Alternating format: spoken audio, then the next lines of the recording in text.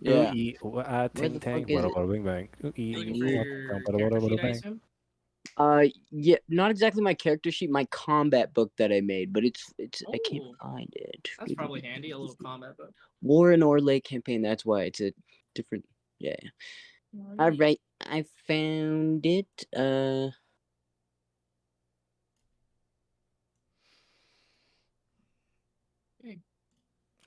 So, one final time. Everybody is ready. We're all good to go. Just give me 1 second. I am on my phone. I'm just trying to figure this. No Yeah. worries. No worries. Oh yeah, Danica, I stood for like 4.5 hours, almost 5. Oh god. Basically from the beginning till like maybe like 30-ish minutes before we ended, I was just standing the whole time. What if I did that too, Michael, and I just took the entire session just. Yeah, that'd be fun. Wait up. Why not? Got some Or maybe nice if I- titties on you, boy. Maybe I Let's see them tits. Yo, like Loki, I could actually fucking play like this though. Oh, dude, it goes so fucking hard when you're standing playing D&D. Well, I'll give it a small shot. We'll see how it goes. It makes me feel so much more into it. Whenever I play in person, I'm standing, walking around as we're playing. I can't. That just Michael's not gonna do well in the recording scenario because I'm gonna always have to like walk. I'll be like, camera. no, Mabel. And then after he's like, Sonnet, stop! Sonnet, stop! this isn't Sonnet, Sonnet, stop it! Stop! Don't do that, Sonnet. Sonnet, if you do it, you're gonna destroy the world. Sonnet, Widwitty, you're gonna have to stop or you're Widwitty gonna destroy the world. Sonnet, check wins. When are we gonna hit the Gwitty? Sonnet, check which Widwitty hitting the Gwitty right now. Sonnet and his wolf form is Widwitty hitting the Gwitty right now. Oh just no, gets even messier. he's disabled. Oh yeah, you go. She can't even get it out. Just constantly stuttering. He's just foaming at the mouth. Yeah. Man, he's speaking binary. Damn. He's ascended. It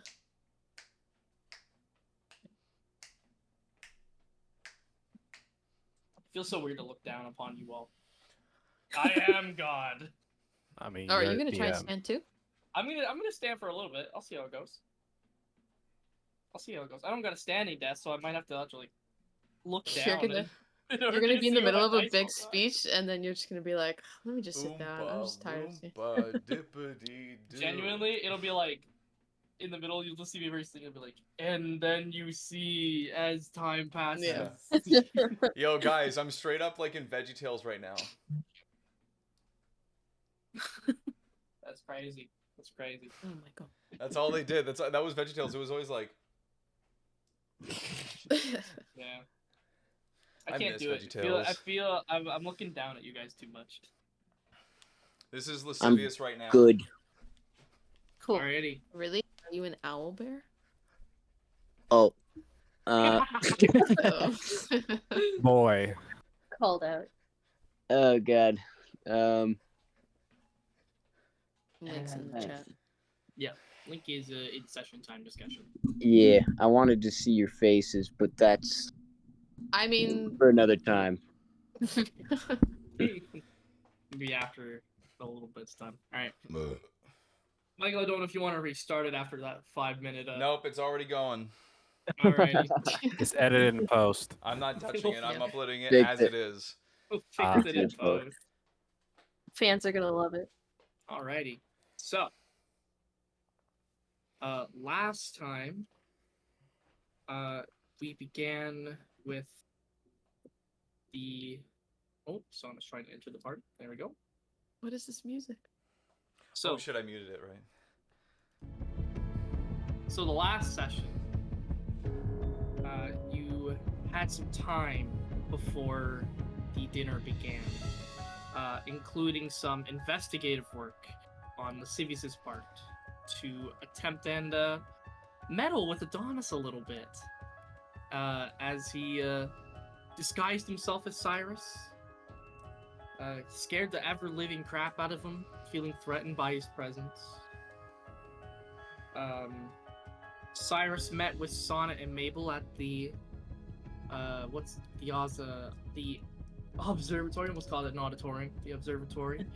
And Cyrus gave Mabel a choice.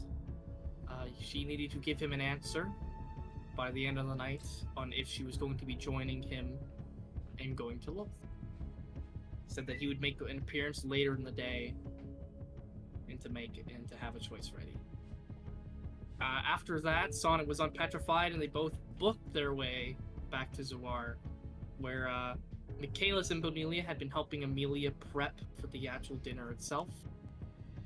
And then you all went to the dinner. There was a nice small live band. You chatted with a few different people, did some catching up, and eventually as the rest of the council and their family began to disperse and begin to talk amongst each other after the initial feast had been done, the toasts were made. William and Mabel were off on the balcony. Lascivious was sitting beside the queen. Sonnet and Michaelis were speaking with Adonis and his +1, who was very unfamiliar with Michaelis, although he seemed familiar with her. And that's when you all heard the little ting on the glass. As Magnus rose, called all of your attentions, said he was going to be stepping down from the council, before he eventually stood up on the table, dismissing an illusion to reveal himself to be Cyrus himself. Lascivious would do a little slash. Cyrus would then react by pulling the 5 of you into a private sanctum. Lascivious would attempt to get Kapir to come down before anything else could happen, but he arrived just a second too late. You arrived within a misty battleground that had some of your worst traumas over the past 6 months or so that you've been traveling together and going on this adventure. With the other 4 of Lolth's highest members being there: Kate Liada, Horus Tetro, Fisto, and Lefay Sharat. You defeated the 4. Cyrus unveiled a different form with larger horns and wings. Eventually, Sonnet went down, was feared to be dead. Bonelia also went down, managed to get up. And I believe Mabel went down at one point, I believe. Is that correct? Yes. Yes, I did. Eventually, everybody's back up to their feet. Sonnet is currently on his back, having been revived thanks to the help of both Mabel, Lascivious, Michaelis causing distraction, and Bonelia helping stabilize him. Cyrus would stab Sonnet multiple times, but Tekuin's form would activate on its own, almost like a defense mechanism of sorts. And as Cyrus was finally defeated, knocked unconscious, the private sanctum around you crumbled as you begin to see the council's dining room begin to form. Only it wasn't the same as when you last saw it. If you remember, it was very elegant, very rich. The tables were lined with all these different types of meals from all different sorts of cultures and time spans, including meals that Michaelis and Bonelia helped Amelia make. And as the room began to fully set, there was smoke, there was fire, and there were 3 corpses immediately visible, with the bodies of Finn Torvier, the man who ran the workers' district of Zoar, Nora Raywin, the woman who ran the merchants' district of Zoar, and the queen herself, Levira, all 3 dead on the floor, having apparent stab wounds. You looked past the immediate surface and you saw 2 Dryaders stabbing dead guards. And as we come to today's session, you all look in your immediate vicinity. You see the room is heavily on fire. There are 4 dead guards, and there are 5 Dryaders, currently either lighting things ablaze or stabbing currently dead guards, or pulling away council members' bodies. So, what I'd like for everybody, please, is to roll initiative. But I want you all to PM me what your total is. Do not say it out loud. Cool. Okay.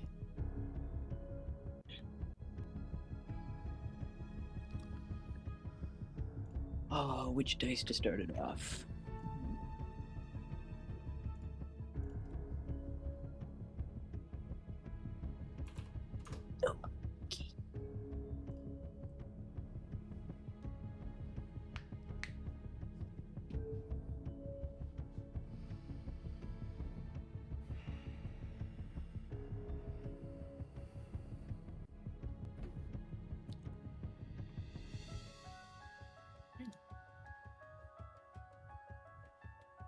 Okay. I'm gonna have to ask to join again. No worries. Feel free.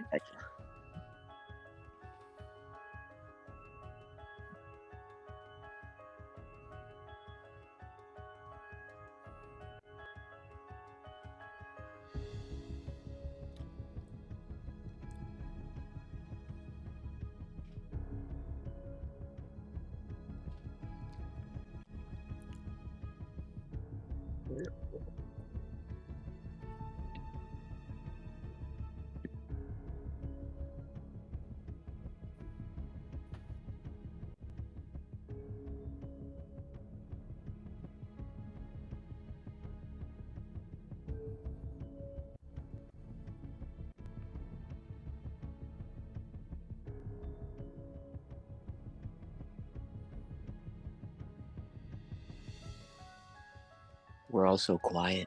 Mm-hmm. Patiently awaiting. Okay. I would like for the following people to roll flat d20. Michaelis and Bonilia, please. It's 1d20. Okay. And once again, just message me.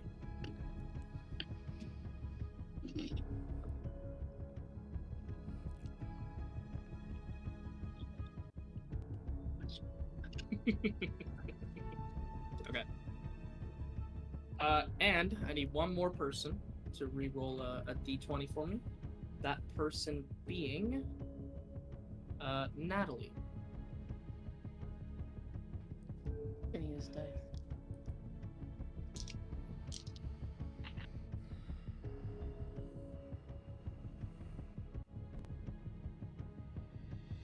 Okay.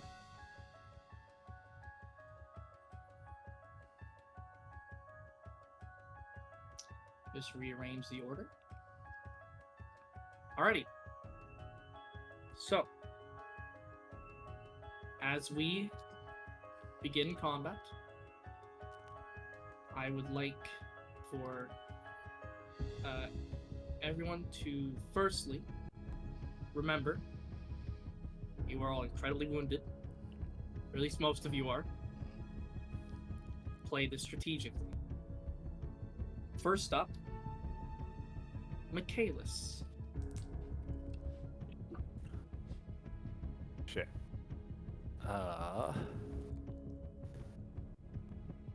So I'm scanning around trying to see where Sarah is. I'm not seeing her. And I'm gonna turn to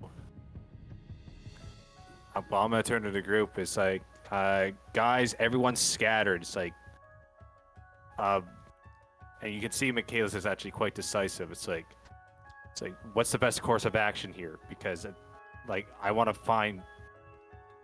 need to find Tasara, but I don't think it's a good idea to split up.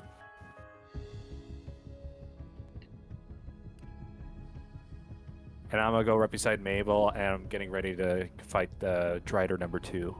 Okay. I will state any kind of conditions or special abilities, things like that, like rage and transformations, if they have limiters, they will reset. Like, you will need to reactivate these abilities. So if you want to rage, you'll need to do it again. Yeah. I am going to rage. Okay. Why is it not letting me?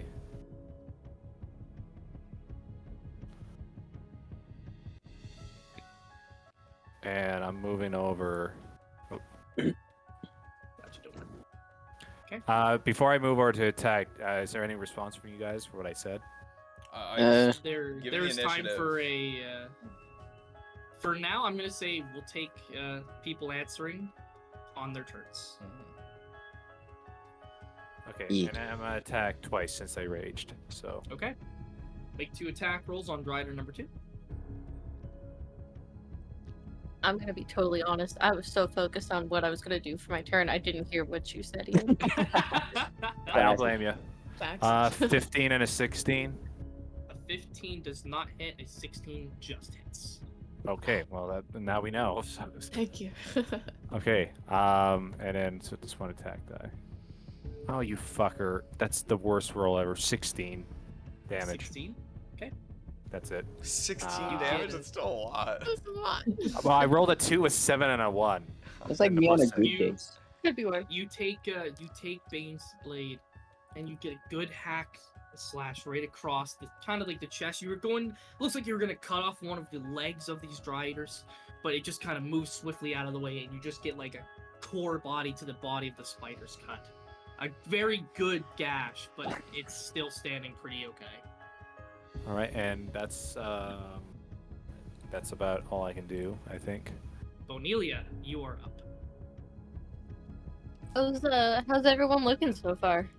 I'm beautiful. Okay. Not the greatest. Okay. I'm kind of 50-50. Sonic's Hint, crippled. hint. I'm pretty Sonic. ugly. Yeah. I thought it was 1 hit point when we ended the last session. Okay. I'm gonna use a special cleric thing I get. Ooh. I'm gonna use Preserve Life. Okay. Oh. What does that do for Danica? It I present my holy symbol and evoke healing energy that can restore a number of hit points equal to 5 times my cleric level. Oh, okay. So that is up to 50, I believe? Or is that just natural up to there? That can restore equal. It can be up to there. So I take the 50 and then I divide that amongst. Against whoever you want? Yeah. Yeah. Gotcha, okay. Um, Don't so worry you have about me. 50 Okay. hit points to disperse amongst people. yeah. Probably gonna give like 30 to Sonnet. Nice. And then I'll give 10 and 10 to Mabel and Michaelis. Is Michaelis looking good? I can say what I have, right? Or Yeah. do you care? Yeah, or- you can say your total if you want to. I'm at 74 out of a 122. I'm gonna give 20 to Mabel. Yeah. Yes. 20? I was gonna say it's like I was making a joke. You didn't. Oh, okay. I didn't know. I was at half health, but it's half of 120, so it's more than half. So, what? Now, I'm looking on the D&D wiki for it. Oh wait, yeah. Sorry, I there's won actually. for action. I can't. Sorry, go ahead. I can't restore any more than half of their maximum hit points. I think that's fine. Because Joe, what is your max? My max is 69. So you can heal 30 to the amount that you've done. You can do that. Okay. Damn, you're one above me, motherfucker. Me? Yeah. Better number. Now I am currently trying to see if it's an action or not. The roll 20 stuff. I think it's just an ability that you can just do. No, it's an action. Oh yeah. It is Yeah. an action. Okay. Yeah. Thank you for being honest about it. I mean, no, it's a free action. Hey. So bonus action, movement, and you can respond to whatever has been said, or you can say something of your own. I'm gonna respond to Michaelis with, "I didn't hear you." Don't blame you. And Bonus actions Fuck. or movements. I have no spell slots. And I must cry. What does this do? Okay, I'm gonna probably do something really dumb. I'm gonna move next Okay. to Queen Levira, and I'm gonna cast what the fuck's it called? Spare the Dying, which is a cantrip. What is the description of it? Might still be in action. You touch a living creature that has 0 hit points. The creature becomes stable.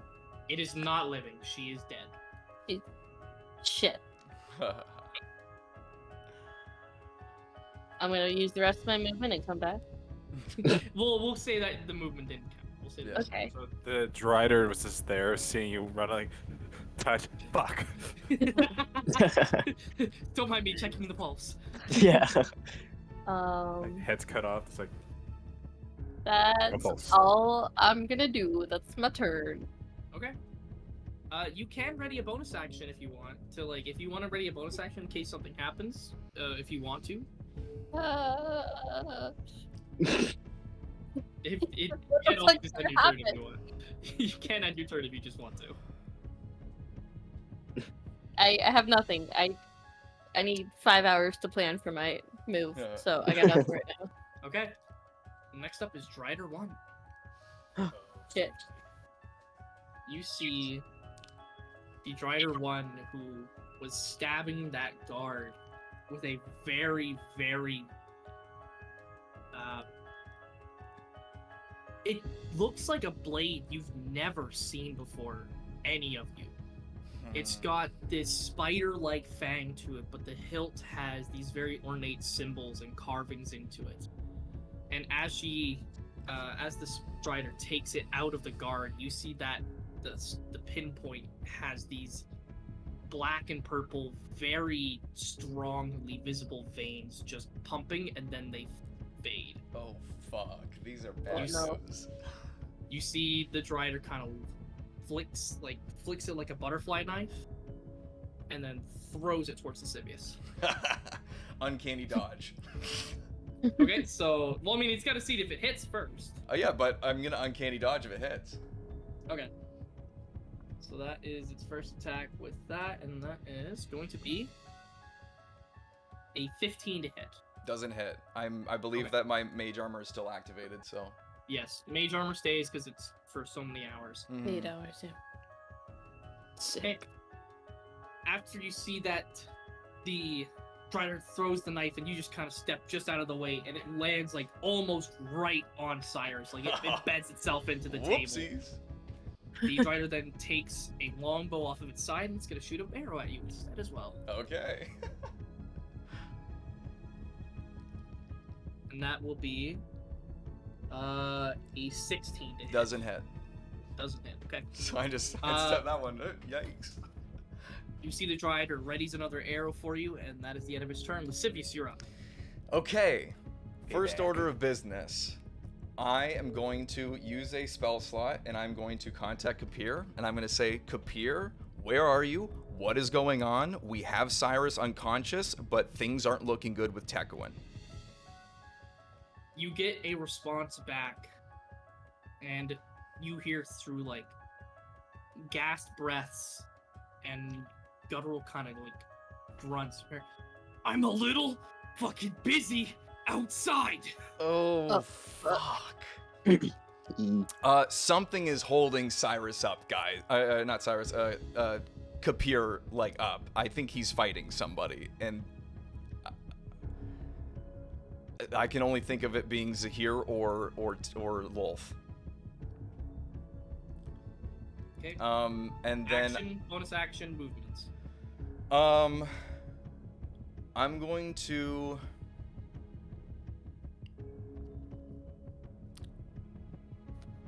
Is this table elevated at all?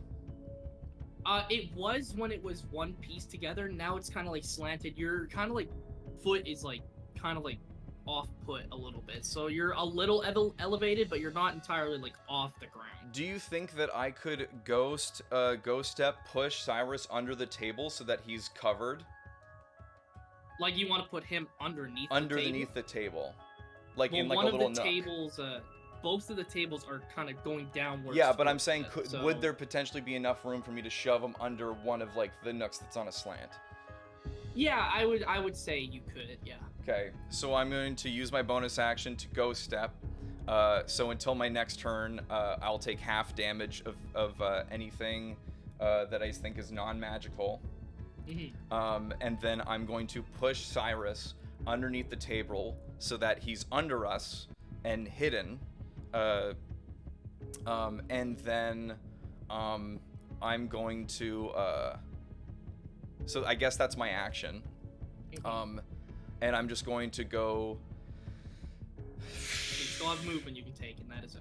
Yeah, can I say anything?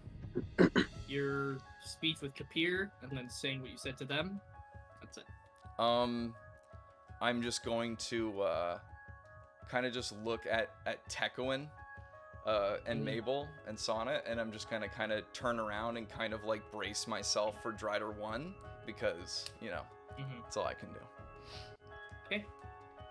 Drider 4 is up next. Drider 4 takes a blade out of the dead guard as well, puts it onto its hilt, and it's going to take 2 bow shots at Bonelia. No. 2 bow shots? Guess it doesn't hit, guys. Hey, you know, power of the word. You know what? They definitely don't hit, because that was a 3 and a 4 on the die. Oh, So, yummy. you see the Drider like take 2 shots, but Bonelia, one just deflects right off your scythe, and as another one goes to hit directly, you see a unicorn horn appear, and it just blocks the blow for you. Hell yeah. Damn. The Drider is going to go 5, 10, 15, 20, 25 there, and it'll end its turn right beside there. Mabel, you're up.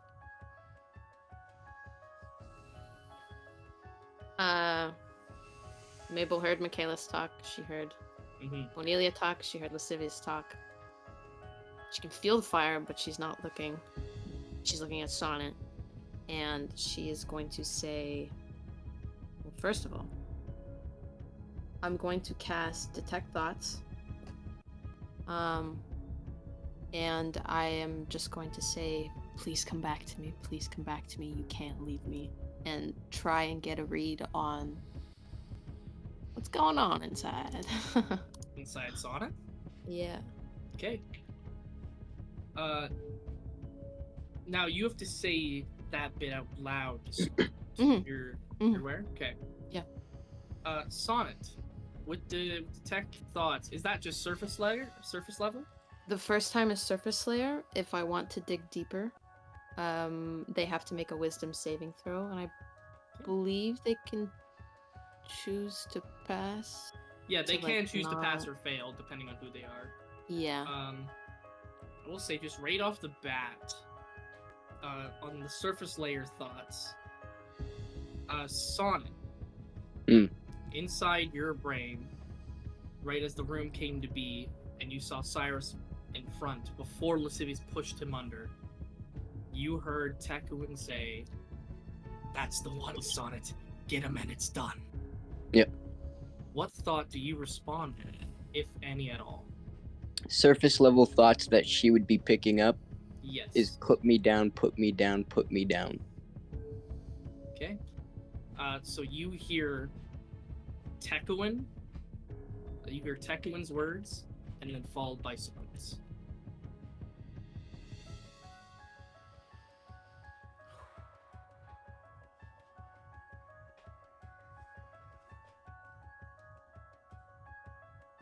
She's gonna turn to Lascivious and say, please help me.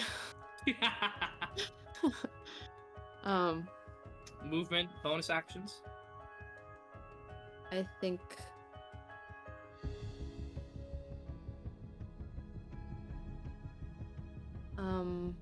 no. Rider number 3. Rider number 3, you see just simply grabs Queen Levira by the throat and lifts her lifeless body up. looks to you all. Goes, long live Lolth. And she slashes right at the neck, and the head just falls off the body. Oh. Fuck. Oh, Attach it to the boat, shit. Lascivious, please. So I'm gonna that's have to her figure out first, what that means when I get to my turn. That's her first attack. Second attack will be going towards Mabel with the longbow. Oh, Okay. fuck. So Mabel, tell me, does a 18 hit? No. Okay. You see an arrow go fly right at you, but you just have this instinct to kind of just turn your head and it just whizzes by. Next up is Drider 5. Drider 5 looks towards the rest of you. And come on, mouse. Don't know why it does that.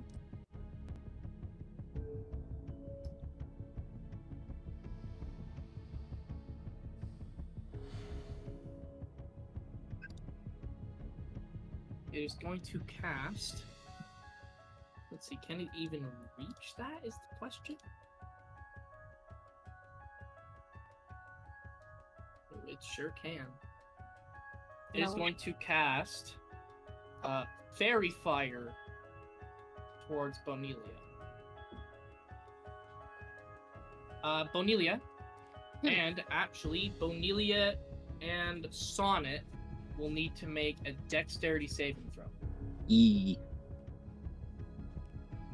No. If I'm on top of him, do I provide cover? Bad. It's a saving throw, not an attack to hit. Mhm. So if you're gonna be on top of him, you make it. Well, as because I'm like hovering over him, yeah. so, So I... you take know. it as well. Dexterity saving throw. Does a 5 save me? No. 18 for my Okay. dex. 23. 23. Okay. The fairy fire kind of goes towards the three of you. You see the three of you are enveloped with this kind of like dust. Sonnet and Mabel, you just kind of shake it right off. Bonelia is now glowing this evident light. And now Dryden number 5 is going to make a shot with the longbow, and she gets advantage now. No. No. Bonelia does a 17 hit. Yeah.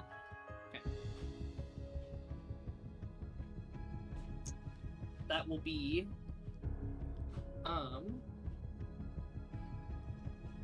that'll be 7 piercing damage, and you're immune to poison, right? Yeah. Okay, so you don't take the poison, so just the 7 piercing. Great. And that is the end of Drider 5. Next up is Drider 2. Drider 2 is gonna take that blade out, and it's gonna make 2 slashing attacks at Michaelis. That's a poison dagger, baby. Oh, fuck. You might be rolling a disadvantage. if you Attack 1. Ooh, that definitely hits. That's a 19 on the die. Fuck off. The second attack probably doesn't hit because that's an 11 on the die. How does a 16 hit? Nothing. Okay. Nada.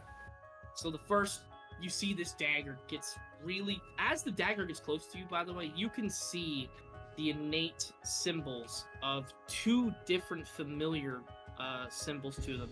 Make a history check for me there, Michaelis.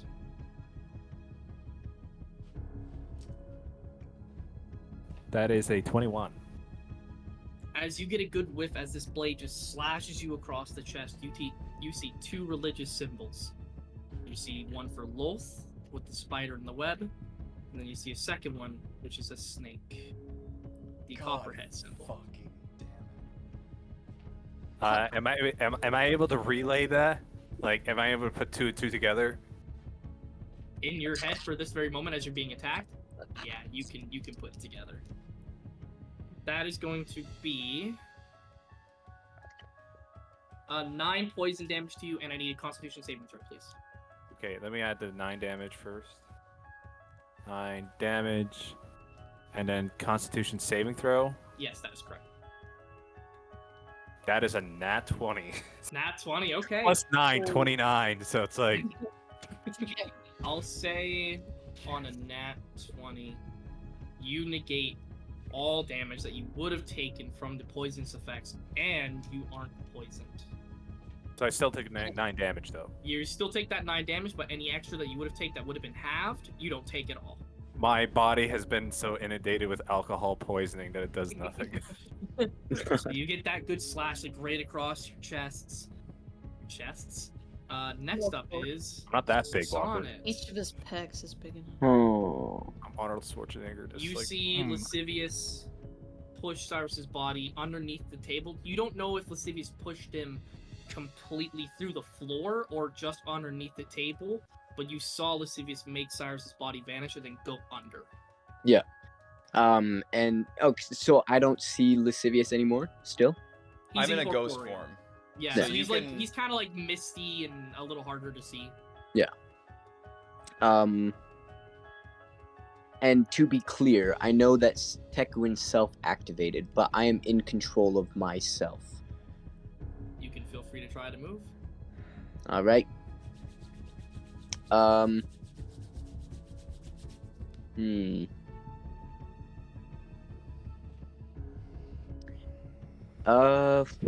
Okay. I think I'm just gonna shoot at Drider 3 or attempt to. Okay, just so you know, so you are prone right now, like you're kind of like down with Mabel on top of you.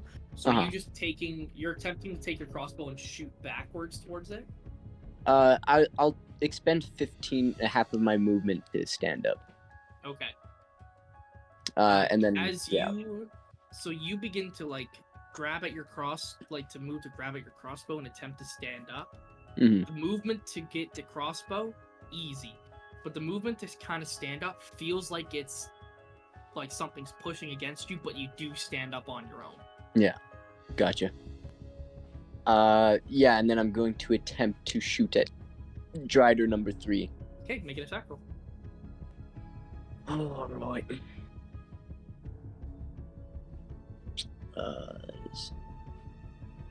Plus. That'd be a dirty 20. 30-20 hits. Nice. D6 plus 6. That'd be 12 damage. 12 damage, okay? That's for your first shot, I assume? Yep. Okay. And then I will, shoot at him again. Sounds good. And that'd be a 21. 21 hits as well. That did not go in. That's 11 damage. 11, okay. And then I'm going to bonus action shoot it again. Okay, sounds good. That's another 21. Yeah, you know. Yep. And then that's 9 damage for that shot. Okay. So you fire off like quickly, just one shot after the other shot after the other. The first one embeds right into the wrist that was holding up the head of Queen Elvira, and she drops it. The second one just beats right to like around the chest area, and the next goes right into like a spider leg. It looks like it's hurt quite a bit from that, but it's still like it's able to still fight. Gotcha. And can I maybe like open my mind up to hear what Tekuin's trying to say, or see if he's trying to speak to me or anything like that? Yeah. You don't even really need to open your mind all that much. Yeah.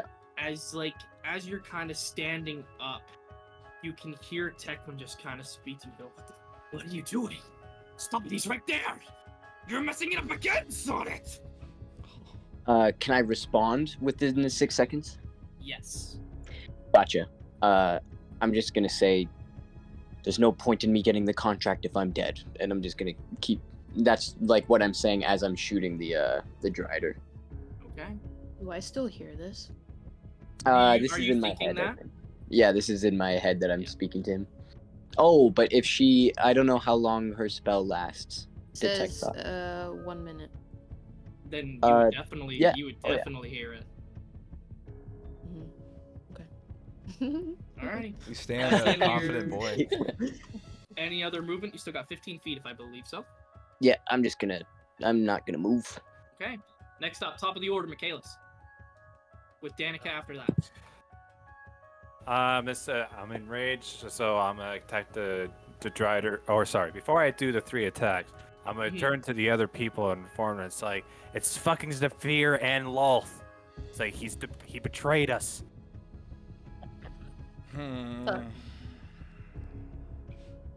Fuck. And thank you. People are free to respond in this moment. Sonnet says nothing, but Yeah, Lascivious is kind of deep in thought right now. He's trying to think of what he's gonna do. All right, so 3 attacks, Michaelis. All right. Wait, what the heck happened? Oh, okay. Sorry, my screen changed for a sec. It's all good. 1, 2, 3. Okay, 22, 10, nat 20. 22, 10, nat 20. Okay. They 2 of them definitely hit. So Yeah. roll your normal damage first, and then roll your double. So, well, okay, I'm using the D&D Beyond thing, and so since I rolled my last one being a nat 20, it's automatically making me have 60, 12 plus 6. Roll that one then first. Yeah, I'm just so I don't like delete it. If it's easier, roll it that way. Okay. All right, so that first attack, which is the nat 20, the damage I make out of that one is 52. Okay. Do I kill it? You straight up just pick your sword up, and you see that Drider go to like attempt to block it with that blade, and Bane's sword goes right through that blade, and you cut the Drider directly, like straight across here, and the top half of her body just splits in 2. Not completely in half, but it's just there. She's Hanging, so lopping dead. off. Yeah, that is a dead Drider. So I'm just like, Zephyr fucking betrayed us! Ah! Okay. And I guess if I you can- move up to another Drider, we'll use your other attack to continue forward, and you can hit any other Drider. Okay, I'm gonna turn to Drider 3, who has its hand pinned to the wall with the arrow, right? It wasn't not- pinned to the wall. It hit it in the wrist, so she dropped Elvira's head. Ah, I see. So I'm just gonna do, and I'm gonna use my final attack on it. Okay, roll your damage. Oh, right, my damage. Yeah, because we're just gonna take that extra hit and just keep moving with it. I'm in my stride. Okay. That is 33 damage. Damn.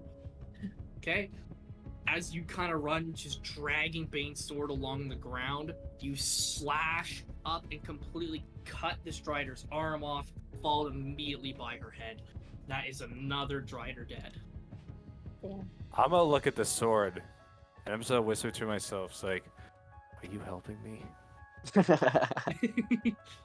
You hear the sword go back to you. Are you a fucking moron? Oh. Oh. I'm helping you. And I'm gonna go back to...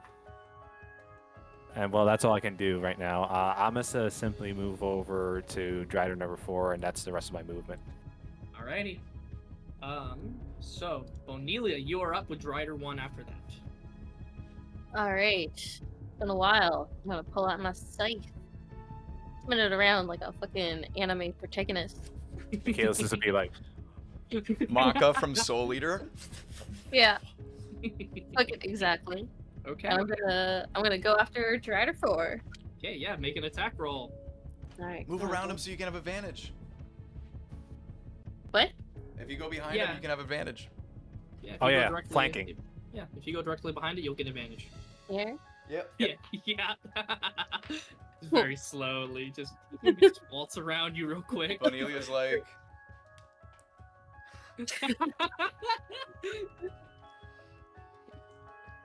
Smart as Alright, like, so what are you guys make doing? your attack roll with advantage now. Okay. Plus 16. 16 does hit. Yay. Fuck him up.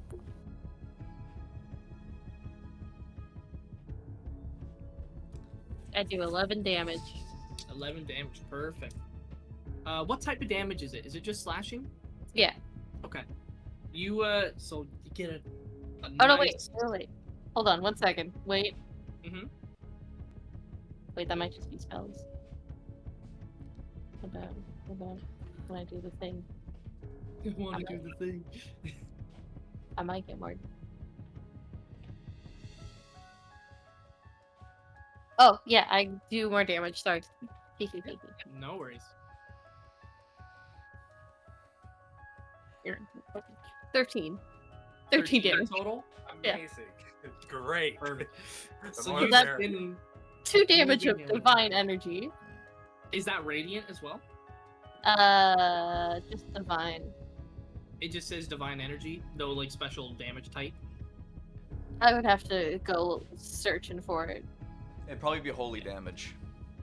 I'm gonna assume that it's radiant for now. Or radiant, Oh, it is yeah, sorry. radiant. Yeah. Okay, It I is see. radiant? Okay. Yeah.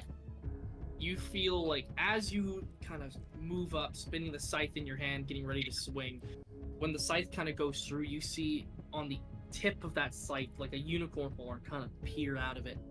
And as you get that cut into it, you see the Drider, like directly where that unicorn horn slashed across, there's a much larger wound that is like radiating the pink light that is typically surrounding LaRue's holy grounds. You know that that extra bit fucking hurt it. Hell yeah. I'm Bonus gonna, actions and movement. I just want to use an action to hold the scythe in front of me as like a barrier. Okay. You have your blade just like. Yeah. I don't know if there is an action called Save Me Nope. Scythe, but I like to cower, grovel, and beg. Wily coyote. Whelp. Alrighty. Well, if that's the case, no bonus actions then.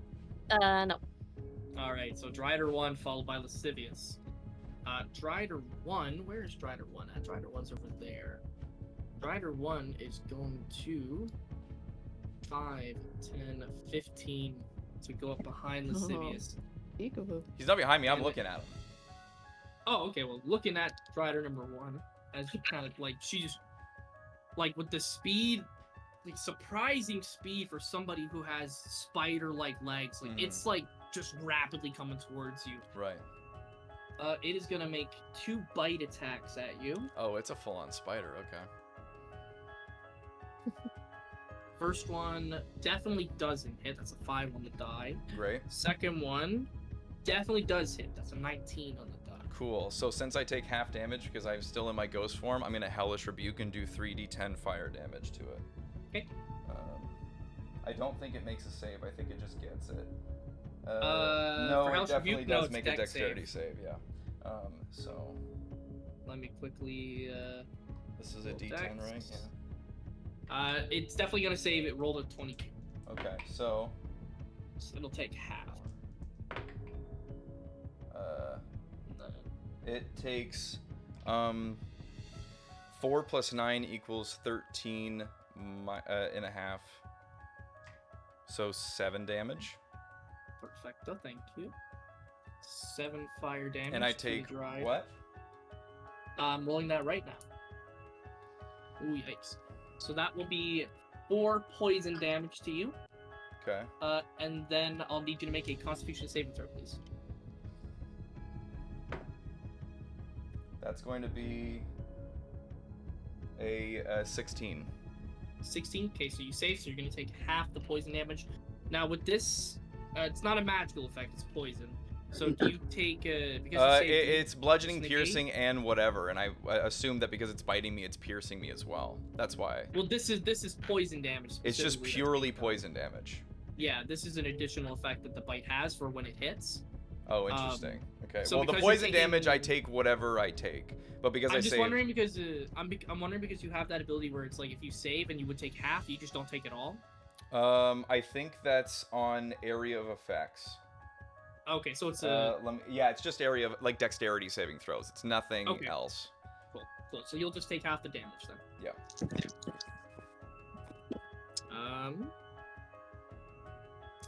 So 5 poison damage. So 9 total. Yeah. And that'll be Drider number 1, Civi's you're up. Do I get the sense that if I were to use Kapir's feather that he would immediately teleport to us, or that would be it only works if he's available? Judging by the last time that you used it, it's more of a signal to tell him to come by as quickly as possible, and then that allows him to have a direct line to there. It's not he teleports there. He still has to fly there. Yeah. Okay. Well, before I go ham on this Drider, I'm just gonna kind of like reach back and put a very like firm grasp on Sonnet's shoulder, like an affirming grasp. Mm-hmm. And then I am going to, what shall I do here? I don't think I can give myself advantage on anything. Actually, you know what? Just for a cute little fun thing, I'm gonna cast Mirror Image on myself. Okay. Remind me, how does it work? So Mirror Image. 3 illusionary duplicates of yourself appear in your space. Until the spell ends, the duplicates move with you and mimic your actions, shifting position so it's impossible to track which image is real. You can use your action to dismiss the illusionary duplicates. Each time a creature targets you with an attack during the spell's duration, roll a d20 to determine whether the attack instead targets one of your duplicates. If you have 3 duplicates, you must roll a 6 or higher to change the attack's target to a duplicate. With 2 duplicates, you must roll an 8 or higher. With 1, you must roll an 11 or higher. The duplicate's AC is 10 plus your dexterity modifier. If an attack hits a duplicate, the duplicate is destroyed. A duplicate can be destroyed only by an attack that hits it. It ignores all other damage and effects. The spell ends when the 3 duplicates are destroyed. Right, cool. So when it makes an attack against you, I'll have you roll to see if it. I have to roll to see if it hits the duplicate, and then the duplicate's AC is a 14. Cool. And then, as a bonus action, I am going to cunning action. No, I can't cunning action.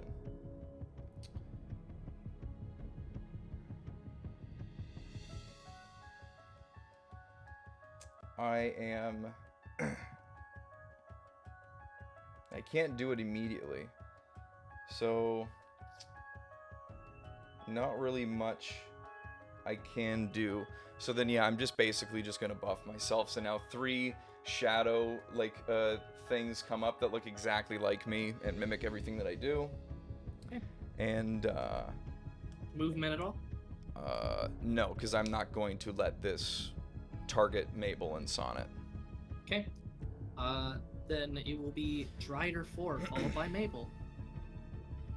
Drider 4 is going to Come on, attack. hit me. We're gonna attack Michaelis. We're gonna make 2 attacks at Michaelis. They both definitely hit. That's 17 on the die for both. Oh, without the addition? Yeah. Yeah. Shit. Alright, so I'll need 2 Constitution saving throws from you, please. First one. Put them down.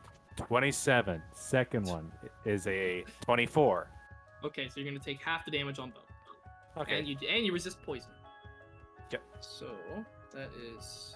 Oh, fuck. You know what I should So the have base asked. damage. This is piercing, so you're going to take half of this because it's non-magical. So it's half of a half? No, this is just regular half because you're raging Okay. right now. Okay, I'm just making sure because you said I was thinking. 6, 10, 11. So you're going to take 6 damage, Oh no. and then Yeah, for careful. the, and then half of this for poison, True. which will be 6 poison. 6 poison damage. All right. Okay. Next up is Mabel. Saucy. Okay. Is Lascivious' arm still on Sonnet? No, I just like did a little quick Momentary affirming, thing? and then I'm like back to like doing all my shit to like make sure I'm in the way of this Strider and you guys. And as he turned around, Sonnet's head just cocked at him, and he's just staring at him. Okay. Is it possible for me to slip between the two? Yep, you can move between friendly spaces. You just can't end your turn in them. So I can't end Yeah, my turn? You can. You You just can can't end your be turn in there. between us when you Yeah. Oh, stop. yeah. No, that makes sense. Okay. So I'm gonna do that. I'm just gonna be like, excuse me. And I am going to attempt to cast Ray of Frost at Drider number 1. Okay. I'm gonna do that. Solid. Okay, that's a 19. 19 hits. Okay. And then because I'm above level 5, I get 2d8s. Mm-hmm. Holy fuck, Michael. I was gonna Ocean's 11 tackle it, and now it's all failed. Lotion. You're gonna lotion him? Damn. Ocean's 11, you bitch. So they were both 8, so that's 16. 16 Who's gonna- damage on He's Dryden. gonna Drider lotion number 1. Evan. Yeah. It's Oh, gonna yeah. Ocean 11, dude. Lotion. No, he's- Nice. He's gonna Lotion lotion Evan. As you Lotions, cast out the Ray of Frost towards Strider 1, you see like one of its spider-like legs kind of like cracks in little places, almost like liquid nitrogen, like bits of it just kind of crack in place. It's hurting, but it's still standing. Okay. Bonus actions, movement. And wait, real quick, sorry, was that Sonnet's head full on turns around or just Tekuin? What? Doesn't turn around. Like, you put a hand on my shoulder, right? And I'm Yeah. looking towards you guys. He just cocked his head, like, to the side. Oh, okay, I thought Like, you meant you know- like Tekuin was like. No. Okay. That's what I thought. But I just was checking because I thought it was funny. Sonnet's whole Just- head just snaps. Sonnet? Oh. Sonnet? That's Bonelia's gimmick. Yeah. Yeah, yeah. Sweet. Okay. As a bonus action. Mm-hmm. Sorry, no. Can I prepare a reaction? What are you trying to do? If Drider 1 tries to hit me, I'm gonna put up shield. Then yeah, you can absolutely do that. That is just a reaction. You don't need to. Yeah, I just yeah. Ignore me. Okay. That's The it. next up was Drider 3. Drider 3 is dead. Drider 5. Dead. Drider 5 is going to. He's all the way in the corner. Oh, I didn't even see him. Oh shit, yeah, what's I up, thought fam? we- Hey, little Oh, guy. Drider 5 is going to do Hey, yo, a little, fam. a little flip action at Bonelia. Pull up, Danica, cuz. I would like for you to make a strength saving throw, please. Oh. Oh, these guys can cast? Fuck you, Walker. This isn't even a spell, but Oh. It's a cantrip. Nah, it's just coming out of the butt. It's web. they're part spider, y'all. Butt juice, go. 17? Yeah. Okay. As you see the Drider like open its mouth and you see a glob of web just come out and shoots towards you. But just very instinctively, you just flick your scythe up and cut right through it as it's going through, and it just completely avoids you. Hell yeah. You do not get pulled. It will make a longbow attack at you though. Oh. Tell me, Danica, that doesn't fucking. That's just me. The Drider goes and it fires off, and just as quickly, like it was almost like a fluid movement. 1 second you cut the web, the next second you cut right through the arrow. Hell yeah. I'm so glad. Next up would be Drider 2, but Drider 2 is dead. Next up is Sonnet. Nice. Yeah, I think I'm just gonna, like, Sonnet's still cocked, like his head's cocked looking at Lascivious. And he's just gonna shakily, like, bring up his arm, and then he's gonna shoot Drider 4 without taking his eyes off of Lascivious, I think. Okay. Make an attack roll. Oh, lordy. That's 17 on the die. Yes, sir. Nice. 11 damage. For that. 11 on number 4. Okay. And I'm probably just gonna take all 3 shots at number 4. Feel free to roll all the other 2 dice at the same time if you want. Sounds good. I got a 19 and a 15 on the die. 19 hits, 15 doesn't. Sorry, 15 on the die, so it'd be Oh, 20. on the die? So yes. Yeah. Both hit. And then the 6. So 12 damage for one of them, and then 10 damage for the other one.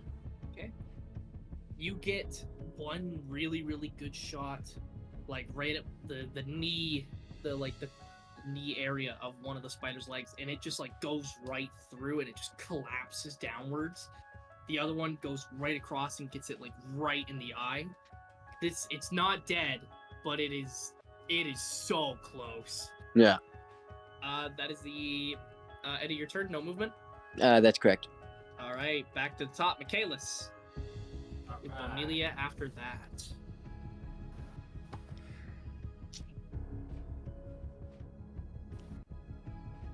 Right, so, yeah, just Strider 4 is gonna get fucked.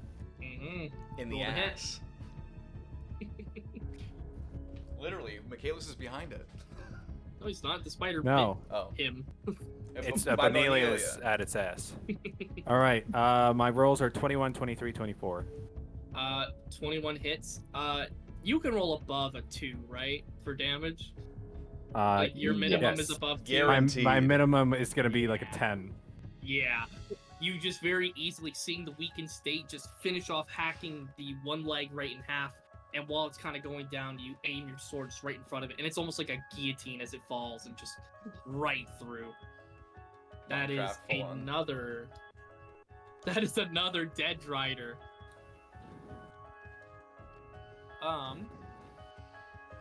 You see Michaela smiling angrily. Alright, you got movement and you got 2 more attacks that you can do. I'm gonna measure something. Shit. Fuck off. Fuck off, you piece of Just shit. leave it. Just leave it. Ooh, groovy. I'm gonna... Okay, so real quick, I'm just gonna do a little thing. It is 35. 10, 15, 25, 30, 35, What? 40. Are you gonna walk over the flaming table? Oh, right. Because you can end your turn right here using the closest movement.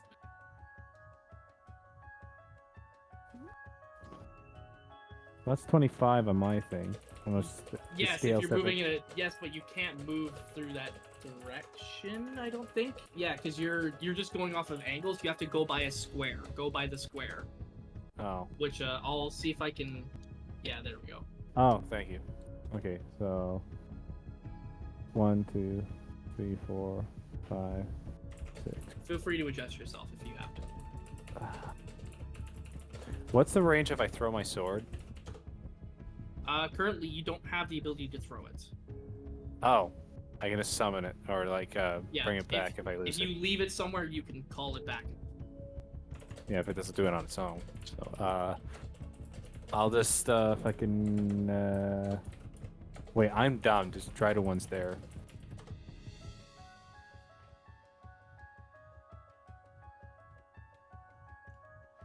Can I cancel my movement and go back? I want. Yeah, you can do that. I didn't see Drider 1. It was muddled in with that, and I thought. Yeah, no worries. I'll Okay, just I'm move fucking it.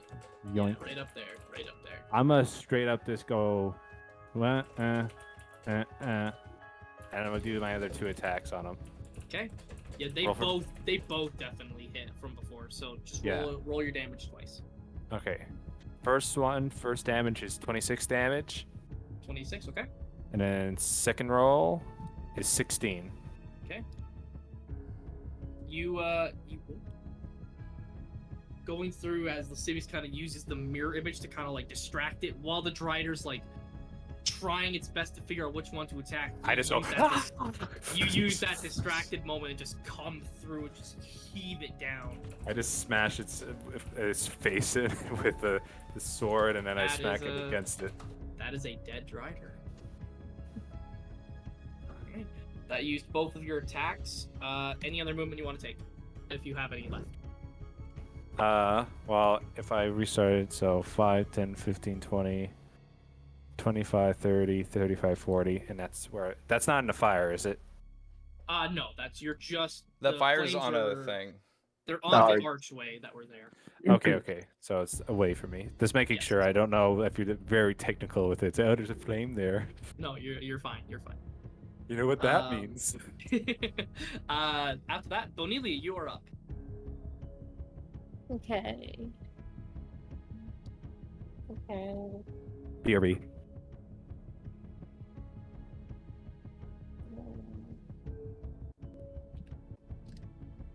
I'm just gonna look at Mabel. I'm gonna say, give me the diamond.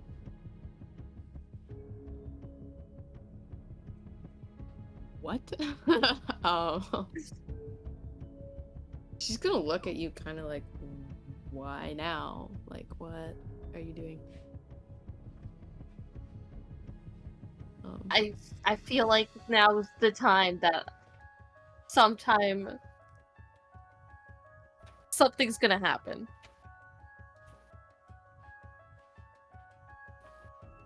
I just have a bad feeling. Just give me the diamond.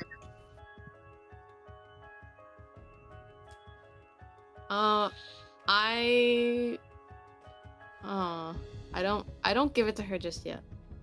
I think I'm still. If she's Yeah. thinking Charles, Bonelia might be thinking of someone else. That's interesting. That's very interesting. I think she's just like, this is so precious. I don't know what you want, and if I don't know, then I don't know if I want to. Like, not that I don't trust you. But... I will say, you know bits about clerics, Mabel. Like, just bits from learning. You know for a fact that the diamond is practically worthless in your hands because you can't do any magic with it. I guess it's just the idea of, like, I have the key to something. And, like, if I don't know, like, what she's on about, whether it's the queen or some other kind of, like, I'm gonna look Mabel dead in the eyes. I'm gonna say, trust me. Fucking hell. Okay, I give it. She revives the Drider. Yeah. I think the Drider back to life. Okay. I'll trust. Well, we do know that Queen Levira has the ability to cast magic because she was about to do something before Cyrus did something, so keep that in mind. Her head is fucking decapitated.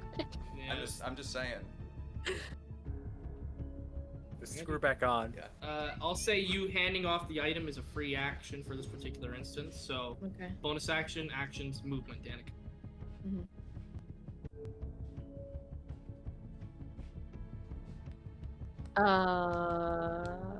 Huh? Yeah. For sure. And I'm gonna cast fucking healing word Okay. On who? on Mabel. Okay, what level? Level 1. Better than nothing. So yeah. Cool, you get... Cause it's plus. Is it plus my spell attack bonus? Not your spell attack bonus, your spell casting modifier. Modifier. Okay, then you get 8 hit points. Okay. Movements or actions?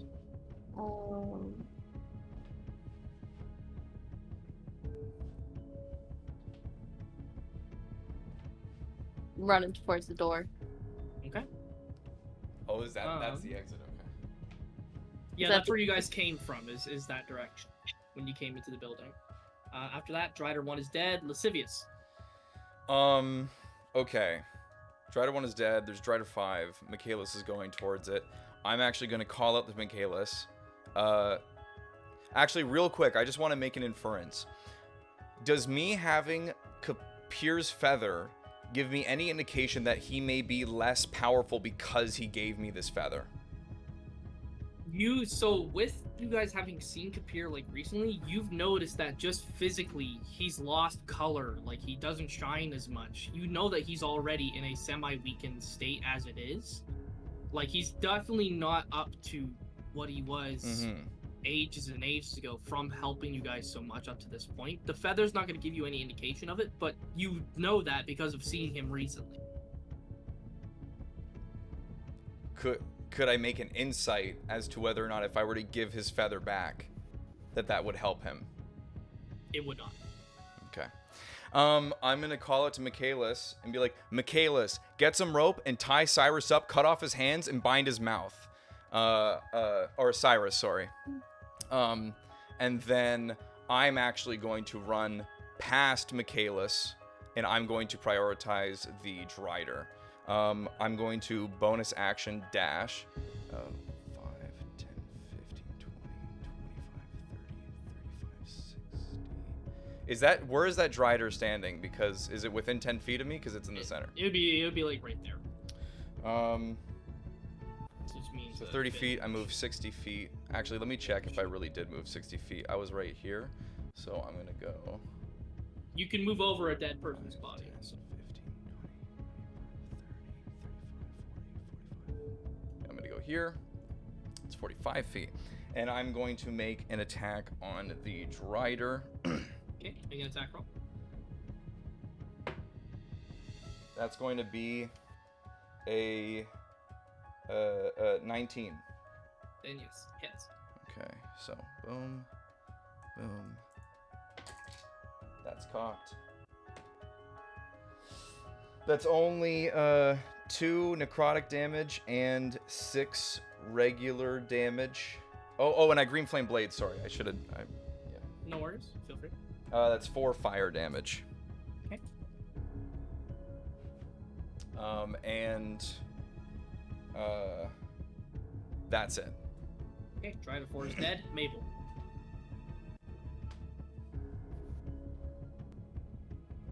So Drider 5 is the only one. Yep, but Drider I'm 5 handling is the it. only one left. Okay. I should have clarified that I'm handling the last one. Yeah. Okay. How's Sonnet looking? Like health-wise, or what do you mean? Health. Well, I guess. Mental I health. guess the mask's on. Like, mental health-wise, like I know the mask is on, but like, you said he was shaking earlier. Is he still like very much, like in the same spot and like not moving and like not? Yeah, he's still not moving. His arm is probably like this is all within 6 seconds, so his arm is probably still pointed at the Drider that he just shot at. And he just watched Lascivious run away, and that's, I think, all you can really see. Okay. I'll look to Sonnet, maybe try to like move a little to get in his field of vision and just kind of give him a small nod, maybe like a sad smile. And then I would like to cast message to my mother and say, "Are you okay? Where are you?" That's it? Yeah, 25 words. And then I'll say, "Who else is with you?" Okay. You get a response back. And you hear, I have William, Azria, someone named Zoltan, What? and there's a group of people here too. Oh shit! The fucking ghosts are here. Oh fuck. That was a good add-on. That was a good add-on. Okay. Okay.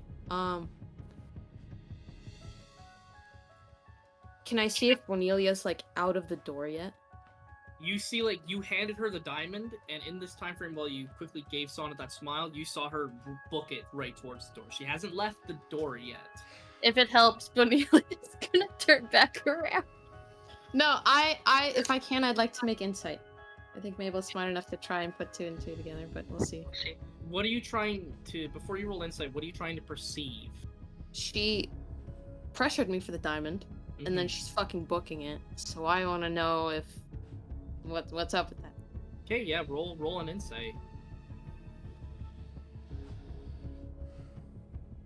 That's gonna be 18. So Danica, Yeah. Rolled kind of low. without saying exactly what the exact idea you have that you're running for, because insight isn't necessarily that. It's more like emotional state and generalized feeling about confidence and trust, like trusting and things like that. Mhm. What do you believe that she can get out of your kind of asking and then you're moving? I think from asking and moving, she can tell I'm in a fucking hurry.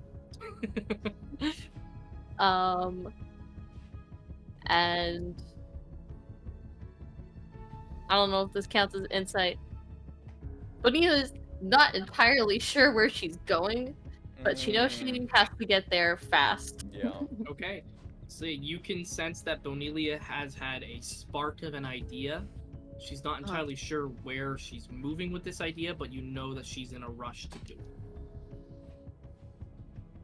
Okay. That's it. Alright. Drider 3 is dead. Drider number 5. It's gonna take a step closer to you, Lascivious, and then it's gonna make 2 attacks at you. Okie dokie. I'm going to see if the first one is going to hit me or the thing. It is going to Neither hit. of them hit. Neither of them hit. It rolled under a 14 for both? Yeah, it was Okay. a 6. It was a 6 and a 7. Wicked.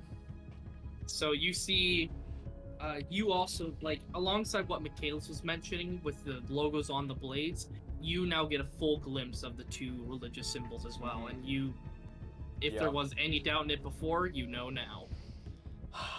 That double-crossing motherfucker. Drider 2 is dead. Sonnet.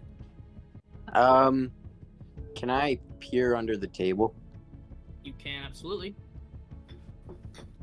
Looking underneath the table, you see a unconscious Cyrus Monstrad just underneath the table. And you hear very low and kind of hearkening in the back of your head, just go, "Do it. Do it, Sonnet. Do it now!" As my action, I'm going to pull him from under the table out. Okay.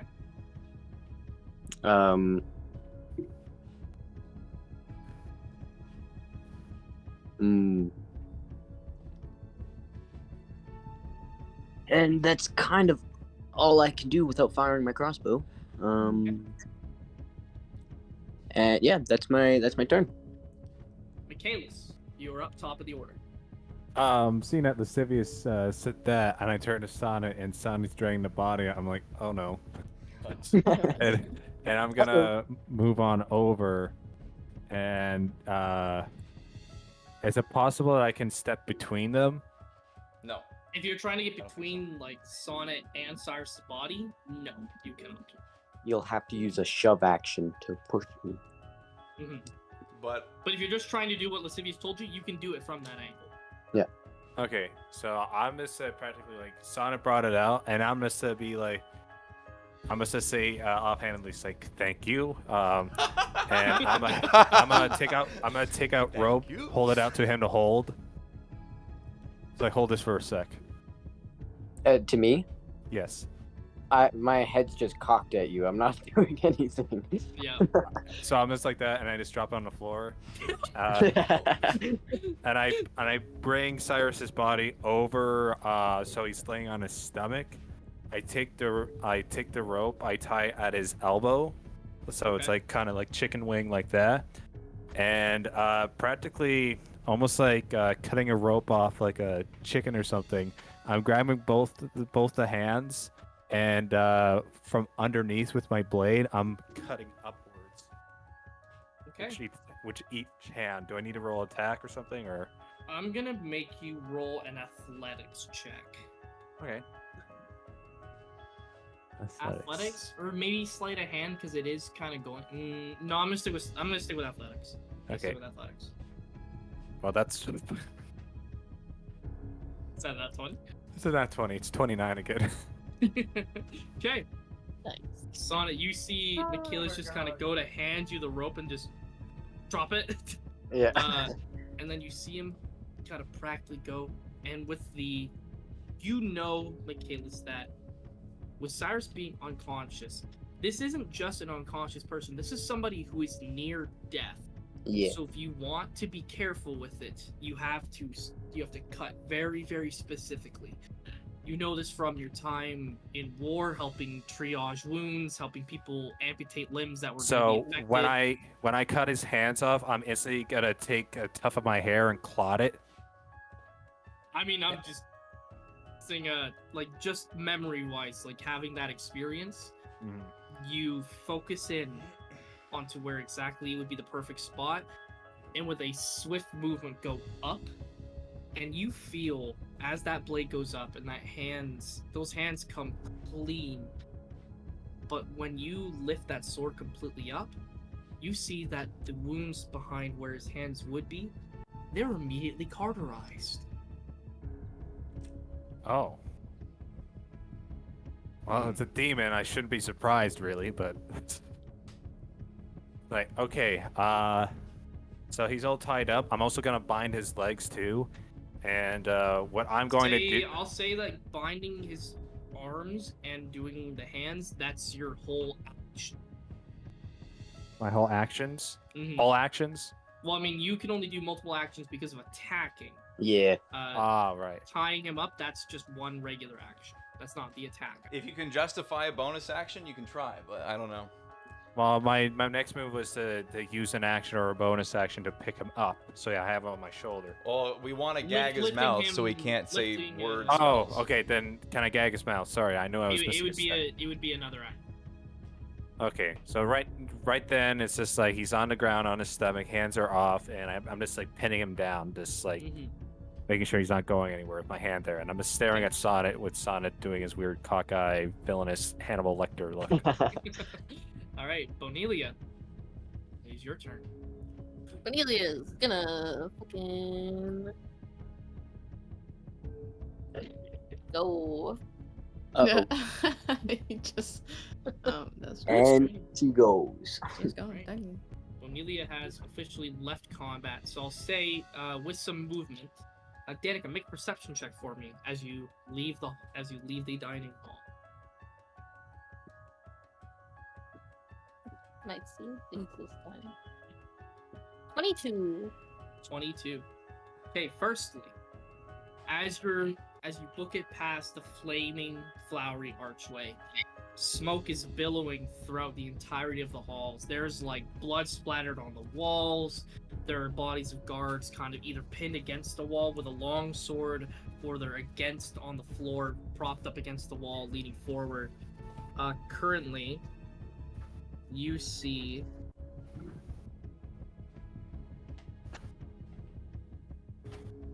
from earlier on in the night, you see Nora's wife and child kind of running throughout the building as they're kind of fleeing, kind of looking for cover around wherever they go. Alongside that, further down the hall, you see Finn's wife carrying like her child, like practically over her shoulder as they're running through the building. You can tell, like, because these two had gotten out or are still in the building, it's probably hasn't been all that long since you were in that private sanctum. Something about whether it was the time in the sanctum, it doesn't. You can kind of gather that with the amount of chaos that was caused, you've been maybe gone for about 10 minutes max. Okay. Alongside that, there's no Driders in the hallway as you kind of run through, just the bodies there. You can kind of tell that the 5 that were in that room probably did most of the damage kind of moving throughout. Okay. Where are you heading? I am heading to the observatory. Do you know about the observatory? Yes, I do. when we were previously here, as I remembered and was not reminded by Natalie, Mabel told us that the observatory was like a good meetup spot if we ever. Yes, that's right. Okay. All right. So that makes sense for that then. Okay. Yeah. You as you kind of rushing throughout the rest of the council building, like it continues to be bodies after bodies of guards. And once you get to the front gate, just shove that open. Those two very large double doors that enters you into the council building. As you open it, you see pillars of smoke coming from multiple areas of Zawar, and you see 3 large beings towards the center of town that looks like they're just duking it out. And in what looks to be a smaller figure there as well, but it's hard to make out who it is. And we'll say that's your turn currently. Okay. Drider number 1 is dead. Lascivious. Okay, I'm gonna ask you if I can do some fuckery. Can I bonus action hide behind my mirror images? No. Because you're constantly interchanging with them. You're not hiding behind it. They do what you do, I guess, so. Yeah, they'd all hide. Oh, man. Just 3 bodies just crouched down, like, Alright, well, I can't get any cool bonuses or anything like that. I don't think I have a way to give myself advantage. So I'm just gonna roll the hit again. Okay. That's a 17 on the die. Yep, that hits. Are you green flame blading? So roll, yeah, green flame blade. That's so bad. That's 1 necrotic damage, 9 regular damage, and 2 fire damage. Okay. You get another couple good slashes in with these blades, just kind of whipping and slashing by. What's up? Bonus action, 2 weapon fighting. I can slash him with the other thing. Okay, yeah, feel free. Make the attack roll. It's an 18 on the die. Yep, that hits.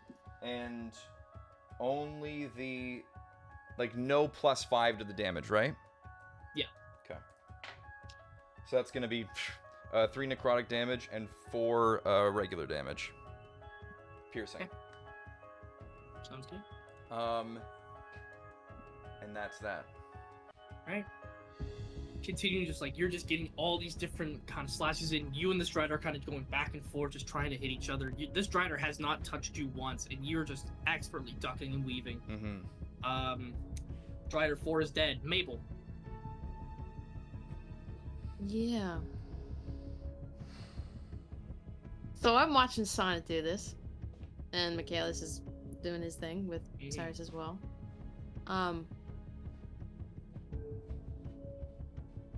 If you're turned like this, Sonic's right-handed with the crossbow. Yep.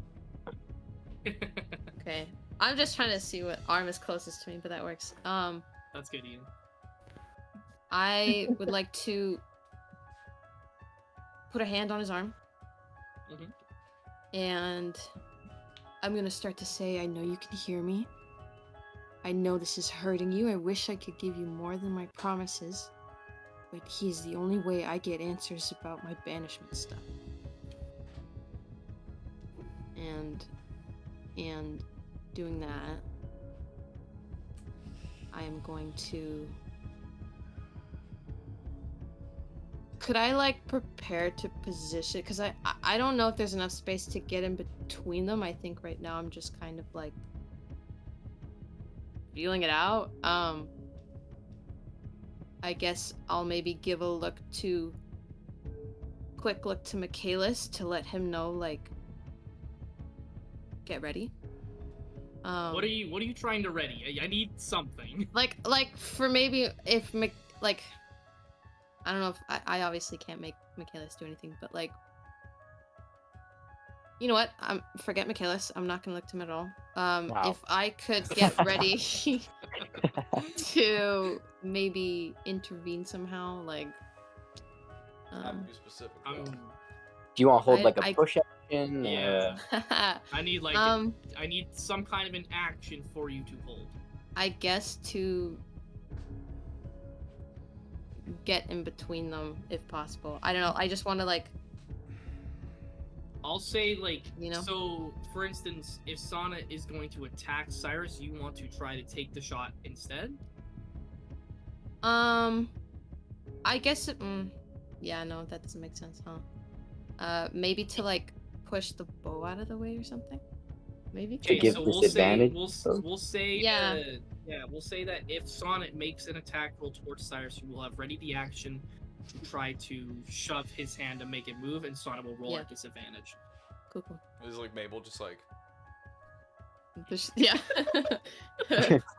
All right. Well, then with that, Drider 3 is dead. It is Drider 5. Drider 5 is gonna keep doing what's doing. 2 attacks at Lascivious. One is definitely gonna hit. The other one is definitely not. Cool. I will roll to see if it hits me. Const- That's a nat 20, so it's gonna. Fucking goddamn it!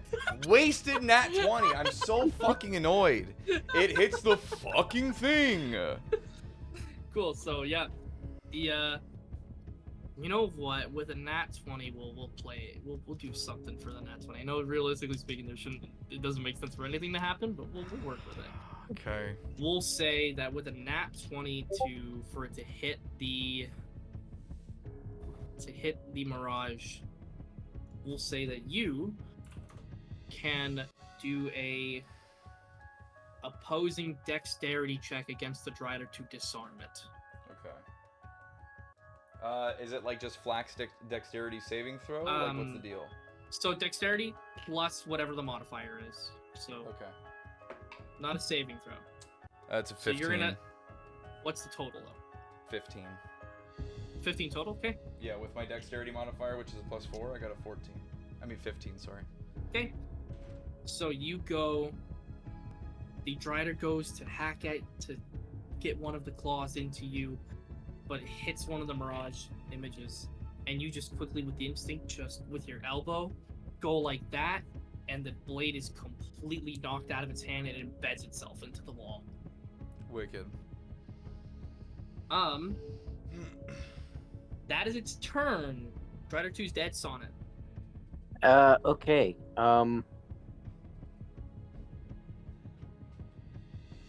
Huh.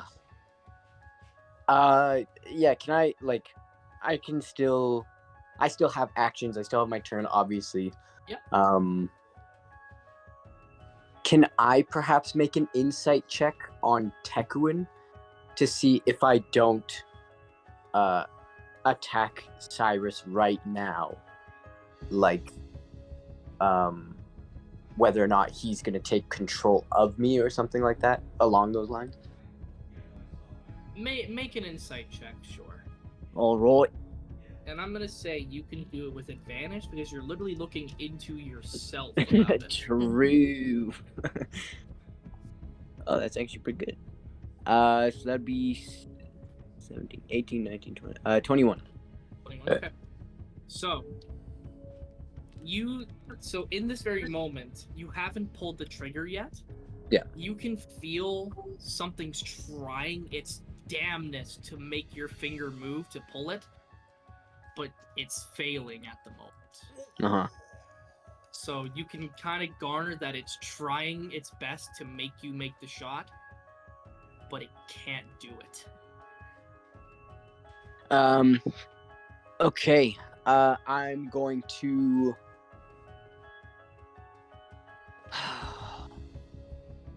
walk away. Okay. We stand a king. And As you walk away, you feel the mask like just turn and face Cyrus. Like you can still see, like, through the effect that's on your head. But everyone who's by Cyrus sees Sonic walking away, but the Tekuin mask itself has its eyes piercing directly at Cyrus's body. And without needing to make an insight check, anybody who's still in that room can tell that mask is fucking pissed. Lascivious smirks. All right. Actions, bonus actions. There you go. I'll just take my full movement away. and I'm going to exit. Follow suit with Bonelia. Okay. Yep. All right. I won't make you make a perception check. Yeah. It's the same type of scenario as I described for Danica. Only you don't see Finn's wife nor Nora's wife at this moment. They're gone. Yeah. But you see the room is starting to fill with smoke more. And you can see some flames are starting to creep from the dining room hall past that, and so some of the walls are beginning to crumble and take away. Mm-hmm. What I would actually like you to do now that the walls are beginning to crumble is make another perception check for me, though. Yeah. That is a 23. Okay. As you kind of make your way through the hallways, you're noticing like some walls are beginning to have holes in them, so you can see into the kitchen area where some of the food was cooked. You see there's some members of the guard that are trying their best to fan out flames. There's some people that are just kind of wandering about trying to make sure that possessions are taken care of and taken out of the council building. As you get closer to the exit, you see there's a room down at the far end of the hall that had its door shut, but now there's holes in it, and you can kind of see into it, and you see somebody in the room. Okay. That's all I see? Yeah. Cool. Next up, back of the order, Michaelis. So Mabel's beside me still. So we got the body of Cyrus there. I'm gonna turn to her and just ask, have you figured out where everybody is? And So you I did will your- respond with. Oh, sorry. Go ahead. I'm gonna do the motion with the say. So you did your mind read thing. Mind read thing. Yeah. My mom, William, Zoltan, and there's a group with her. Maybe the ghosts. They're okay. That's all I know. Is so no Sarah? No, I'm sorry. Damn it. Well, we can't dwell on it. I'm going to get Cyrus's body, and we should get out of here. As Oh, soon you're as we gagging can. him. Where? Gag him his mouth. Oh. I'm gonna grab a handkerchief or something on the table. I'm Suddenly gonna gag his mouth. You do, like, mind you, a lot of you are still wearing your fancier attire at the moment, with the exception of Lascivious, his was an illusion. Grab So a you would potato. have like that little handkerchief thing that most suits have. Oh, so I just pull it out of my breast pocket and shove it in Cyrus's mouth, and I'm gonna take a cord, whether out of my costume, like the little golden cord that you see in some military things. Mhm. I just snap it off and tie it around his mouth so he can't spit it out. Okay, yeah. We'll say doing that and then lifting Cyrus up takes your action. Yeah, so I'm ready to go. I still have one hand free. I can still one-hand Bane's sword. Mhm. I'm guessing I'll probably do it at some sort of. We'll say if you're gonna attack with Bane's sword with one hand, you'll have to do it at disadvantage. Right. I figured as much. But 3 disadvantages? That's pretty good.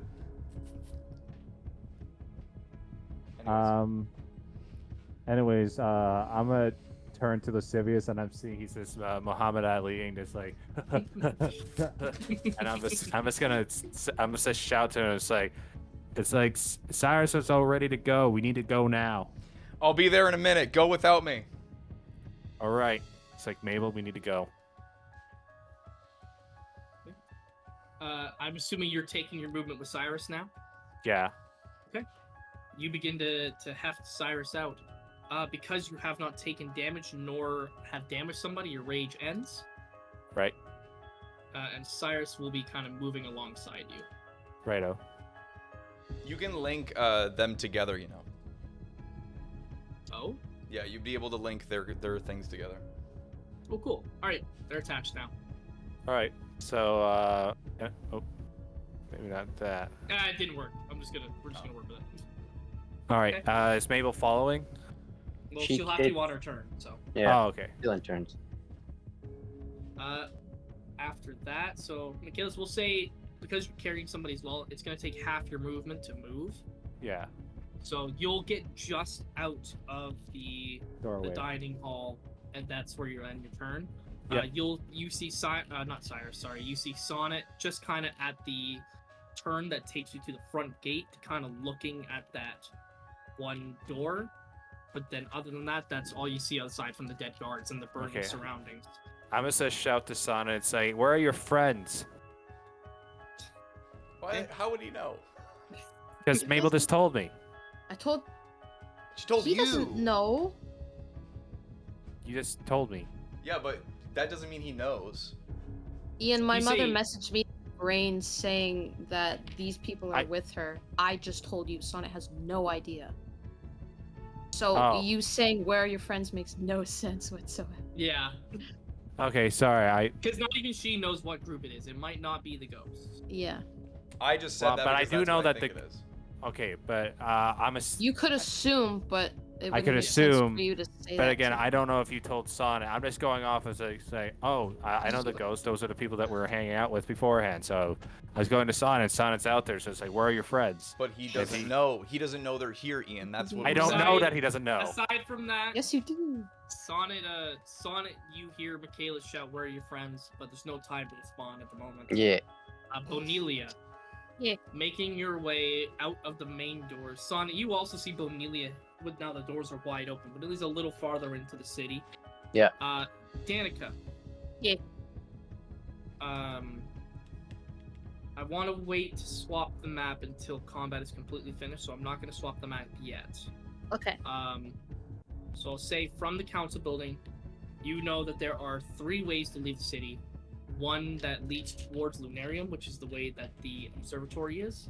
There's the one that's going straight down, and then there's the one that's going to the right from where you're standing, which will take you back to Radana. You see the 3 giant beings. Being a little further into the city now, you can make a perception check for me if you'd like.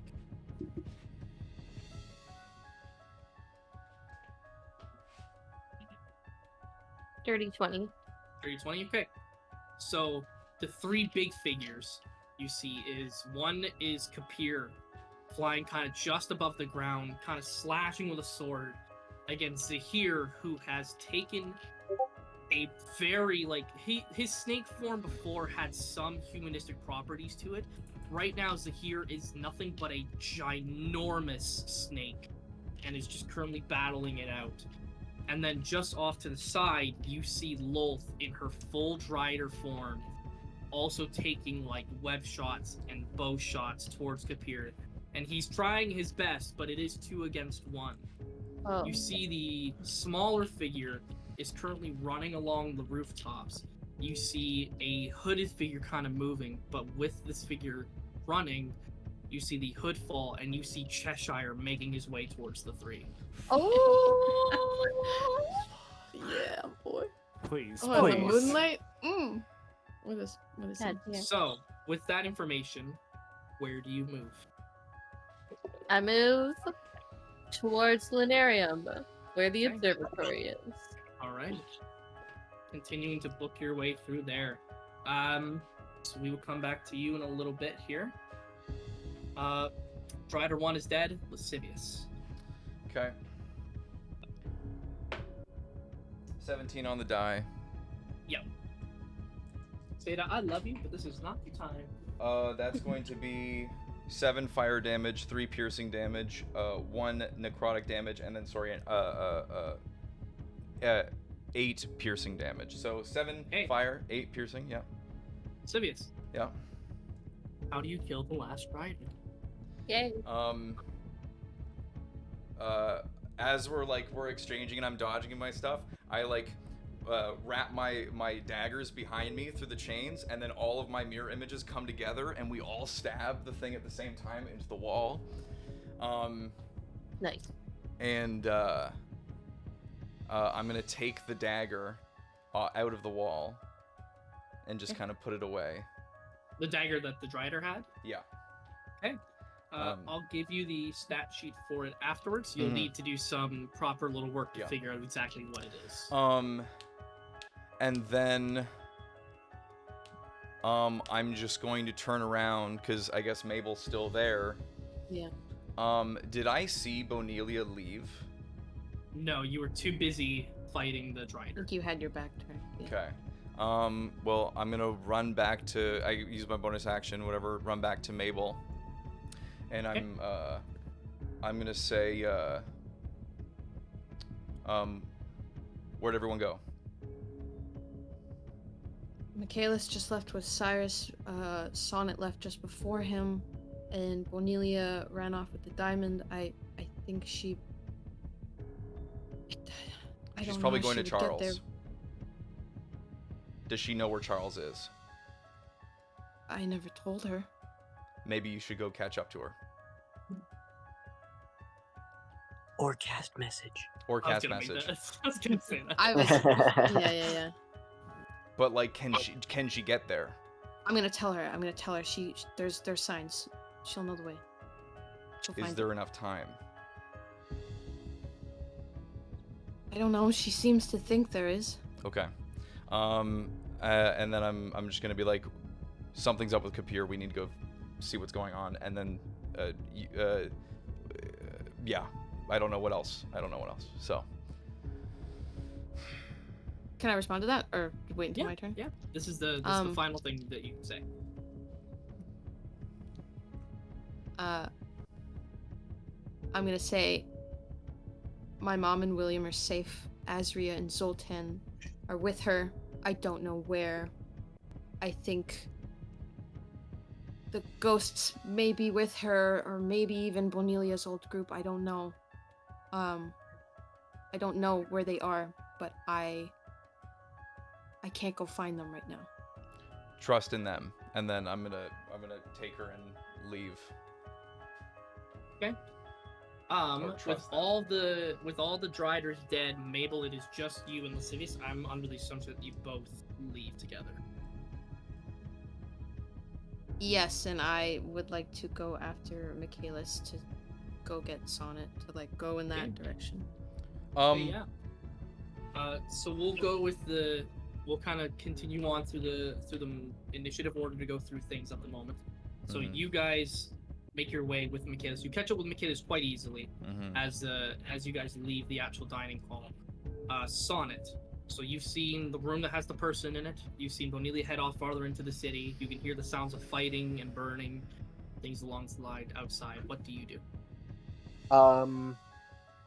I would like to. You've also heard Michaelis say what he said. Yeah. I think I'm ignoring it. And I think I'm going to dash towards Bonelia. Okay. Making the dash action to head through those double doors, you see the large commotion outside as well. Seeing Kapir, Loth, and Zahir all duking it out with Kapir taking on the two of them by himself at the moment. You also see the small little blip, but you can't make it out from this distance currently. Kind of looking off to the side, you see Bonelia just off in the distance, making her way further down the city. Yeah. Do I know that she saw Cheshire running across like a rooftop or something?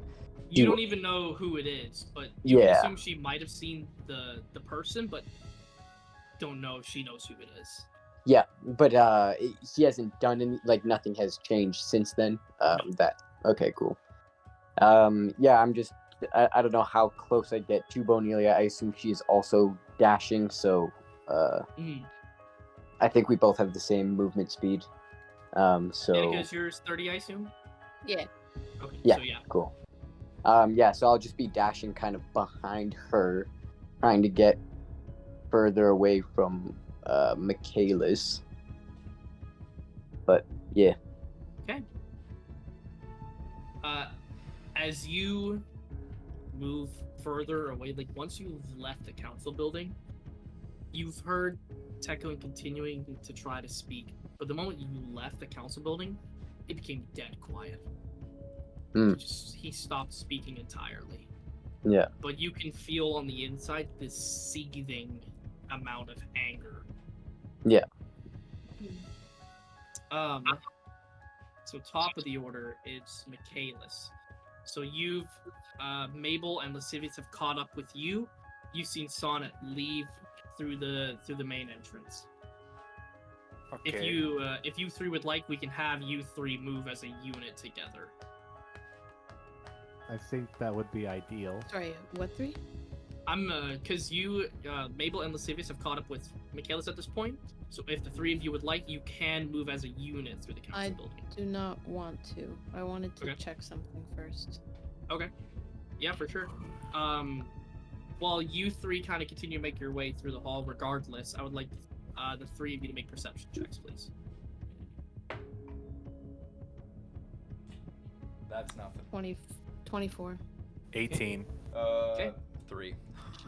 Okay. Lascivious, you don't see anything. You're just Actually- continuing to hustle through. Nah, nah. Gonna use a luck point. I was, but then I'm like, fuck it. I don't care. I'll let you know. You don't see anything kind of hustling through. You're just too blinded by the smoke. Michaelis and Mabel. Michaelis, you see that door has pretty much burnt off at this point and is beginning to collapse fully through. You two get a much clearer image of who's in that room. You see a man tied up to a chair, standing in the chair about maybe 5'8", could be taller standing. Mabel, you immediately recognize this to be Magnus. Yeah. And you see that he is currently unconscious. Don't be stupid. Tell me.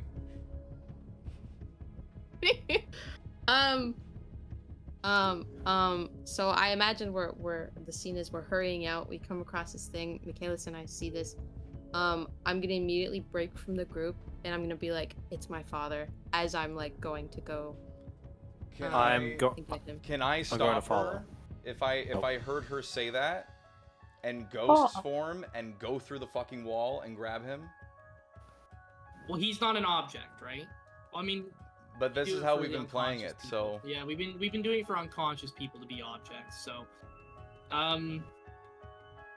yeah, you can respond. Whether or not Mabel chooses to continue running her head, though, is up to her. Yeah, I'm gonna run to my father. I'm just gonna say, don't get yourself killed. I will get him. I can literally go through walls. So can I, but the door is like half open. It's on Right? fire. Is the entire room on fire or just the door? You can see smoke coming from the room. Yes, it is on fire. Okay, then yeah, I'll wait. I'll let him get him. Okay.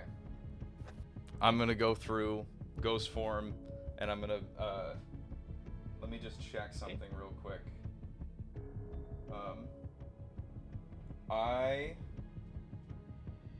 Can you use Misty Step with somebody? No. No? Okay. Well, I'm gonna grab him. I'm gonna try and grab him anyway, and I'll spend however long it takes to grab him. Okay. We'll say it's gonna take your whole round this particular time to do that. Okay. So Mabel, you see Lascivious's misty form kind of go off into that blazing room. Michaelis and Mabel, currently with Michaelis kind of lagging behind a little bit, having to take extra time with carrying somebody on his shoulders. We'll go Mabel first. You see the double doors that are wide open, and you've seen just before Sonnet dashed off to go follow Bonelia, you would have seen him go through those double doors as well. You hear the sounds of fighting as well. I assume that you're going through the double doors if you're not going to your father. Well, I'm gonna wait. You're gonna Sure. wait?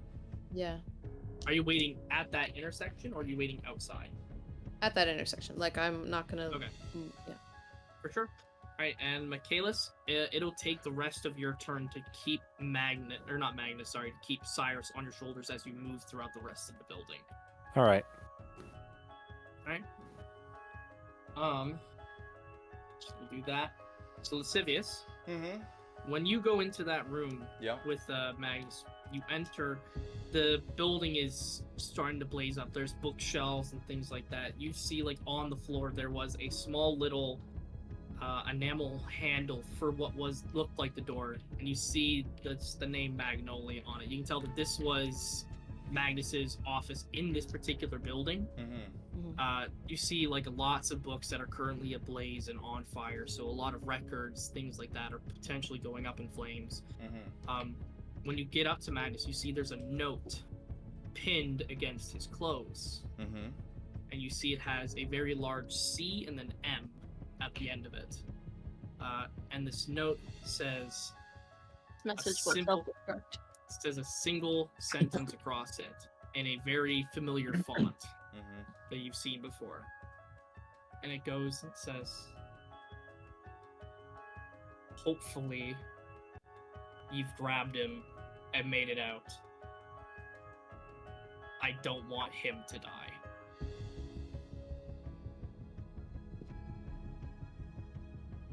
Cheshire, in Interesting. case you guys don't know. Cyrus Menstrad. Is it? Yeah. The initials CM are on there. Oh. Well, we Do might we know have. Cheshire's last name? Am I blanking on that? It was said, but it's not an M. Yeah. I don't know what it is off the top of my head. I should, Yeah. but I don't. Cheshire. Cheshire McGee. I don't know. Wait a second. If he was fighting us in a private sanctum, he could have given off the illusion that we were killed, but we never actually get killed in that private sanctum. He saved us from the battle. I'm thinking about that right now. And I'm like, fuck, we cut off his hands. No. Oh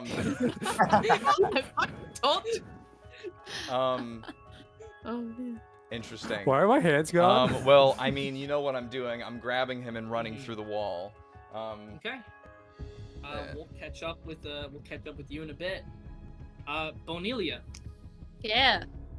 as you're making your way through the rest of town, you see a group of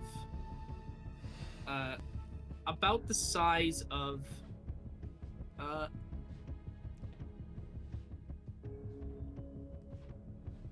you see a group of 5 people currently fighting off 3 different riders. You see two red tieflings, an orc woman, a elven woman, and a black humanoid.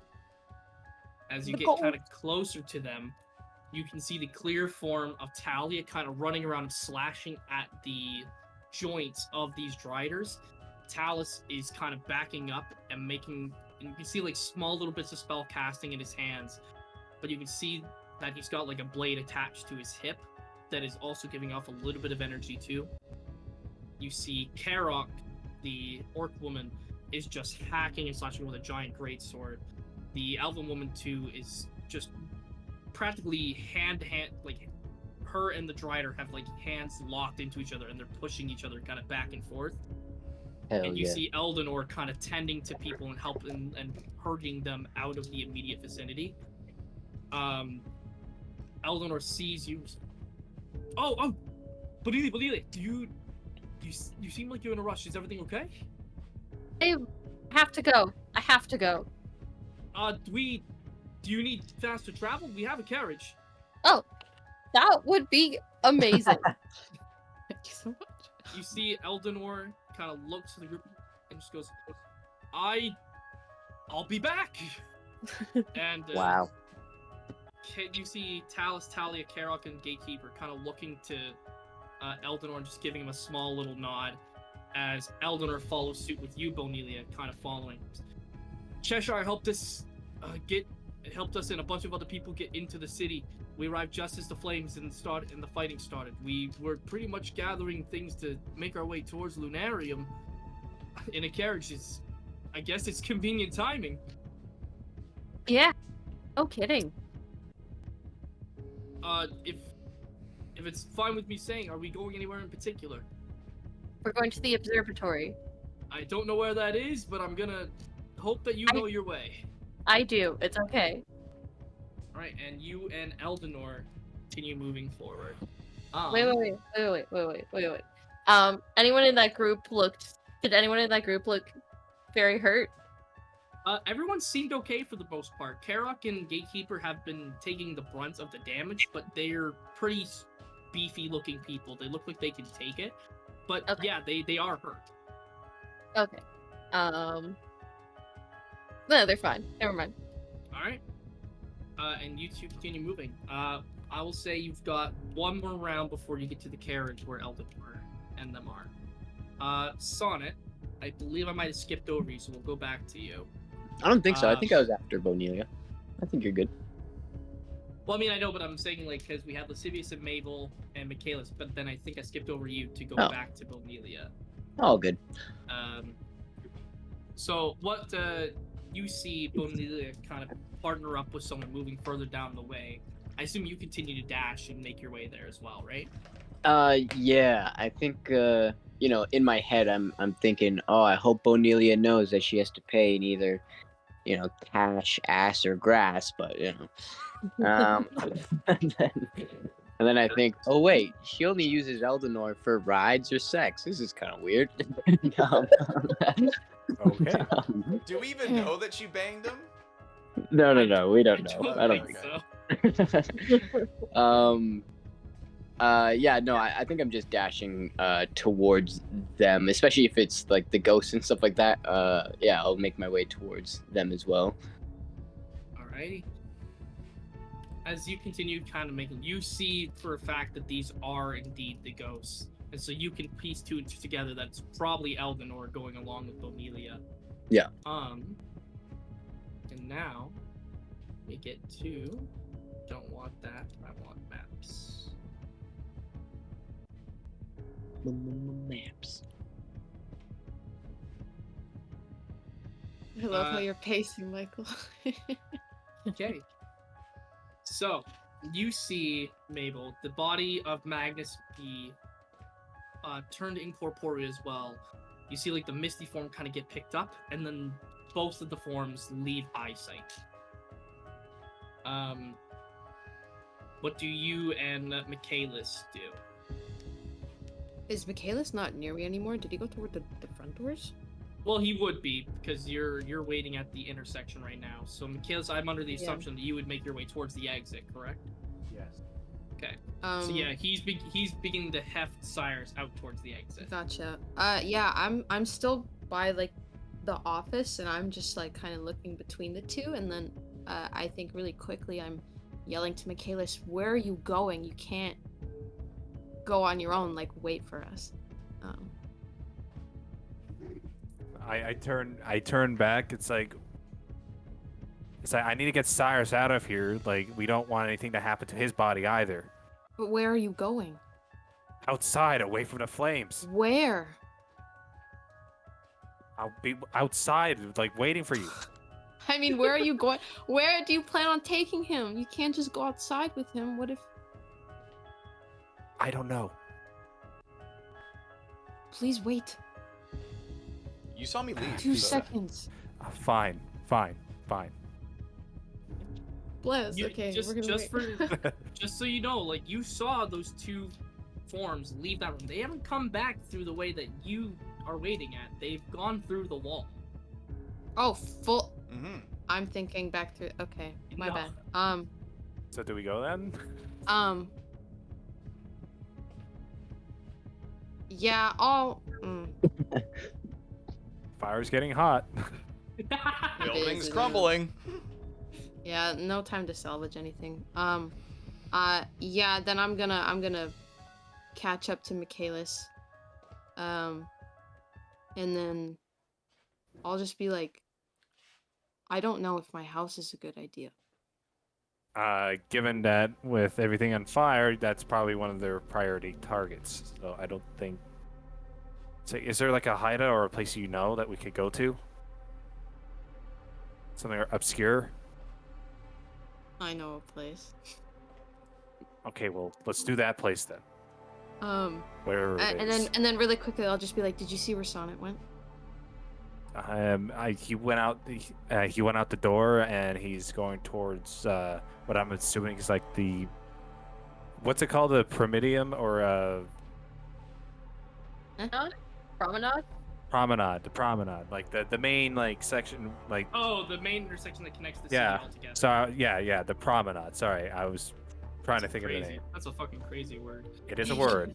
Fancy. Danica was the one that said it though, so give credit to her. I was just calling it. Well, I don't know what I called it, but. Okay, then I will then be like, okay, we go there. We go there first, and then. Can I And cast? I'm just leave. mention to her as we're walking, just say, you know, this whole place is probably under fucking siege with Lolth and Kapir and God knows what else. It's a big chaos down there. As much as I want to help, I don't think we can help. And then, if I can, I would like to cast message to Lascivious. Mm-hmm. He's, Okay. You know, and then I want to tell him, we last saw Sonnet in the main square. We're heading there. We don't know where from there. I just respond back. I'm gonna meet you right outside. Okay, then I tell that to Michaelis. So wait a second. Okay. The three of you continue to make your way out, and as now all of you are outside, the grand scale of what's happening fully comes through as pillars of smoke continue to rise throughout the city, kind of blackening the night sky even further than it was before. As Fucking hell. Uh-oh.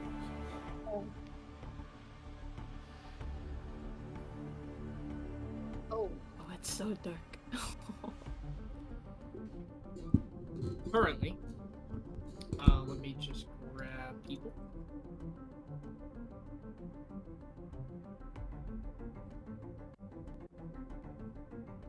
Bonelia has gone to here. She's just about at the exit. Sonnet would be just about behind. And now Mabel, Michaelis, and Lascivious have just exited, and you see lots of guards fighting Driders, citizens running and fleeing as they go, and smoke all throughout the city, multiple buildings on fire, multiple districts on fire, and of course you see the three deities decking it out in the middle of the city. I'm just gonna use Lolth as the main token for it. You see Lolth, Kapir, and Zahir all fighting about in this area of the city. Fucking hell. Okay. Oh boy.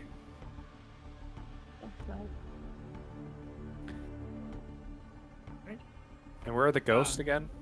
The ghosts are currently up where Sonnet and Bonelia are. Okay.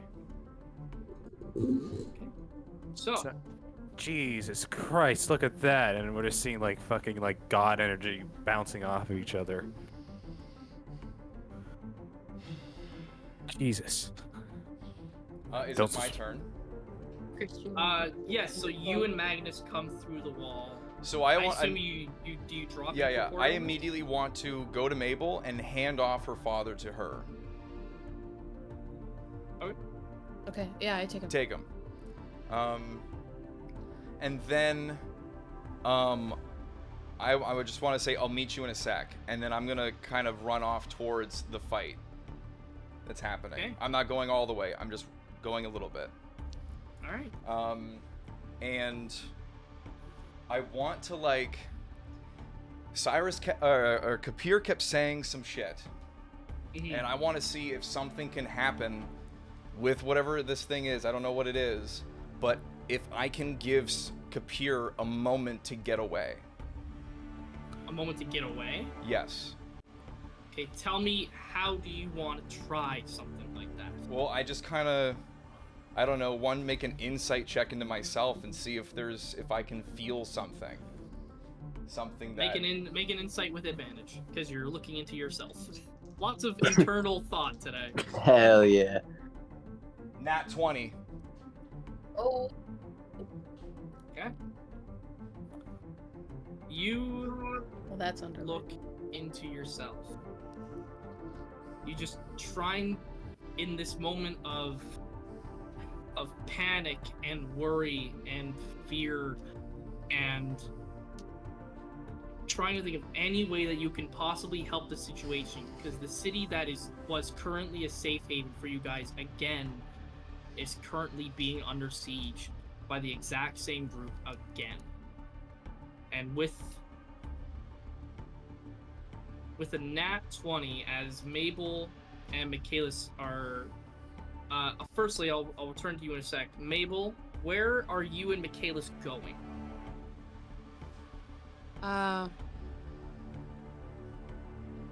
Lascivious just said that he'd be back. Mm-hmm. I'll meet you guys. I think I'm like panicked, hoping Lascivious isn't gonna like go and get himself killed. But then if he like stops at a certain point, Yeah, I did stop at a certain point.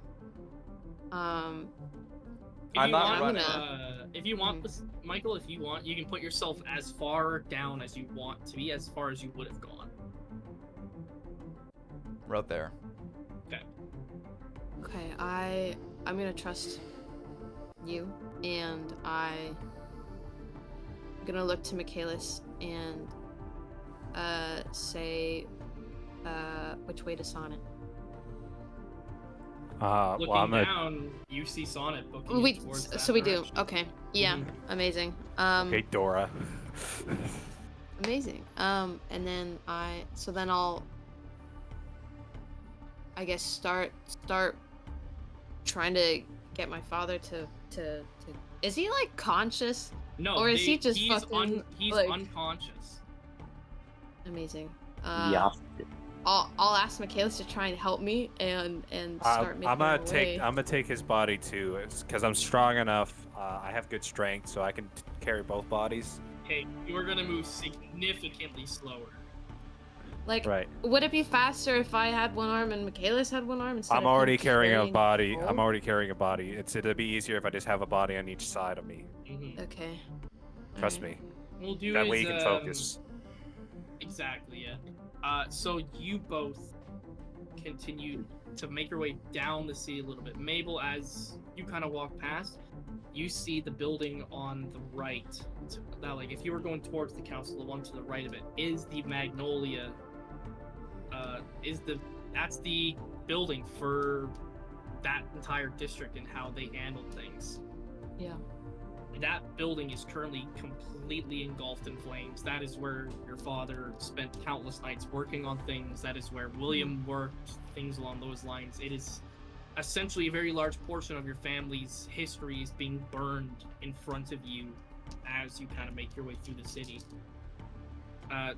Helping Michaelis as you both just kind of weave your way in and out of panicked citizens as they're running throughout the city.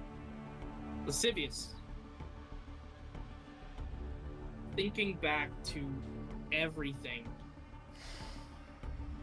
you see Lolth has Kapir practically down by his own blade against a building. You see Zahir's kind of like getting up and has bared his fangs and is about to bite. And you feel this innate sensation like burning towards inside of you, and you hear a voice. You hear Bane. Hey, buddy. Can I be honest with you? Mm-hmm.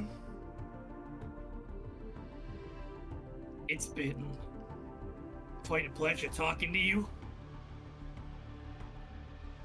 But I haven't been entirely honest. What do you mean? I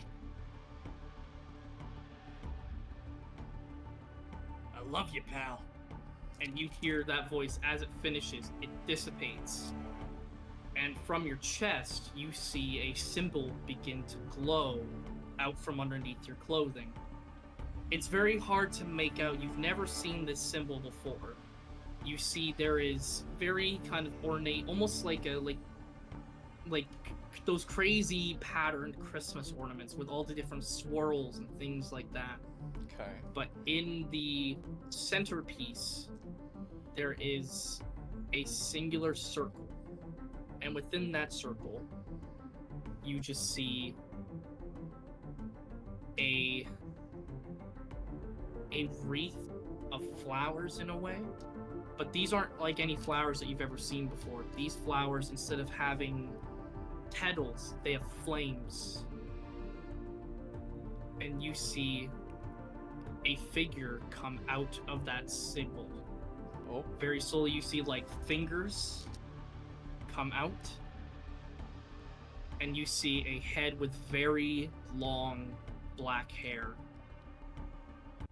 You see the symbol like begins to expand as it encompasses pretty much your entire upper body, until eventually, I don't have the token for it because I wasn't expecting it this early. Oh. So I'll post it in the Discord after I do the little description. You see a woman with horns going out completely back and up. There are incredibly spiky and horned wings with this blood red armor. Her skin incredibly pale. And you see she's got a spear in one hand, and she's got a shield with a dragon's mouth attached to it. You see she stands, she looks to you.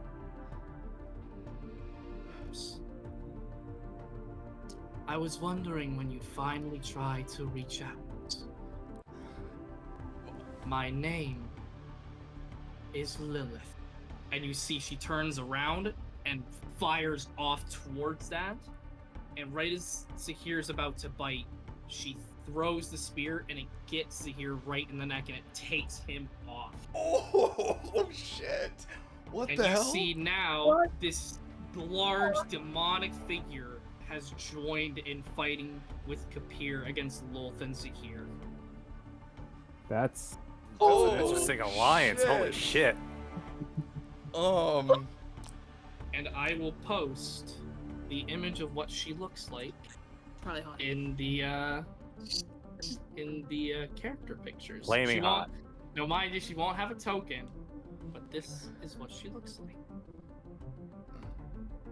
Oh shit! Holy. Yo. Oh my god! That's metal. Oh fuck! So wait, it's literally heaven and hell fighting against shittier gods. Angels and demons versus With lies that as and poison. well, as you see that figure go and fly towards the fight, you see off towards the corner, you see Cheshire continue to make his way up. As he's kind of running alongside buildings and continuing to get closer and closer. Like, he's very, like, Cheshire looks with such, we'll continue off the nat 20 with your insight. Cheshire looks incredibly determined, and you see he's carrying a singular blade in his hands as he's running up towards the battle. Oh fuck, what do I do? Can I cast message to Lolth? You have message, right? Yeah. So yeah. I just kind of look at her and cast message and I go, I guess now it's an even fight. As Lol's kind of like taken off of Kapir, you see she's focused on this new figure that's joined. She takes out, you see like from her ribcage, 2 arms sprout out, holding these giant scimitars. And as she's looking at this new demonic figure, you see there's a small little twinge. She has a confused look and turns over and sees you. She points a singular blade at you and goes, I will deal with you as soon as I am done here. And then the 4 of them continue to fight. So at this point, I feel like I would probably be getting in the way if I tried to go in and help, because I don't know, I part of me wants to rush in and just fucking go ham, but I think that is enough for me to be like, okay. So I think now I told them to trust me, so I'm gonna follow up on my promise, and I'm going to Missy step into the direction of them and then just continue on. Okay. Or I don't know, because no, I don't want her to see. I'm gonna go invisible.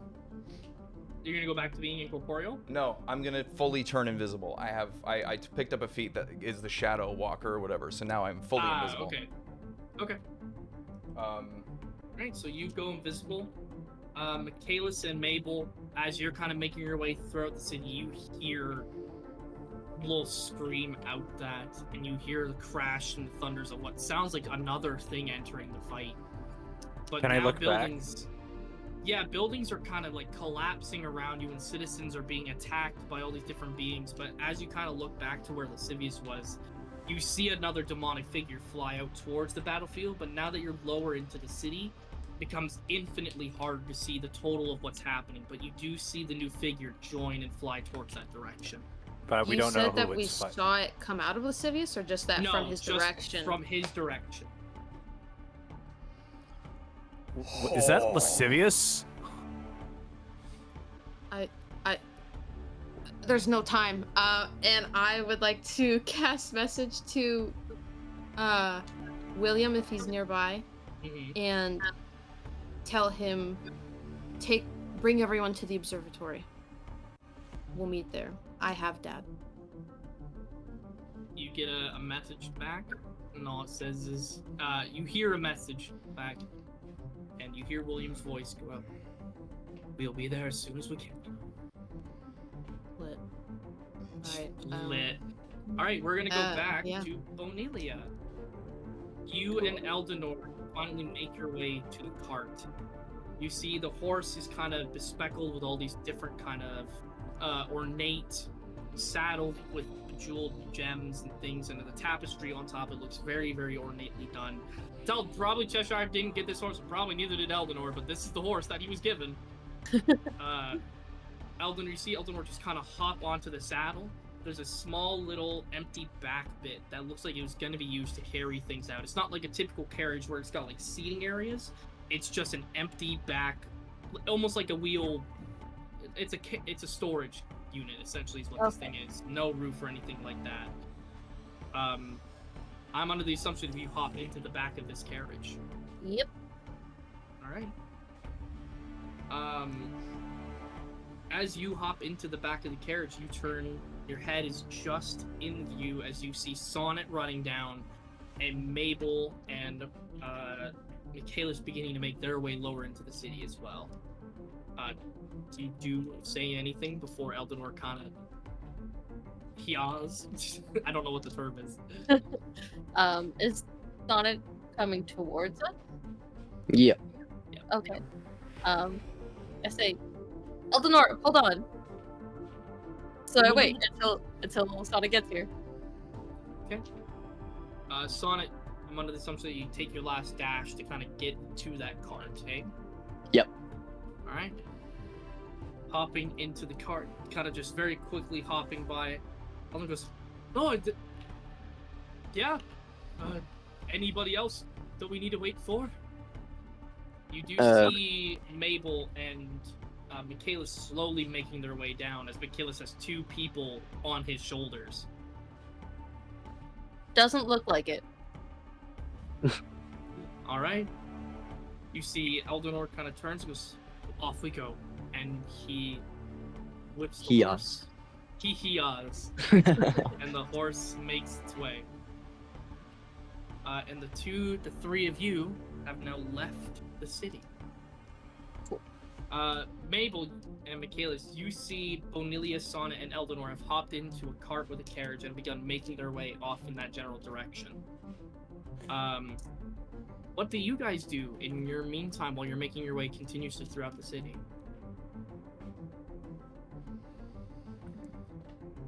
I guess I'm just focused on the people that we have on us. Did we knowing that the others are they're making their way, I guess every now and then I'm like looking back for Lascivious, but I'm still pushing forward. Yeah. Can I do a roll to see how badly hurt my father looks? Yeah, absolutely. Make a medicine check for me. What is my medicine? I don't think I've ever done that. It should be wisdom, I believe. Oh, no bad. 19. 19. You see, there's not a scratch on him, surprisingly. Like, it looks like something... Like, it looks like if, when he was knocked out, it was probably like a brief and quick blunt, not something prolonged over time. No fire damage, no... No. Wow, okay. And, okay. I'm just like huffing and puffing as I'm like carrying them, just like, is he fine? He's They're, okay, like, he's fine. Keep going. Oh wait, where is this place? Just keep following the path, I'll let you know. Okay, because at this point I don't know what if like this looks like a god's roulette or something. I don't recognize any of those besides like that guy that came in. I do. We'll be fine. Keep going. It's like, yeah, I'm just muttering to myself, Jesus Christ. Lascivious. Do I see You them are running invisible. away? You do, yes. Can I, like, link to my spiders and have them go and pick them up? There's no real way for you to message them or anything like that. They don't really speak You said I had an innate ability to understand them and them understand me yeah, but that's physicality and stuff, like not That's fair. necessarily words. All right, well, I'll just kind of, I don't know, hopefully they're gone, or like recognize like, oh shit, this is fucked. We're getting out of here. Mhm. Can I just make one more? I said I would go back. I don't know if there's anything else I could do, but can I make a last like kind of grazing perception check to see if there's anybody that needs help? Yeah, make a perception check for me. It's only a 9. 9? That's okay. You do see that there are people that do need some kind of an assistance. Mm-hmm. You see kind of like off towards just a little lower around this area, kind of where the Magnolia's home is. Firstly, you can make out that you can see the Magnolia's residence from this high up in the city. You can see William, Amelia, and Azria and Zoltan leaving the Magnolia residence. You see they have like some papers and things in their hands and stuff like that, but they've hastily kind of begun to make their way out towards the city. Yeah. And you see there's a couple of Driders that begin to make their way like over the rooftops towards their general direction.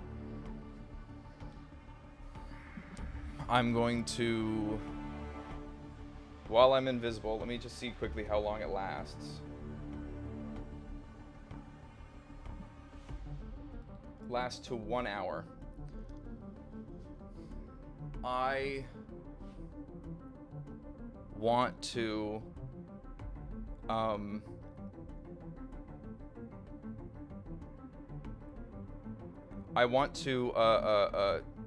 get rid of my invisibility.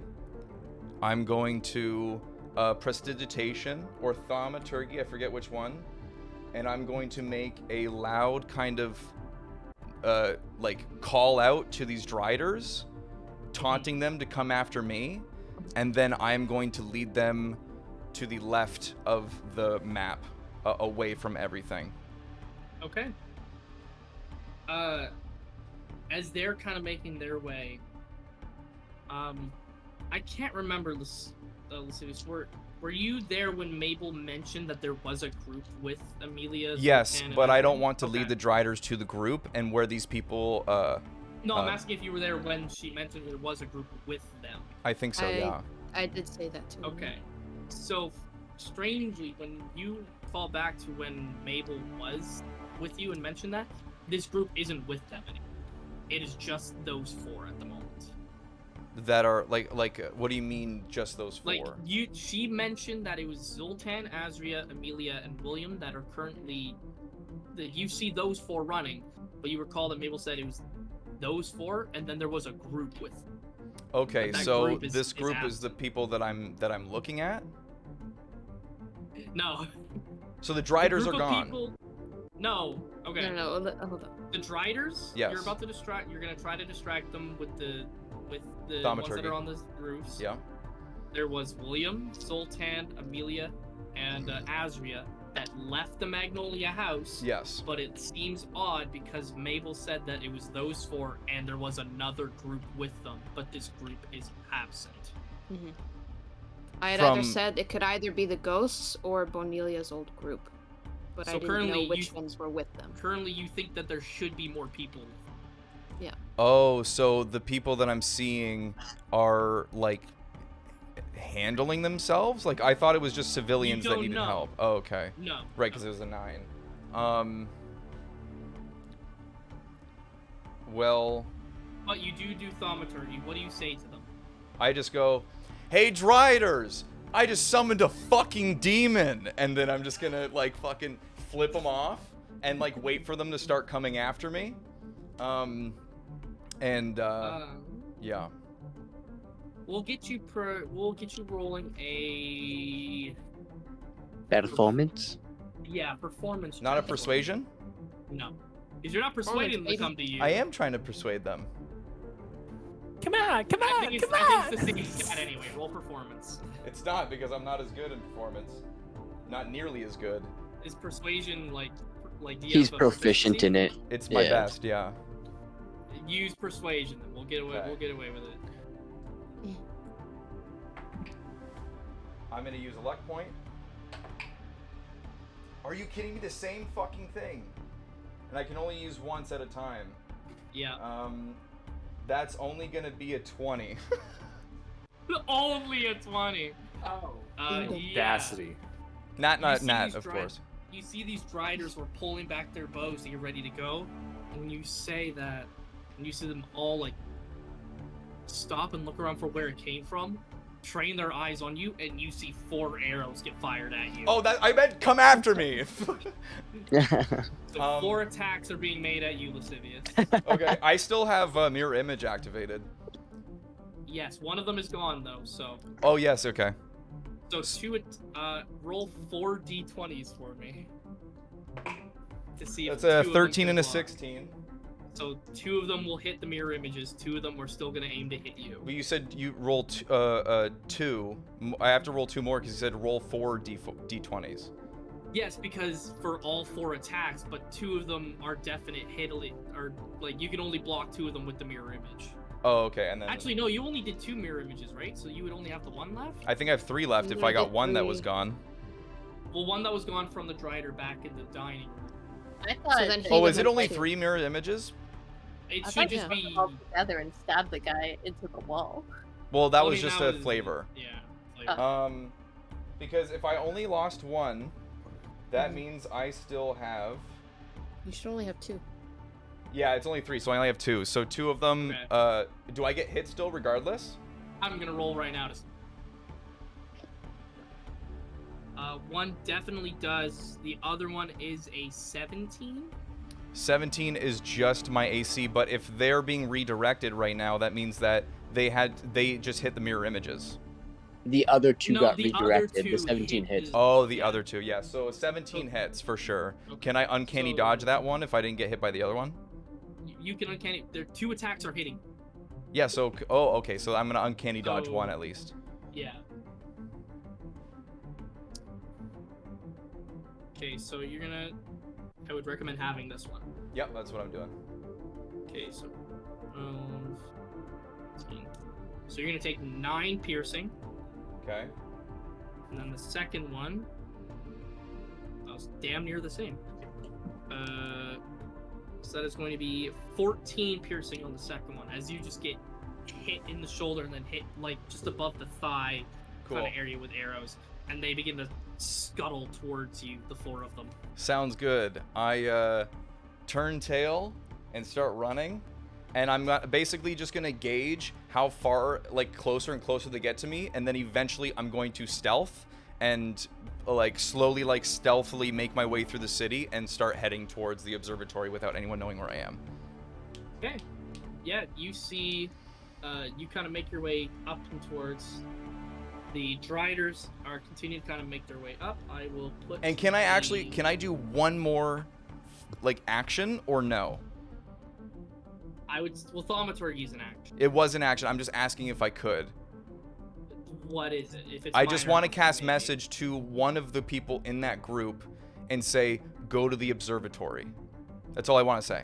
And then and then you can like skip as many turns as you want with me. They made their attack, so yeah, you could do it. Yeah. So I'll just quickly cast messages and be like, I don't know who you are, but I'm assuming you're part of the people getting attacked. Just so you know, like you're trying to message the group that you don't know about. Yeah, because I don't think I know who they are. Like I just want to cast. You can't message them then. You need to know who the person is. Can I look at can I message to a person I see? You have to know them. William, Amelia, Azria, or Zoltan. Oh. Pick one. I'll do Azria. Okay. And I'll say, if you're part of the group that I just led the Driders away from, start heading towards the observatory. I love you. You get a response back. It says, "Oh, I thought I heard a familiar voice screaming. That was nice. Love you too." And yes, and yes, she loves going. me. Yes. And Alright. yeah, and then I'm just gauging. So do whatever you're gonna do now with everyone else. So bonus action would be to hide there. So we'll get you to roll a stealth check. I'm not gonna do that right now. I'm waiting and I'm just gauging. Okay. Take as long as you want until you think it's appropriate for it to be my turn again after just doing 2 actions. And then I'm gonna get them farther enough where they're too far away to do anything, and then I'll do everything. Okay. So we're gonna come back to Bonelia, Eldenor, and Sonnet. So the 3 of you currently riding in this carriage, into this cart. Very bumpy road because Eldenor is trying to go as quickly as he possibly can. Bonelia, I'm assuming you're telling him which way to turn and everything along those lines. Yep. Alrighty. Eldenor kind of as you're guiding him, kind of turns to you and goes, "So, how's everything going?" Oh my gosh. Well, it's been better. Well, I could definitely see that. Do you mind telling me exactly what we're doing? Aside from going this direction? I'm really hoping that there is someone at the observatory. I'm very sure, but I don't know for sure. He just kind of looks at you and says, "Well, I mean, if you are certain, then I'm trusting you." I'm not, but we have to try it. Alright. Eldenor looks to you, Sonnet. Do you still have your thing going? Are you okay, Sonnet? I don't say anything. I'm just putting on a silver collar onto my neck. He just kind of looks to you and goes, "Alright, new fashion Yeah. choices." And you all continue to make your way. What I'll have is, as you guys continue to make your way, beginning to leave the city, you see a couple of Driders that are attempting to try to keep up with you. If you have any kind of ranged attacks or ranged spells, you can feel free to try to get them off of your trail. I don't. I got nothing. Yeah, I'll shoot out the back. Okay. So there's 2 Driders that are currently following you. Nice. So you can make 2 ranged attack rolls if you'd like. Hey, alrighty. That's an 18 and a 15 on the die, so that'd be dirty 20 and 20 and above. Yes. Nice. Do you want me to roll damage Yeah, for them? roll a damage for me, please. 12 damage, and then 12 damage? 3 damage for the other one. Perfect. Are you targeting just one Drider with these, or are you going 1 and 1? Well, if I'm attacking, can I do my extra attack, and Yep. bonus action? Yep. Okay, then I'll do the first 2. Maybe I'll do all 3. So yeah, they'll be combined. So I guess that was 7 and 12 together. Okay. With that. And then I'll do my bonus action attack. Shooting the same one target, I assume? Yeah, if it's still after us. Okay, yes. It is still after. That would be 17. You fire off, and you see like the arrows just impede themselves into like the knuckles of the spider legs, and eventually after the third shot, the one eventually tumbles and kind of rolls as you guys continue to move. The one is still like quite heavily after. Yeah. And towards the end of the turn, it manages to kind of just catch up, and it's gonna make an attack at. We're gonna do. Because it does 2 attacks. We're gonna have an attack against Sonnet and an attack against Bonelia. Nice. So the one for Sonnet is going to be a 17 to hit. Huge hit. Okay, and the one for Bonelia, wow. It's a nat 1 for Bonelia. Nice. Alright, but it's gonna do damage for Sonnet first. No.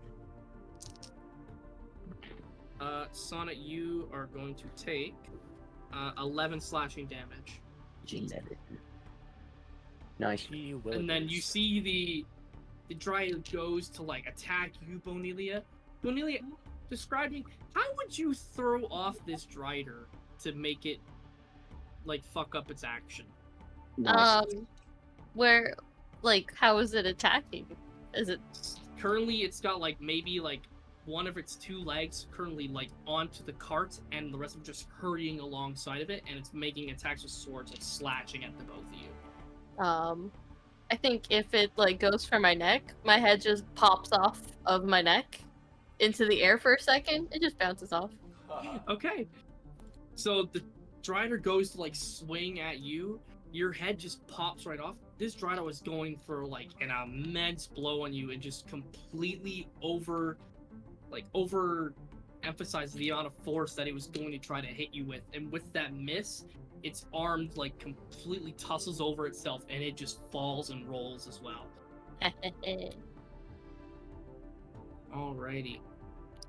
With that, Mabel and Michaelis, as you guys make your way down to the bottom of the city, you see. Oh, I almost grabbed the fucking fire giant. Oh, I accidentally put a banshee on the board.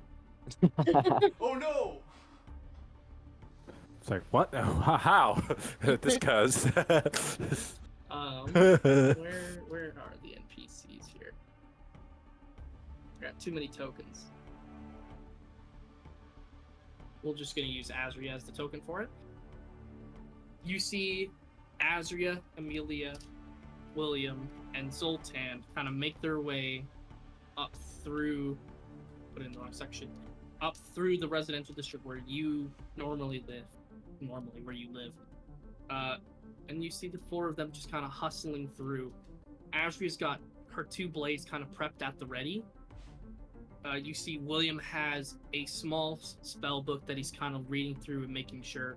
Amelia has like a bunch of like heirlooms and papers in her arms. And you see Zoltan is carrying a box on one shoulder and a sword in the other one. Oh my god. What is she doing? Okay. Yeah, I think Mabel's gonna suppress the of course you had to bring stuff. I think she'll slow down like Michaelis is still doing his thing. She's not gonna bother him, but she'll slow down just a little to like gesture them to like to come meet them and stuff. And then they'll all go at the same pace, and then just be like, "I have Dad. Don't worry. We just need to go." Okay. He's right on this shoulder. They just see his ass. I can As turn you, around, like to like show you. Reuniting with the 4 of them, you kind of look. You see Millie kind of looks to you, like has like a bunch of like things in her arms. She just goes, I give you a hug, but my hands are very full. It's okay. Let's just get out of here. They kind of very cautiously, the 6 of you kind of make your way. As you get to the proper edge of town, you see 2 Driders come up from underneath the side of the entrance to the city. One pops up here, one pops up here. and they're kind of blocking the path of the 6 of you. Crack my knuckles and go forward. Hey, I feel like a sitting duck here. Can one of you guys take these bodies? See, everybody with the exception of William and Azria have their hands full. William's currently like looking at a spell at the moment and goes, "Sorry, focused." And William is going to cast haste on Mabel. Okay. So she gets 2 actions. 2 spells, baby.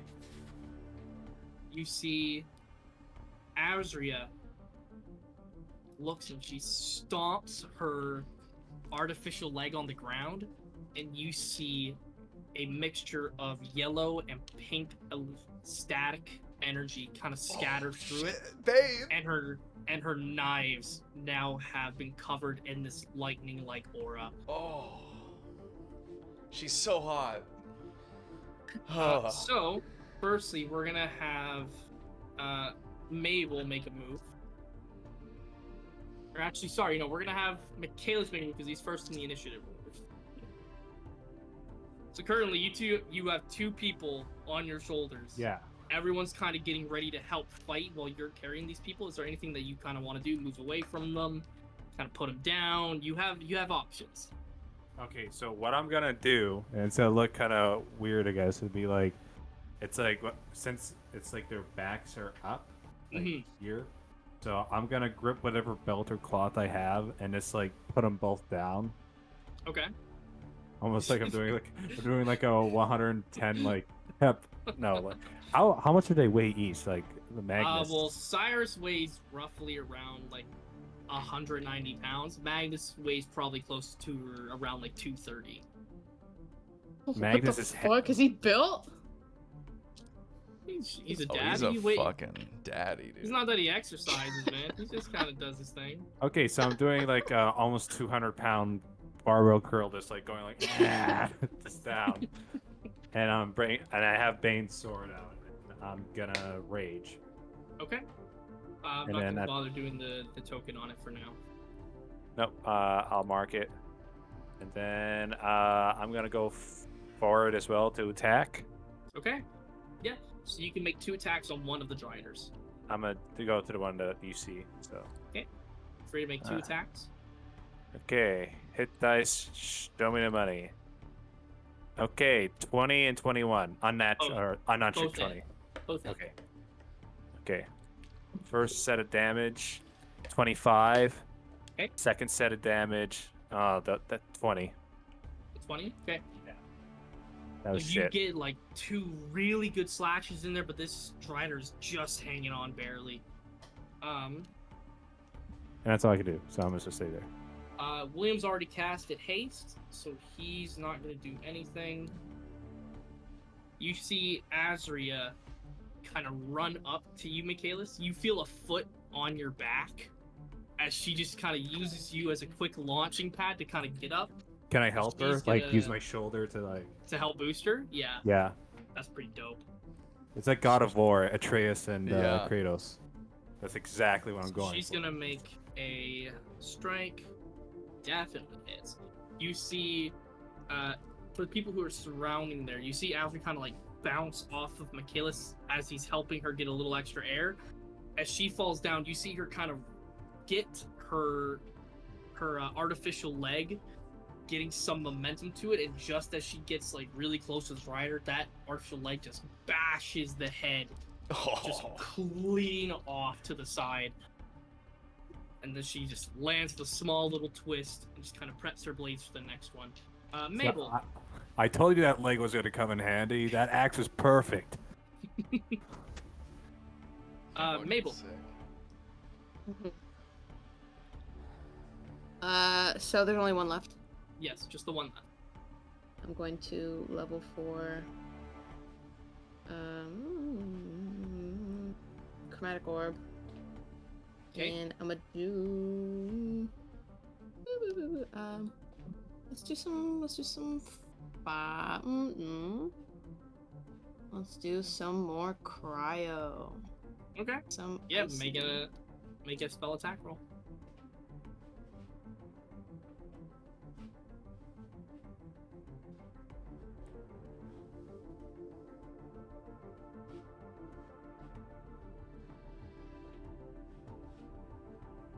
That's going to be 18.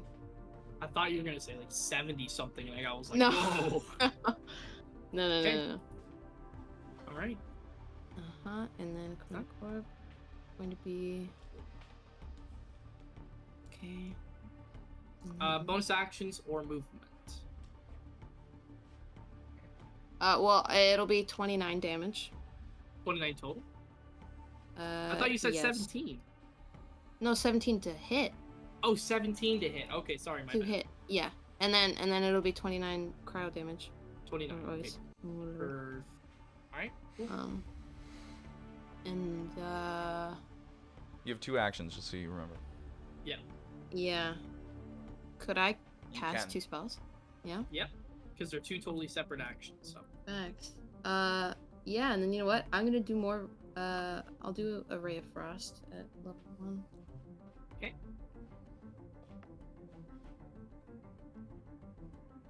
24. 24. Yeah, that hits. That's not bad. And then 2d8. I am just going to. Where's my d8? Oh my. I struggle with this all the time. Okay. That'll be 9. 9. Okay. Cool. Yeah. So you fire off the chromatic orb, and it kind of freezes like a good chunk of it. Same type of thing, liquid nitrogen. The Ray of Frost goes and hits the other one as well. It's still standing, but it looks like it's kind of moving a little slower with the freezing to its arms. Yeah, it'll move 10 feet less because it's been. Yeah. Perfecto. Cool. The Driders, or Drider, is gonna go up and it's going to attack Michaelis. 2 sword strikes. Which both definitely don't hit. That sucks. So I just. Yeah. Very easily, just one blade with the other blade. Then, go back to Zoltan, who very quickly just kind of plops down that box. You see him kind of put his blade to his proper arm, kind of flick it around. Oh. It's been a very long time since I've had a good fight. And he goes through and he is going to make an attack at the Drider. And he definitely hits. You see, Michaelis, as you're kind of beside this Drider, like, just kind of as you're deflecting it, you see Zoltan come by with a very large, kind of, like, almost similar to a greatsword, but slightly thinner. See him just come and go, ah! And just kind of, like, come down and just start, like, hacking, like, repeatedly God. over and over. Dad, what's up? Father? And then that's gonna be that. You see Amelia and William both go to tend to Magnus. And you see Amelia with a brief moment. She looks over to Cyrus, and you see just a quick little, she just slaps him. Okay. Like Cyrus is already like in a Family Guy pose, just like still, and then just like slaps the back of his head. It's like, fuck you. Rock on, Mom, I guess. Next up is Michaelis. All right, I see Zoltan's having the time of his life, and I'm going to just like make a slight remark to him to say you might want to duck for this one. And I'm gonna roll my 3 attacks just to see. For sure. First one, ooh. First one was a nat 1, and that was a 6. Second one was a 13. Third one's an 18. 13, 18. Roll your damage in for the first attack. Oh God. Am I the only one that? Roll the damage for that for me, please. Wait, for the first one? Yeah, for that nat 1, I need damage on it. Oh, you need no. damage on that one. Okay. Just regular damage though, thank God. 30. 30, okay. You go with the nat 1. You go to like swing. You mentioned like, you better duck for and before you even finish this, you go to swing. The Drider just kind of moves and it just gets Zoltan like right in the rib cage. He just goes, oh, that's not a dart. That's a jump. As you see, like, blood kind of like spills out of his mouth. He's gonna need to make a what is it, Ian? A wisdom save? I fucking. What is it, Ian? A wisdom save? It's a DC 8 plus Wisdom saving throw. It's 9, 10, 11. It's 11. He needs to pass an 11. Yeah. He rolled a 16. We're good. Okay. You see, like, his eyes kind of flash, like, yellow and green for a second. He just kind of shakes it off and goes, "Let's not do that again." And then your other 2 attacks. What were they? The other one was just a it was a 13. Didn't hit. 13 does not hit. If No. Lascivious then the ever last one is finds an out, I 18. swear. 18, yeah. Okay. 18 hits. Roll the damage on that one. That one is 36. 36. So you get that good cleave into Zoltan. Just pull out. You say anything to Zoltan before you cleave the Drider to death? So my bad. Oh, that's it? Interesting. No, I'm gonna say something. It's like a fury of battle, and then I And then go you to just- finally chop it. Classic Michaelis Get that justifying his final- shitty actions. Final slash through that Drider is dead as well. Zoltan kind of like very sheepishly kind of holds the wound that's now there, picks up that box, just goes, "Let's just keep moving." Ugh. I'm gonna turn to somebody. It's like, somebody heal him, please. Got no healers in your group right there, buddy. Not even the wizards have a healing thing that doesn't. Not all of them. Well, I mean, Mabel's family are wizards. I could but- kill myself for him. Would you? I was like gonna say, that? except that one. No. Oh no, Right. yeah, you'd like that. You. Wait, is I'm that under it? the assumption that the rest of you kind of move as a group to leave the city, right? Right. Mabel? Yeah. All right. I go back to the Azria- body.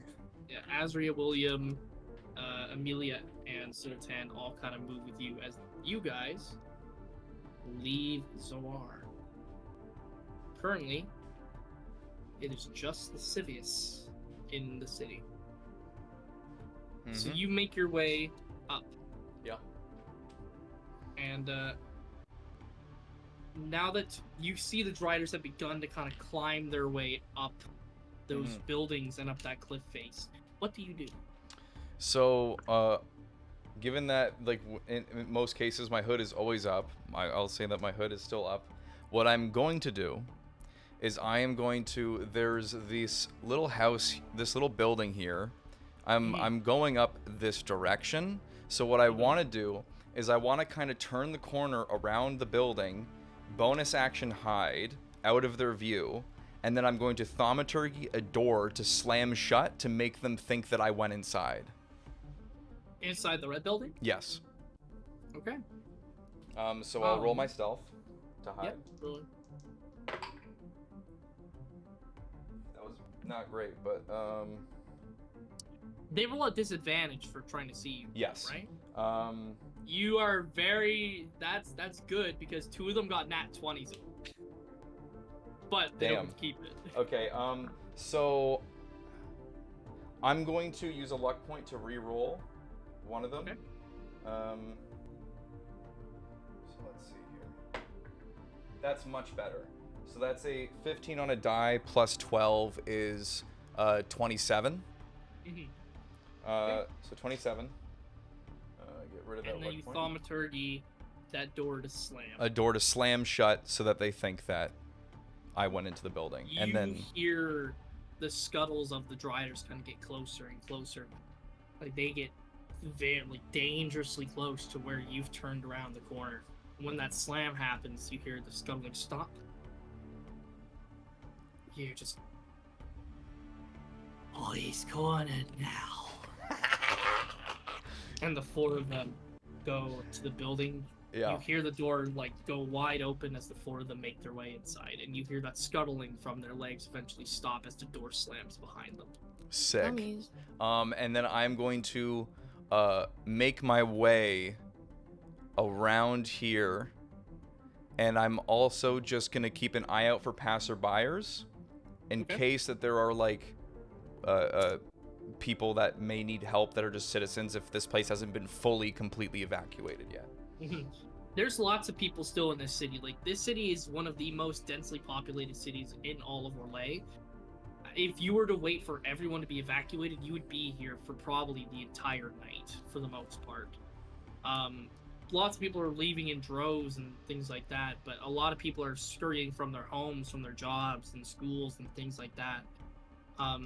As you make your way around, you set up towards this direction here. Yeah. Make a, actually, I don't need you to make a perception check. You see a group of 3 people currently fighting off 2 Driders. And they look like they're having some struggle to it, but they look like they're mostly okay. But it does look like they could use the extra hand. Absolutely, without question. Okay.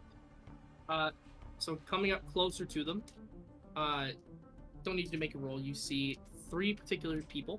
Mm-hmm. Let me quickly.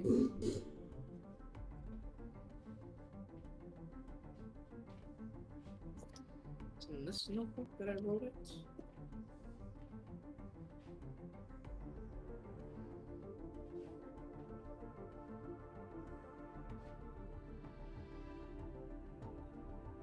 Too many notebooks.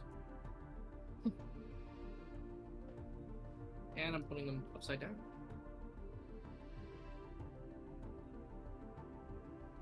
Okay. So the people that you run into, one looks of elven descent. Okay. The other is of dwarven descent, and the other is of halfling descent. Sweet. You see these 3 people kind of fighting off as best they can. The dwarf has like a mace in one hand with a holy symbol of a symbol you've never seen before. Okay. The high elf is dressed in these kind of like a little bit more modest of a kind of attire, and is like looking very strategically at the pressure points of these Driders. And the other one, and the halfling you see, has the symbol of the copperheads on the back of his uniform, but you see he's fighting the Driders alongside these other 2. Okay. Can I take an action before I help these people, just before I get into like a combat situation? Yes. Can I message what's her name? The blue tiefling, or the colorless? The chameleon one. Yeah. Frixori. Frixori. I want to try and message Frixori. Okay, you can attempt to. What do you try to say? Do you ever wonder if your son would be proud of the choices you've made? Oh. You get a response back, which is strange, because Frixori said she wasn't gonna come. And all you hear is, behind you. Oh. How? I'm hidden. What the fuck? I got a 27, dude. Yes, but now you're walking through the streets trying to help people. But I'm still hiding. I'm not walking through the streets. I'm like slinking around. Sure. But okay, She fine. still says behind you. Fair enough. I'm just gonna kind of go like.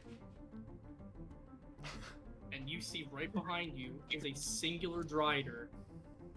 But the moment you see that Drider, you see a blade, somebody drops from above, goes right through it, and you see Frixori with a short sword. I kind of look at her and go, "Oh, your son would be proud." Okay, cool. This was not part of my plan. I don't think it was part of anybody's plan. And then I'm just gonna be like, should we help these people then? I definitely believe so. Dude, I'm in love with her.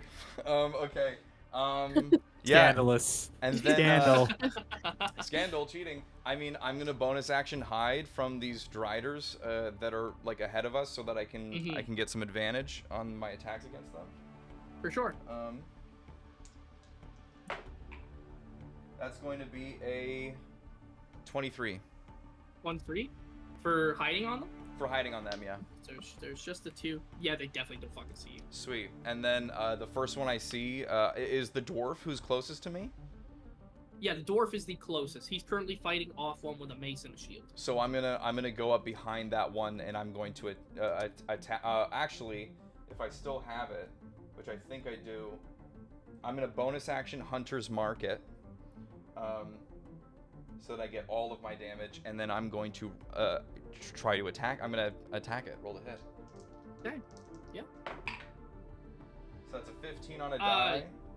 Do you get to do it with advantage when it's within 5 feet? When I'm hidden. When you're hidden, okay, cool. So that's a 15 on the die, so plus 9 equals 24 to hit this Strider. 24? Yes. Cool. And I'm green flame blading, of course. So I'll roll the sneak attack damage first. Yeah. Oh. So, wow, that's not that great. 1, 2, 3, 4, 5, 6, 7, 8, 9, 10, 11, 12, 13, 14, 15. Plus 5 is 20. 28. Okay, 28 damage in total. No. 28, 30, 33, and 35. 35 damage. 35. Okay, perfect. Yeah. This Strider was already kind of hurt from the 3 that were fighting it already. So you quickly just go up. Which blade is this? My Shadow Daggers. So the Shadow Dagger, you just flick one out and it goes right into the jaw of the Strider, and the Strider just falls limp. Sweet. The dwarf kind of like looks at you and goes, "Thank God, I was starting to think that we were about to be a little in trouble."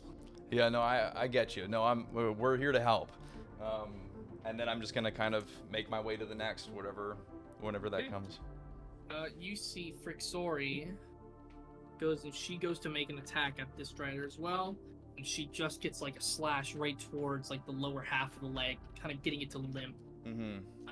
Then you see the elven one kind of comes up with a singular, kind of pulls like a staff out of his sleeve, like kind of rolls out of his sleeve, and he clicks a button and it expands into like a full size staff. Okay. And eventually just kind of begins to batter away at this at the Strider, which it hits. The Strider gets hit quite a few times through this elf. See, the elven kind of looks back to you. I mean, we could have handled it ourselves. It's really not that big of an issue, but all right. And continues to kind of thwack away. The halfling you see begins to cast a bit of magic from a singular little wrist element that's attached to him. You see a circle appear around him, and snakes begin to come out of the circle and start battering away at the Strider as it casts Arms of Hadar. Damn. All right. Which you see these snakes continue to just kind of like bite and jab at this Strider, and then eventually one final one just grabs the head and just sinks its teeth into it, killing it. Okay. You see the halfling kind of turns around, just goes, "Oh, couldn't have been here sooner, eh? That's all right." Hey, I'm here when I'm here. Hey, thanks for the help. If you don't mind me asking, have you seen a redhead woman around who's by the name Ophelia? Oh, Bonelia. I'm sorry? Ophelia is no longer Ophelia. She's now Bonelia because she was killed and then brought back from the dead, and she's a servant of LaRue. So she's like kind of like an undead skeleton. She's alive, and she could have been Ophelia again, but she chose to be Bonelia. So it's all good. Everything's chill. You see the three of them just stare at you with such blank looks. It's like,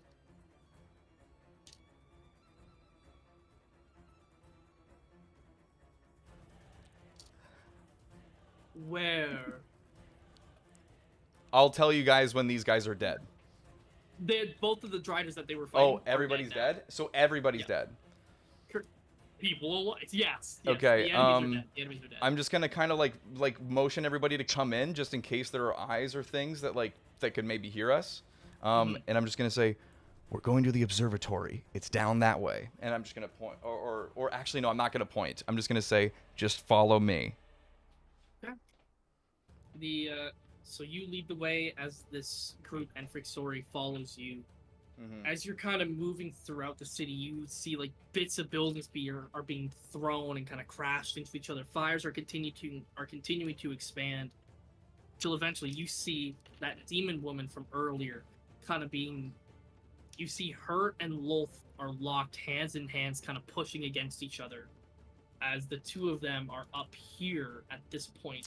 Oh shit! Currently just locked into a grasp. Eventually, you see the woman just kind of get a small little tuck underneath from her foot and lifts Lolth and just throws her the other direction. Fuck yeah, dude! Yeah. Lilith is badass. You see Lilith kind of turn and see your group as a general direction. I'm just like. You see she gives you like a small little wink and then continues to fly off towards Lilith. Walker, that was the Mommy. sexiest wink I've ever seen. What you just did right now, that was so fucking hot. All right. Mommy, I want milkies. All right. With that, she gets pushed over towards that area there. I'm under the assumption that you would move with the group to continue leaving to go to the observatory. Yeah, I'm gonna actually motion people to be in front so that I'm away. Like I'm kind of like maintaining the six just to make sure that everyone is there and going. And then I'm just also like saying like if there are people that are like struggling or whatever, let's like grab them on the way to make sure that they're safe, kind of thing. Okay. Kind of moving throughout the crowd, like you kind of help a few people out from like bits of rubble and things like that. You amass like a small little crowd of around 10 people that finally kind of get out of the city safely. A lot of the citizens that you helped kind of disperse throughout the woods, because either they've got hunting lodges or getaway homes or things that are away from the city that they can kind of go and retreat to temporarily. A lot of them thanking you. And yourself, Frixori, and the 3 new people follow you towards where the observatory is. Cool. Bonelia and Sonnet. What I would like is for the 2 of you to make perception checks for me. All right. 14. Okay. 18. Okay. Coming further along, you see that there is a very large hill that leads up to where the observatory is, up on a very elevated kind of cliffside. It's got like some bits of rock things kind of blocking the view from just the base of the road, but as you've turned on to go to the road that leads you to the observatory, you can kind of see bits of it kind of coming over the horizon. Now, Bonelia. Yeah. If I think you're doing what I think you're doing. Yeah. You can tell by the moon going across that you have about an hour. Oh my god. If by chance you manage to make it in time and there's nothing that stops you along the way, you will make it within an hour. But if something delays you, you won't make it. Why the fuck would you say that, Walker? Just so you know.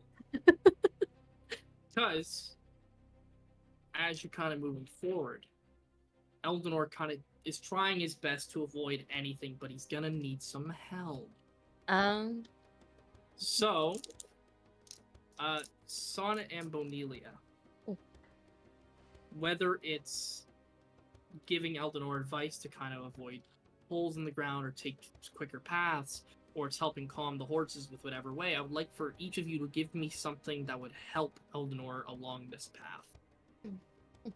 Magical, skill check wise, just throw ideas at me. I would like to point out any obstacles on the roads, like little mud ditches or big rocks. Okay. And Sonic? Well, currently, Sonnet's kind of mute right now. Mm-hmm. If Sonic would like to help, I guess. I don't even know if he's like looking out the front. I feel like he's looking out the back to make sure like no creatures are still pursuing. Okay. Yeah.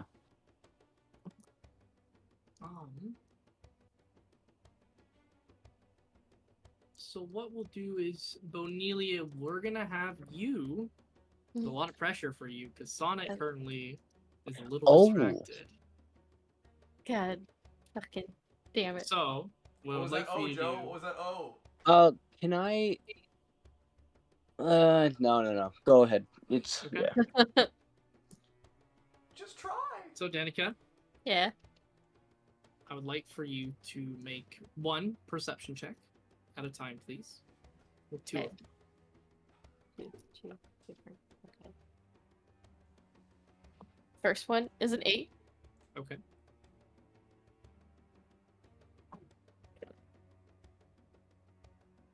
Second one is a 10. A 10? Okay. So making your way through, you manage to avoid like major dips that would delay your trip for the most part. When you get like, you're maybe about 20 minutes out from the actual observatory itself. You have this very small lapse of judgment on perhaps a small little turn would perhaps speed up your travel. And you give Eldenor this piece of advice and he goes for it. So now, this is the second half, Danica. God. Eldenor is going to make a check. Oh, God. And depending on Eldenor, will determine on if you're getting in or not. So I'll be completely honest, we're gonna do a live roll. This is pretty big. Essentially, ladies and gentlemen, we have a scenario where a 10 or higher, given Eldenor's stats, will get them to the observatory on time. Okay? Let me get this back. It's gonna be real dark for certain areas. What is it? I could not even see that. It was because I had to readjust it. I don't know if you can see it. No. Nope. Yeah. It's a 14. Oh! Nice. Oh, thank God. Oh, thank God. I know it might have looked a little cheeky because I had to readjust it, but it's because it moved from a 14 to a 4. Yeah. Okay. I saw a single digit the first time. I was like, wait, was that Yeah, because it looked like a single it's digit? because I angled it and it moved. It was a 14. Oh, Okay. thank God. Oh, thank God. Eldenor, using your quick advice, kind of looks at it. I think I understand what you're meaning, but I'm gonna go this way instead. And kind of veers off. And just as the now full moon reaches the peak just before about 11 o'clock, you reach the observatory. So, I do not have a nighttime version of it, unfortunately. However, Damn, I Just should have. gonna- It's the one thing that that I didn't do. yeah, God, Nat, I believe Idiot. Nat. She didn't Idiot. make the So dumb. It's like she doesn't even care about the campaign. Yeah, honestly, straight up. Where is it? Here we go. Anyway. As you reach the observatory, It's so late. I need We were too late. It's morning. Oh man. Expand that map a bit. Amelia here. I then need Eldenor Hey, boy. and I need Sonnet. Is this like your first date? Whoa. Eldenor kind of stops the cart at the observatory. I don't know whatever you need to do, but if you're in a rush, you better do it now. She's just fucking booking it. Okay. You go to the door. It's locked. What? Can I Down. use my I did lock it. Fuck. can I use my claw? Can I use Tekuin's talent to make an attack on it, but can I use mobile flourish to push it? Yeah. So you're gonna, I mean, basic items have ACs and health bars, Yeah. so make a roll to attack with Talon's claws, or with Nice. Tekuin's talons. Oh my god. Good old TT. Yeah, good old TT. That'd be either a dirty 20 or an 18. 30, 20, or an 18. Okay. Good old How does lock. the door It doesn't face? stand Yeah. a chance. You hit that door with the claw. What flourish are you doing? Mobile flourish. So I get to roll to do more damage, but also push it 5 feet plus the number I roll. Okay. Yeah, roll for your damage, buddy. All right. So damage is going to be 7, 8, 9, 10, 11, 12, 13, 14, 15, 16, 17, 18 damage. Yep. And it moves 10 feet. Oh, damn. Cool. You get the full force of this, and that door just obliterates itself. Like, splinters and shards of it just go flying into the observatory itself. You see the hippogriff kind of stand up, really injured inside of the place. Like, its wound from earlier in the days is healing moderately okay, but it looks like it's gonna leave a scar for sure. Yeah. And it's startled, but it kind of calms down once it sees you. But Mhm. it stays True. back. Wait. But it does stay back, seeing the mask. Yeah. Hmm. The door is completely unlocked, or should I say, broken. Removed. It's Yeah. broken. And you see on the inside of this building, Oh, no. Loth herself.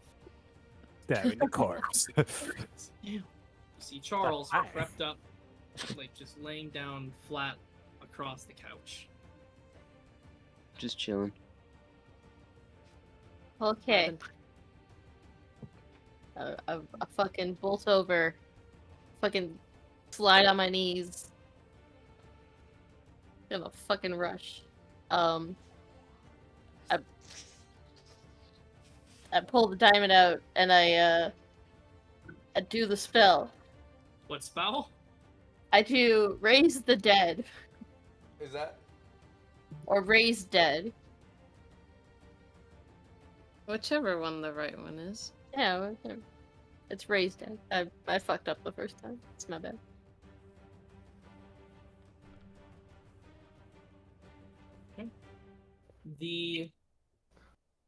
You place the diamond onto Charles's hand, onto Charles's body. Like Iron Man. There's something about the spell that I don't want to say, but I know what it is. I can say that you've been working on it, prepping up to it. okay, thank you.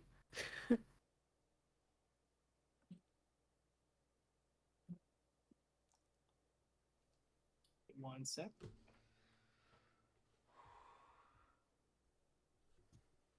I just had to look it up because I'm like, that spell sounds suspicious for some reason because it's like a raised dead. I'm like, I just had to double check for my sanity.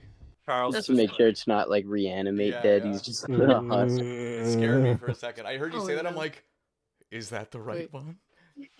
Michaelis would definitely get like major PTSD from that too.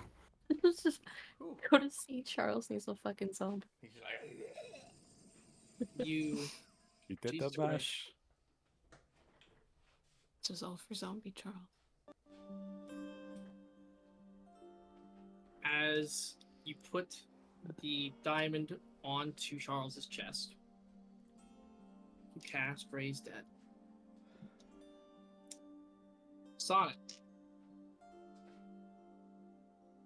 You Yeah. feel that anger that was inside bubble up even further.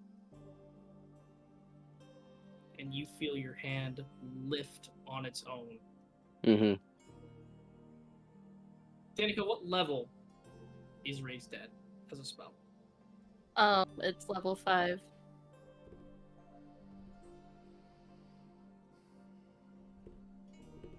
Oh, fuck off, dude. Fuck off, Tekuin. Fuck off. Swear to God.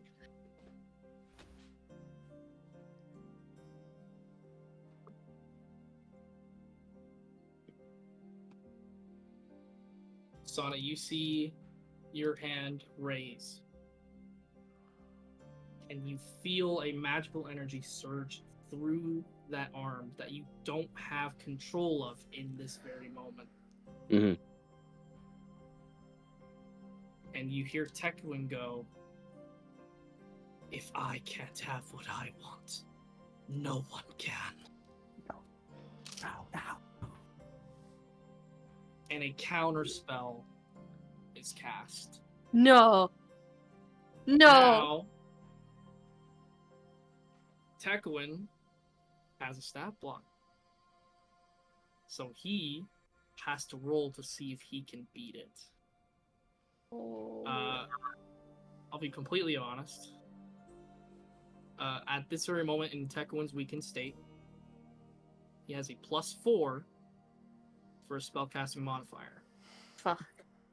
So, if Tekuin rolls an 11 or higher, the counterspell works. If it rolls anything below, it fails.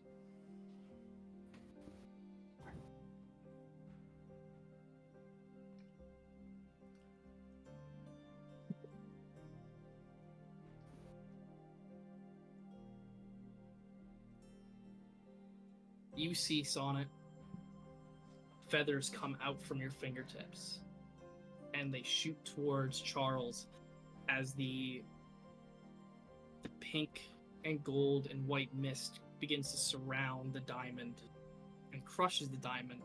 And you see some of the energy flow into Charles. And you see some color come back to his skin. See the feathers go. And right as they're about to hit, you see a unicorn horn deflect it. Yes! Oh! And the spell disperses. Fuck. You see color. Oh my God. You see color come back to Charles's face. And very slowly, you see eyes begin to open. Charles kind of like looks around, his eyes kind of squinting. First thing he sees is a skeleton. Welcome to the underworld. He looks up, sees you, Bonelia. She goes, "That is not the face I thought I'd see if this were to happen." And you see Charles' arms just wrap around you, and he brings you into an incredibly tight embrace. And I hug him back real tight. Sonnet, after the feathers kind of go out from your fingertips, you see that your arm just goes completely limp and goes back down to the side. I think like as I feel that limpness, just out of reaction, I pull out my dagger and like stab my own hand because that's like what I wanted to do the whole time but couldn't move. Damn. Like a delayed reaction. Literally, yeah. It's just like he's sitting there the whole time trying to do it, and then as soon as it goes limp, it just. You stab your hand, and I would like for everybody to roll a perception check, please. Even me? Yes, even you, who's so far off. Even you, you rascal. 18. You know what? I'll use one more luck point. 19. Dirty 20. Did you say perception? Yes. 8. That's okay, Michael, because this had a incredibly low DC. Oh my god. Sonnet, you stab your hand. Charles kind of looks to you because, are you okay? And when you stab, the moment your hand gets pierced, you see feathers pool out instead of blood. And you hear a voice in your head go, "Our contract, Sonnet, is nullified." Oh. And as the feathers begin to pull out, you see the mask begin to dissipate from Sonnet's head as the pool of feathers begin to mass down on the floor. And before anybody even has a moment of clarity what's happening, those feathers shoot straight up through the glass of the observatory into the sky. Everybody in the near vicinity, from Lunarium to Zawar and even parts of Zaboyum, can see these feathers go up into the sky, dissipate into 5 different strands of black, mystified energy. They come into one ball, and they shoot towards Zawar. Oh. Sonnet. Oh, wait a second. I'm Oh, in no. Zoar. Oh no. Oh. As all of you kind of see this black beam go towards the city, you've headed a little further into the woods by the time this has happened, so you're not within the city itself. The beam goes directly to it. You see a pretty much what is a sphere of black feathers encompasses the entire city. And Sonnet, you have lost your Tekuin abilities. Yee.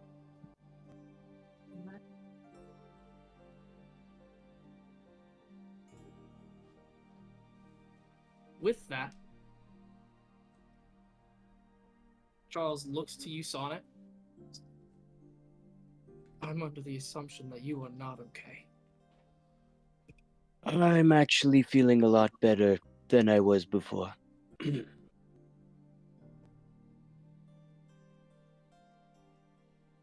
I reach my hand out to Sonnet. I'll reach. Well, I'll reach my non-stabbed hand out. And I pull him into a hug. Thank you.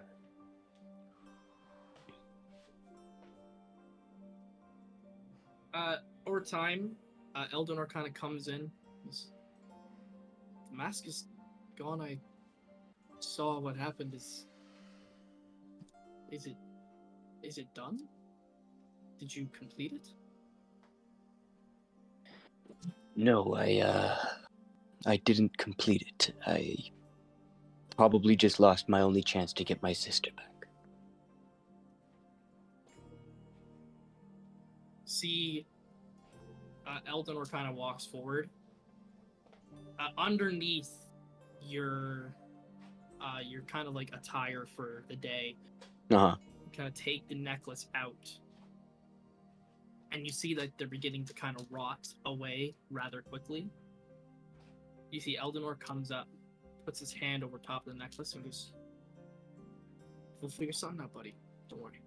And you see he casts a spell onto it, and the fingers restore themselves back to the realm that they were. Oh. Now, I may need to renew this every little while, but while you search for a method to do what you need done, this at least will kind of keep the memory going, am I right? It's better than nothing. No, it's thank you. I don't think I could lose any more hope.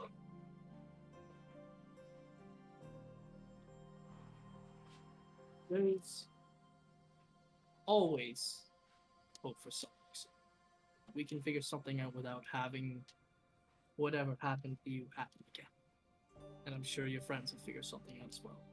Seem pretty resourceful, given what, as he points to Bonelia, what I assume was a very incredibly last minute happened.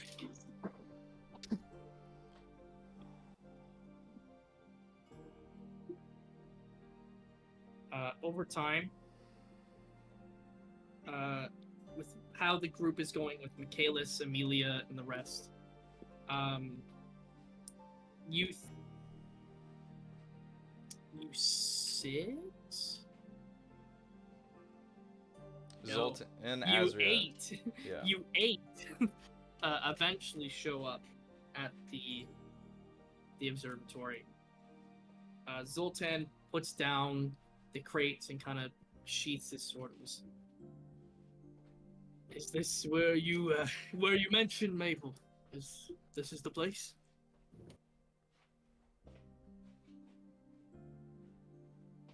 Wait. Zoltan's asking you, is this the place? Like, Yeah. observatory. Sorry, I blanked. Yeah, this is the place. as you all kind of move your way up, Mabel, you see that the door to the observatory is completely blown off its hinges. Yeah, I think I'm gonna start running in, and I'm just gonna call after Sonnet and Bonelia, and run in, I guess. So Sonnet and Bonelia, you hear Mabel kind of call out to you. Before you can do anything, you see Charles kind of like stands up from the couch and puts his hands on his shoulders. It was just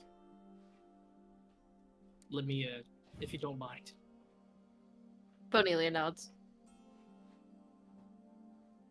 See, Charles kind of walks to the just before the door. Both of you see Charles kind of take like a very deep breath, and he turns to go exit the observatory. And Mabel, you see Charles standing in picture perfect condition. I think I almost fucking run into him. And then I stop.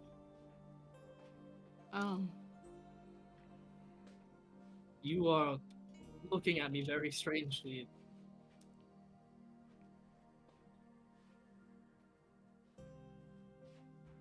You're here. She did it. And looking at the moon, is it like a few minutes past? Like, It is now like 1 a.m. at this point. Like, it is well past the time frame for when it would have won. So we were delayed by like maybe an hour or something, right? Well, you guys are walking. They were on Right, the carriage, right. right? So Yeah, Mabel's just she's just gonna hug him and start crying and all that good stuff. I missed you so much. see Charles kind of like just holds you incredibly tight and kind of like breaks apart just for a second, kind of stares you in the eyes and just goes, I had a feeling. I had the smallest little inkling that I would be missed. Just a very small one, almost insignificant, like this ant who wouldn't leave me alone. Okay, I get it.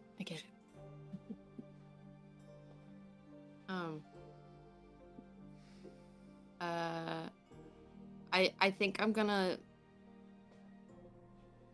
peeling my eyes off of him, I think I'm gonna look over to find Bonelia to like thank her and stuff, and then I think when I see Sonnet, I'm gonna stop because I see that there's no mask, and I'm gonna say,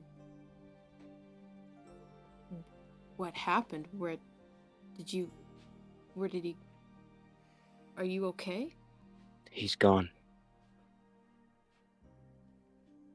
Gone? What do you mean gone? Gone? The contract is nullified.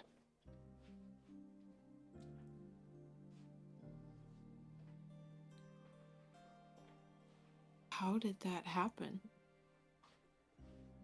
Did you do something? Just what I do best, just piss people off, the usual.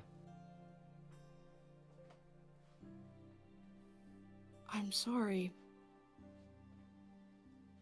For... Listen, it was a very long time that I couldn't tell you guys my plans, my intentions, and you guys put your faith in me. And I made a choice that lost what I thought is my only chance of getting my sister back. But that was me putting my faith in you guys. In that we can come up with a plan. We will. I will keep trying. I promised you that much. I mean, it's not too far out of our reach, and I just look over to Charles. Yeah. So you're really... I'm just gonna hug her. I will hug him back. And then I will look at him and be like, so it's really just you. Just you. Yep, it's, I've been this weird all along. It was me. Surprise. And Mabel's gonna say, I love you so much. And I love you too. And I'm gonna kiss him. Hey, yo, what's up? Okay. After a very lovely and touching reunion, after a little bit, lascivious. I'm gonna deadbolt straight to Sonnet. Yeah. Well, hang on before you do. Mm-hmm. The observatory finally comes into view. Yeah. The rest of some of the stragglers from the citizens have finally breached off, and they're said they're going to move to Lunarium for some refuge. Some kind of petered off into the woods to go see if their vacation homes or anything along those lines are still functional or standing. Mm-hmm. The three, otherwise than Frixori, though, they stayed with you throughout the entirety of the way. Yeah. Frixori has her eyes like peeled on the Zwar region and that dome that is now over it. And she kind of turns to you. What was that? I mean, did I observe that there were feathers leaking off of the thing and all that stuff? Yes. Yeah. What I can only assume is the biggest piece of shit demon in this fucking world. Well, I mean, I'm gonna trust you on that one. I did happen to get a sneak peek at what exactly happened earlier today. I don't even know. That was luck at its finest. I don't know what it means. She kind of like pats you on the back. It's like, know that luck runs out, and it runs out very quickly. Maybe don't do that as often, just in case. Yeah, I guess until I understand it. I mean, congrats on being a harbinger, I guess. A harbinger? A harbinger? Well, that's what that is it not? People who bring demonic entities into the world are the harbingers, or Harbinger. I think it's a harbinger, but maybe? If that's what I am, I don't know. I'm very conflicted, because... So here's the thing. So, I was talking to LaRue, and... You mean the goddess? Yes, we were talking. I know you've met Zahir, and you mentioned Kapir, and...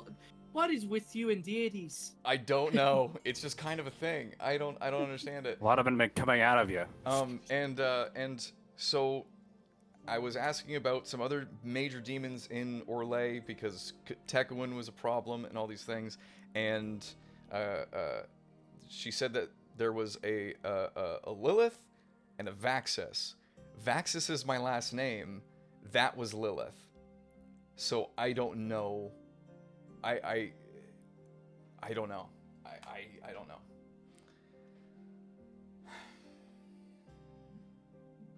That's actually rather surprising. Why?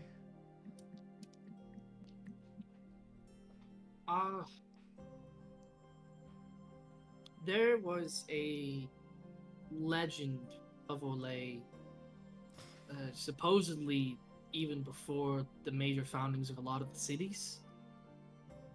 And that was that you had your main deities like Loth and Kapir and Zahir and LaRue. But the more demonic entities like Lilith and now you mentioned Vaxis, they were more so most of the time not interacting with the public in any form of way, with the exception of what I assume is this new one that you're talking about. They tended to stay away from most human affairs, which is shocking considering what the deities do. But this one that you mentioned named Vaxis, this deity had fought Kapir years and years and years ago. What was he the one that, like, I guess put him in the ring that I found? No, no. Zahir mentioned this when I was studying under him. Oh, sorry, years ago. Zahir. I thought you said Kapir. My bad. I was. No, Kapir. Yes, Kapir. Oh, okay. See, Zahir told me about this years ago when I became his second in command for the Copperheads. Kapir went missing because he was defeated by Bane. Okay. Before he fought Bane, he fought something named Vaxis. And Vaxis was not even a creation of any kind. Vaxis just appeared. And he was known as he was the first of his kind to have ever had that type of scenario. The term that they used for it escapes me at the moment because it's been a long time since I've heard the legend, but essentially Vaxis was created out of pure passion. So no proper creation purpose or anything along those lines. One day Vaxis just appeared and was known as the demon of passion and desire. Oh.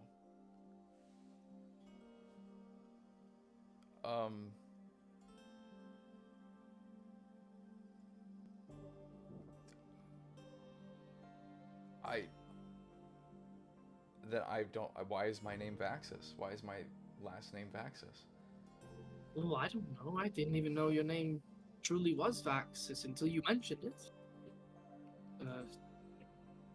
I thought it was more like, similarities and such, and now you're bringing the fact that Lilith literally came out of you and all this deity stuff, and I mean, it's a little more coincidental than I thought, but I don't have the answers for you, but maybe you can dig for yourself and find something. Because well, yeah. I seriously doubt Zahir's gonna give me any more answers. Oh, I certainly hope not. I hope you never see Zahir again. Well, Unless... I hope I don't see Zahir specifically, but I hope the other Copperheads are okay.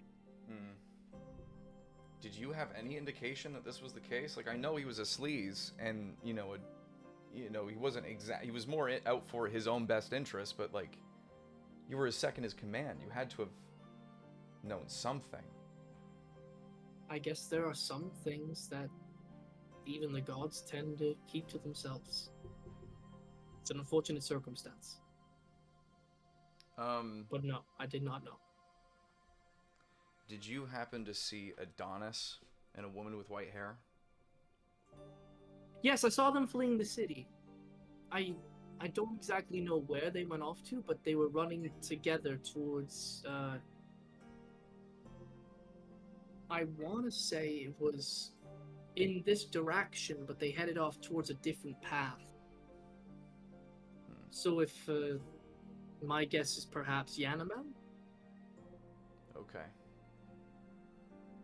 It's good to know.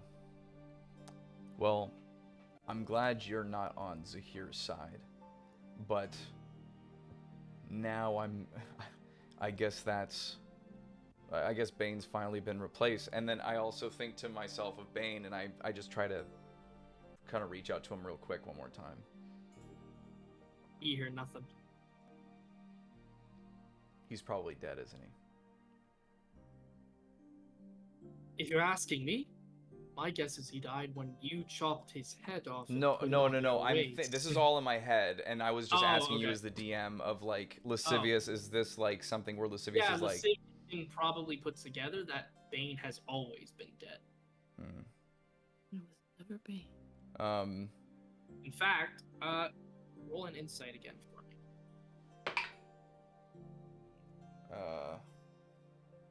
It's only a 9. 9? That's okay, because you're looking into yourself, so okay. You can kind of feel that Bane started speaking to you once you killed him and put him on your belt. You can kind of get the sensation that perhaps, just maybe, that killing Bane successfully probably sent a message, and that's what inspired Lilith to potentially reach out.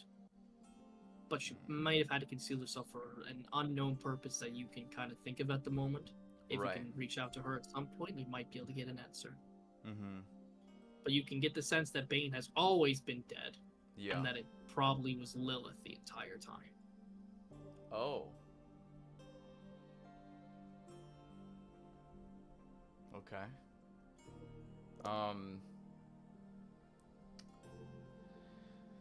Can I cast message to Lilith? You'd be too far. Too far. So the spell immediately just fizzles. And I don't have any spell slots, so I can't message Kapir. So I just have to trust that he's okay.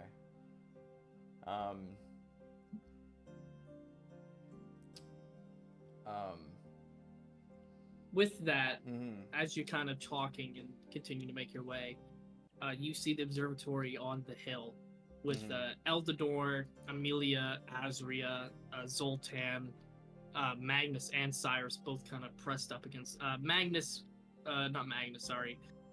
Zoltan would have helped Michaelis kind of prop up both Cyrus and Magnus just against the actual observatory and just kind of resting up. The time within that time frame, you would have come up and seen them all. Yeah, I'm just gonna kind of walk past and go, give me 1 second, guys, and I'm going straight to Sonnet. Okay. You pass by Eldenor, everybody, just straight through into the door where you see Bonelia, Mabel, Sonnet, and Charles. Lascivious definitely starts to well up.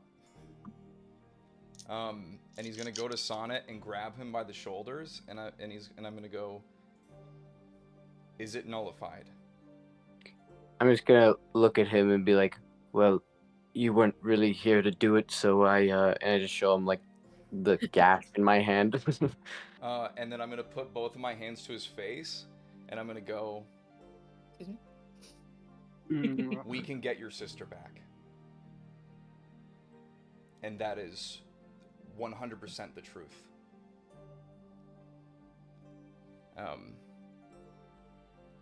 And I'm just gonna kind of just be like, I refrained from saying it because I didn't know if Tekawin would do anything if he knew.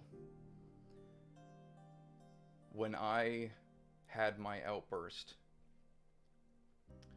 after I woke up, Kapir told me that when he said that my sister spoke to me or said something to me, And he also said that if we kill Lolth, the higher-ups to Kapir have granted us a wish. If we kill Lolth, we can get your sister back. I was going to be selfish and just do it of my own accord without telling you guys, but I've been running around not telling you guys things, and it's just made things more complicated than it needed to be. And I realized that I was relying on my desperation and rather than relying on you guys and trusting you guys more. And that will never happen again. I don't know if Cornelia can hear that, but if You she can does, all the four of you can hear it all. Even Michaela's just kind of outside helping at the moment. I go and I squeeze Lascivious' hand. Yeah, he's definitely tearing up. Yeah. Michaelis, do you do anything? Because I'm outside right now, right? Yeah, you do hear the conversation though. Like you could be like in the door frame practically. Well,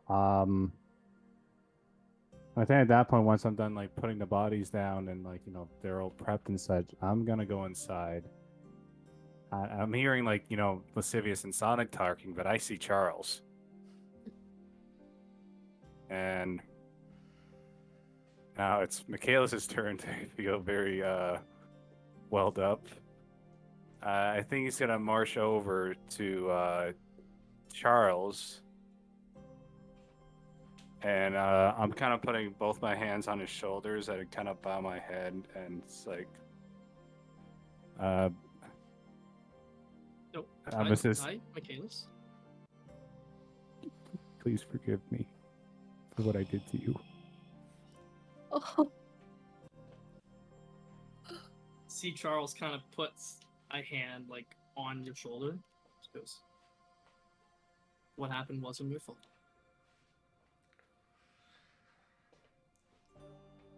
I had some responsibility to it.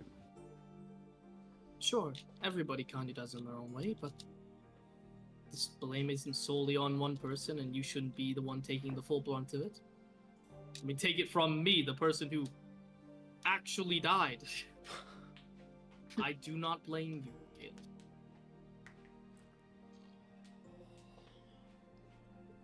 I've just lost too many people. See, Charles kind of like pats you on the shoulder. Well, we're gonna do our best to not lose any more, shall we? I'd rather not go through that again. My little space was nice and all, but I'm not gonna lie, it feels nice to have some kind of a carpet underneath my feet. That's good. I'm gonna turn to Mabel. I'm gonna say give her a simple nod, and I'm gonna hug him. Oh! And I'm just gonna say, Michaelis, I'm so sorry. You don't have to say sorry to me. It wasn't fair to blame you. I was just looking for something to blame. Seems like we all are looking for something to blame, but I don't know this is exactly fix this thing exactly 100%, but we're good.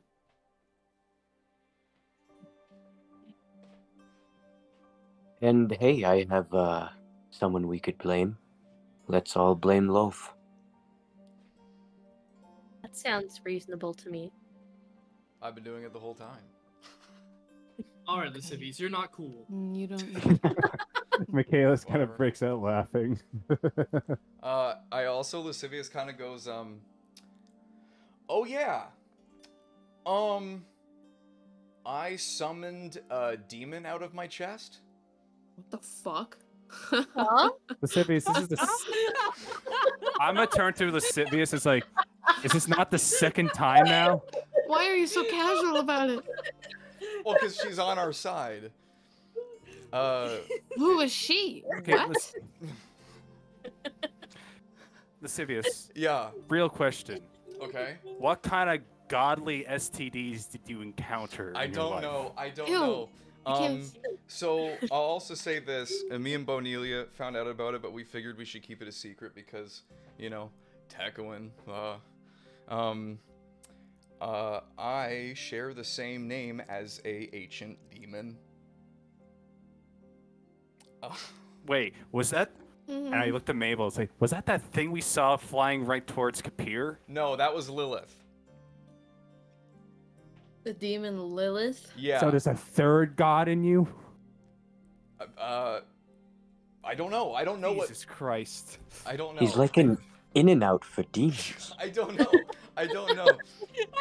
What's an in and out? It's very complicated. No. I'm They- not doing that. So, Like they're going in and out of him? Yes. No, Michaelis. Nope. I brought you into LaRue's realm and you had a demon inside you. Yeah, it's a goddamn god and goddess Bukaki on Lascivious. Jesus Christ. so Michaelis, stop talking. Michaelis, you're ruining the moment, okay? Okay, so this is all I know. When I was speaking with LaRue and Bonelia, LaRue had mentioned, because I was asking if there were more demons that we might need to worry about. She said that there was Tekowin, Lilith, and Vaxis. Vaxis is my last name. I don't have any memory before I was like 10 years old. I have nothing. There's nothing there. I don't know what it is. And then, I guess another thing I should say is that I've been talking to Bane this whole time since we killed him. What? There really was a lot, huh? Yeah, and but I don't think it was actually Bane. I think it was Lilith, because when I went out to, I just wanted to do something to help Kapir because I don't want him to die, and he was getting badly hurt. He was getting double teamed, and I looked into myself, and then Bane kind of just faded away, and then bunch of symbols put on my chest, and then all of a sudden Lilith with all of her spears and shields and just walked right out of me and said, "I've been waiting for you to reach out," and then went and just fucking annihilated Zahir. Like, he had no chance. And Can we count him out, do you think? well, then it was Lolth and Lilith locked arms, and then Lilith literally picked up Lolth and fucking threw her. So I have a feeling that Zahir is probably dead, or at the very least, Kapir is safe. I think I'm confident in that, unless Are you able to contact him? not right now. I can. Go ahead.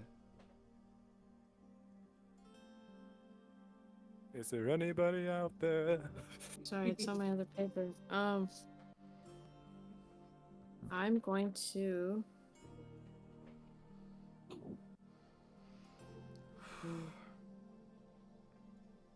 I go, "Hey Charles," by the way. Charles just kind of looks at you. He's like a small old nod. I understand forgetting to say hello. You had a lot to get off your chest. Yeah. Yeah. I knew you were hiding a bunch of secrets. I think we all knew. Well, I guess it's not much of a secret then, huh? Well, the contents. To your benefit, the secret is what the secret is about. The fact that you had secrets wasn't a secret. I'm sorry. I just was scared. I get it. I hope you can trust us now. Oh, I'm all in. I'm Mabel? I am going to cast Sending, 5th level. Okay. To Kapir. And then I look to Lascivious, besides asking if he's okay and where he is. Is there anything else?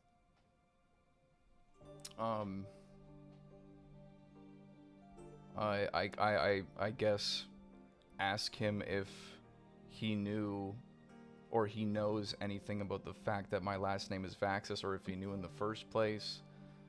It's now a good time, though. He could be... True. Just ask if he's, safe and okay, and if Zahir is dead or not. And I will ask exactly that. If he is safe and okay, and if Zahir is done for. You try to send off the sending, and you know that the spell's been cast, but it fizzles. Can I detect magic on what that fizzle? Yeah, using detect magic. Firstly, the observatory has barely any magical lessons to it aside from like a couple of books and things like that. However, with the fact that there's like the glass area that completely encompasses the top of the observatory, you see a enormous glow coming from the direction of Zoar. Like so much. Like normally, because detect magic usually just highlights what the object is. This is a glow that is reaching beyond where the magical effect is. Do I have to run upstairs to like fully see what's happening? Yeah, if you were to go upstairs and look towards Zawar, I follow. You now see the dome of that black magical essence, as well as the effect of the feathers kind of coming and going off of it. And that dome itself is what's giving off that crazy glow with your detect magic. You can probably signify by this that any kind of messages or sendings going into the region of Zawar or anybody within that area, it's probably not gonna work. Shit. I look to Lascivious. I can't. I'm sorry. Then I guess we'll just have to trust it then. Trust is a big theme among us all. Mm-hmm. That's when you all hear kind of like a knock at the broken door. At the broken door, like a small little knock. I just kind of Everyone look down. draws their weapons. Nobody trusts anybody. Yeah. You see, Lascivious, you see the halfling from earlier kind of poking his head into the room. Like, hey, I'm very sorry to kind of interrupt your look. And you see, like, he stops mid-sentence. And he has his eyes, like, pinned on Mabel. You dyed your hair? And he just rushes Mabel and like gets her into like the biggest. I'm sorry, hug. what the fuck? I go, Like, no. oh, Ophelia! No, it's not Ophelia. That's not Ophelia. That's not Ophelia. No. No, Bonelia's down there. She's the skeleton. Oh, Ophelia! I've missed you so much. Oh my god. I'm gonna, Sir? No, Sir? I'm gonna grab and No. Sir, Bonelia's down there. That's Ophelia. Not me. So you just kind of like stops like shaking or just gonna. You're not. Oh. Nope. no. Bonelia's down there. It just kind of puts Mabel down very slowly. For a halfling, this halfling's surprisingly strong to like lift you up. Eventually, kind of like turns around and kind of says, "You're a man. You're a man. You're The a skeleton. man." The skeleton. Cornelius just like stiff as a board, not moving, just shocked. Don't worry, she's alive. She's just. It looks like she's shocked. So. This is not a gag. That's actually her. Ophelia? Tiny type. You see, he kind of like just pokes his head out to the side and was. Behind, so far. You need to get in here. And you see the dwarven figure and the elven figure come into the observatory. And they all just kind of look and like. And before they can even say anything about looking at Mabel, they go, no. The skeleton. Yeah. And the three of them all kind of pin their eyes on Bonelia. And the three of them just kind of dogpile her. Wait. You see, the halfling kind of like just like grabbing at like pretty much like her waist and kind of like just like upper stomach area. Like, oh my god, when we got that message from you, I don't know what happened. That must be some gift from the gods to be able to hear from you.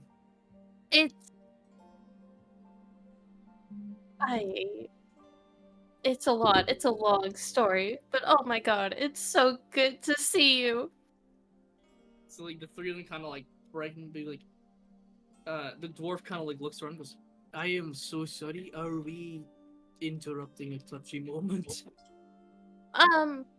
Well, I did just bring someone back from the dead. Oh, you did that plenty of times back when you were alive. Well, it's different now. Things are a little bit different now. In case you couldn't tell. You see, the elf just kind of look at you and go, "Yes, I was not expecting the fact that you have lost so much weight. I mean, my figure is still as perfect as could possibly be, but I mean, I'm sure you can take a part of my workout routine. We can get you some, I would say abs, but you don't even have muscle. But that's okay." I'm about as lean as I'm gonna get. See the three of them kind of like look. "I am so sorry about interrupting all of your guys' tender moment." That's all right. I turn to the rest of the group, and I say, "Guys, these are my friends from when I was Ophelia. This Hello, friends.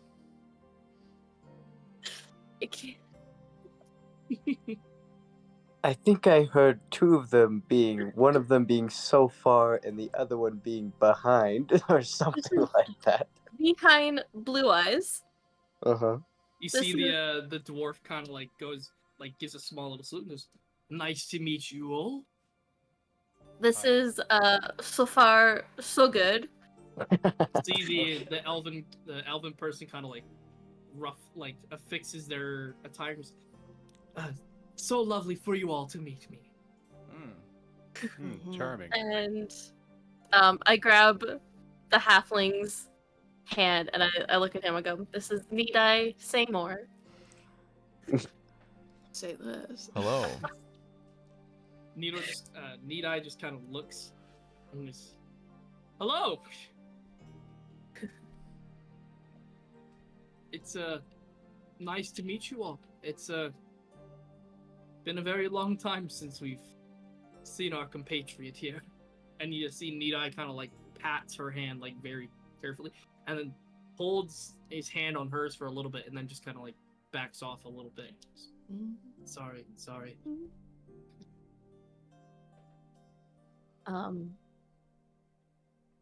Yeah, I'll Need-Eye. I'll talk with you guys in a bit. I'm just gonna Yes, a couple things to talk about. Yes, that's right. I am so sorry, but when your friend here brought up the fact that you were coming here, we had to race. We had to race here as quick as we possibly could. I'm so glad you're out of Zoar. So am I after seeing whatever that black thing was that made a dome. It's a dome. Regard, we'll leave you all to your talking. Terribly sorry, and thank you so much. No problem. It's a lot of magic mumbo jumbo anyway, so I'm out of the loop in this as much as you are. So you see the three of them kind of back up before Need-Eye kind of pokes his head back around one more time. We'll catch up, right, Bonelia? Oh, Bonelia, which do you go by now? Bonelia. We'll catch up, Bonelia. Yeah, don't go far. I don't think I kind of want to. Everything kind of looks a little dangerous off to the city. Yeah. Thank you. And then he kind of goes off. Is everybody kind of crowded in the place right now? Currently, yes. All of you and Charles are inside the observatory. Even like Zoltan and Azria and all them? Everybody else is still on the outside. Okay. I'll just kind of give a brief like, Just to ease everyone's kind of maybe worries, from what I can tell, most, if not all, of the citizens of Zawar have been evacuated. Me and Frixori and those three, we managed to get some of the like last stragglers and stuff. So, so far, like despite the unfortunate losses, I think we managed to get, Zawar pretty safely evacuated. So. We need to go through our MIA list right now. We're missing Elias. Did you see him? Elias, I didn't see him. Because right now, what was it? Finn and the merchant woman. Finn and Nora are dead. Right. Queen Levira is the other dead. one's And Adonis is missing. Adonis evacuated with the white-haired woman towards what was the place called again? Yanamil. Towards Yanamil. So my mother, what I hope is my mother is with it. You see, like Michaela's just kind of sigh. It's just like this gets into another complicated bit.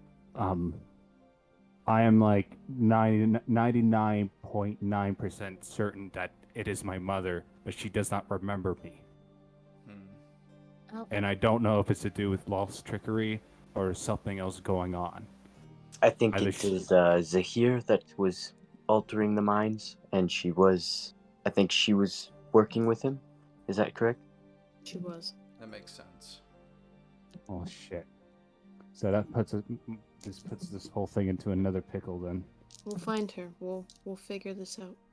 Maybe if Zahir is dead, then that would wear off, and maybe that'll change.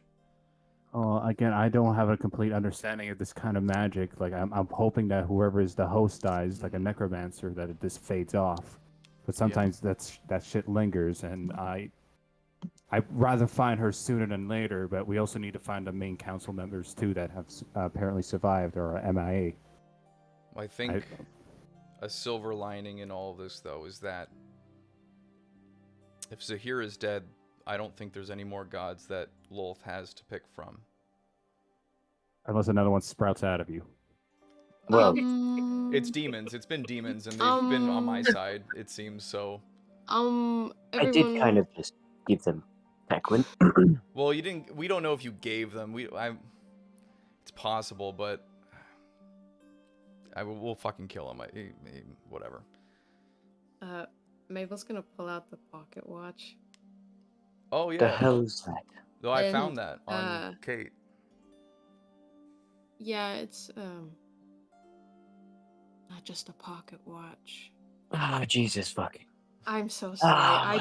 There was never a good time. I feel like every time I want to talk about something, it just of doesn't. Isn't it like broken? I tried clicking it and it wasn't doing anything. Not for you. And I'm gonna click it.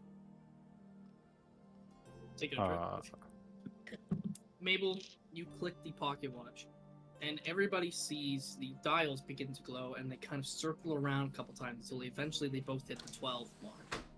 And eventually you see the form of Ogma appear coming out of it. You see it's similar to like a hologram in a way, where it's not like she's physically in front of you, but this little manifestation has come from the watch and is covered in this kind of like a misty effect, so parts of her are disappearing then reforming. Standing about maybe 5'6", has like a little less modest in terms of attire. Like there's quite a bit of skin showing. Pants are kind of like quite aloft and airy, and has this blue and golden kind of hood and a very elegant young woman face. Oh. Hi. Everyone, this is Ogma. She's the goddess of knowledge. Oh. There's another one. Great. Yep. Man, we are just finding them all. She's, Ogma, if you want to introduce yourself. You see, she kind of looks to each of you. My name is Ogma, as she's mentioned. The goddess of knowledge. Mm-hmm.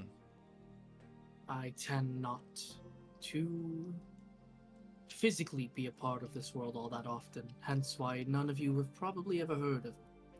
Fair enough. And preferably, I would like to keep it to the people who are in this room. Yeah. So just don't say anything about you anywhere else. Yes. No, my as the old job is saying- my job is to keep information that could be devastating to Orlais and Vassilis as a whole under tight lock and key. I see. All right, so it's kind of like that old saying, knowledge is power, so we better want to keep it between ourselves. Exactly.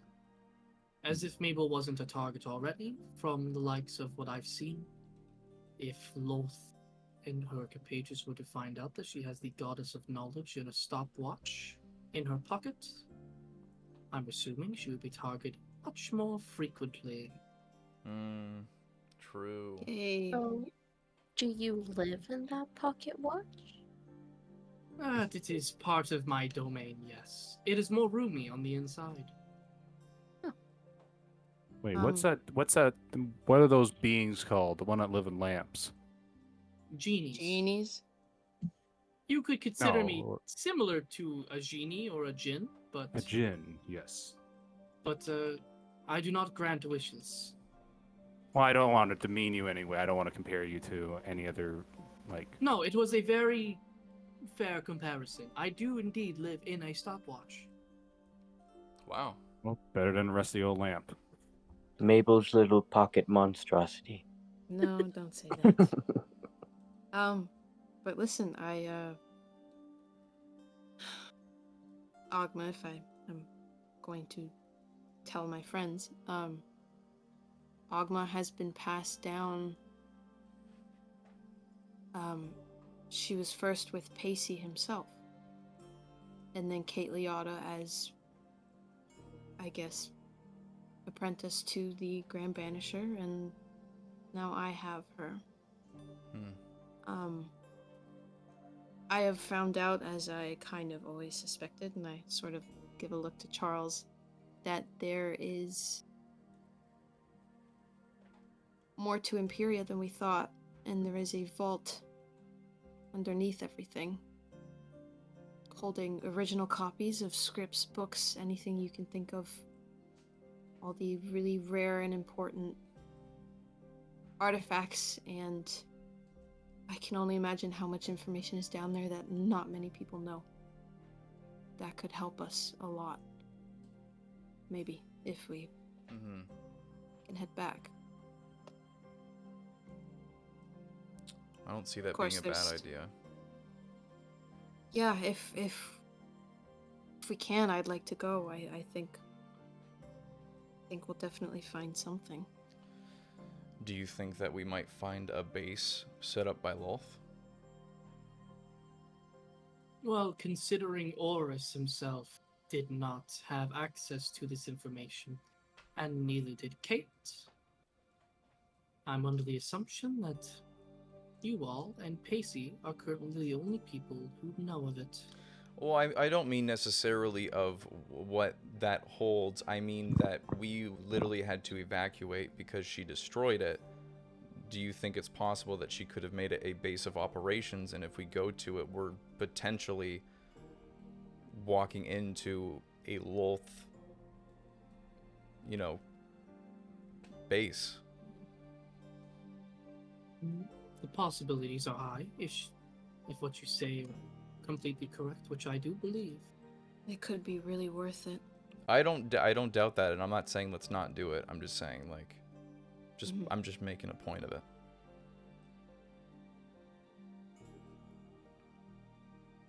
Seems like everywhere we go, it ends up on fire. So I don't know where to go from here. Charles kind of speaks up. It's, well, did Cheshire make it up? I don't know. I never saw him. I saw him Did go anyone see in, him? but I was too busy trying to lead the Driders away from Azria and and I guess Zoltan, because they seemed to be together. They were together, and Maybe I So- could reach him somehow with my stuff. With this? Maybe? I don't know, I could try. I don't know.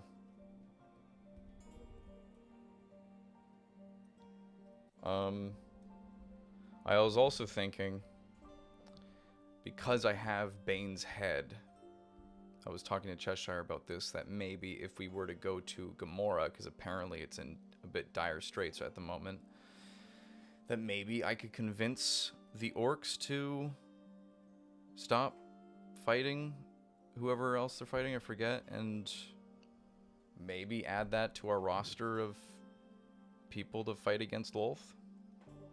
I could possibly help rally them. I have his sword. Mm-hmm. Could possibly convince them. Orcs usually naturally want to follow I don't want to embellish on myself or something, but somebody who is seemingly strong, and I at least look the part. Don't know much about my actions, but... See, Agma kind of speaks up. Yes, you are indeed the bulkiest of the people within this vicinity. So If- hopefully with me and Lascivious, we should be able to convince the orcs. Maybe get an alliance of some sort. However shaky, I've done it before. A simple idea for you all. If any of you have any connections of any kind, an army would be a strong benefit. I could possibly help with that. Yeah. You have an army.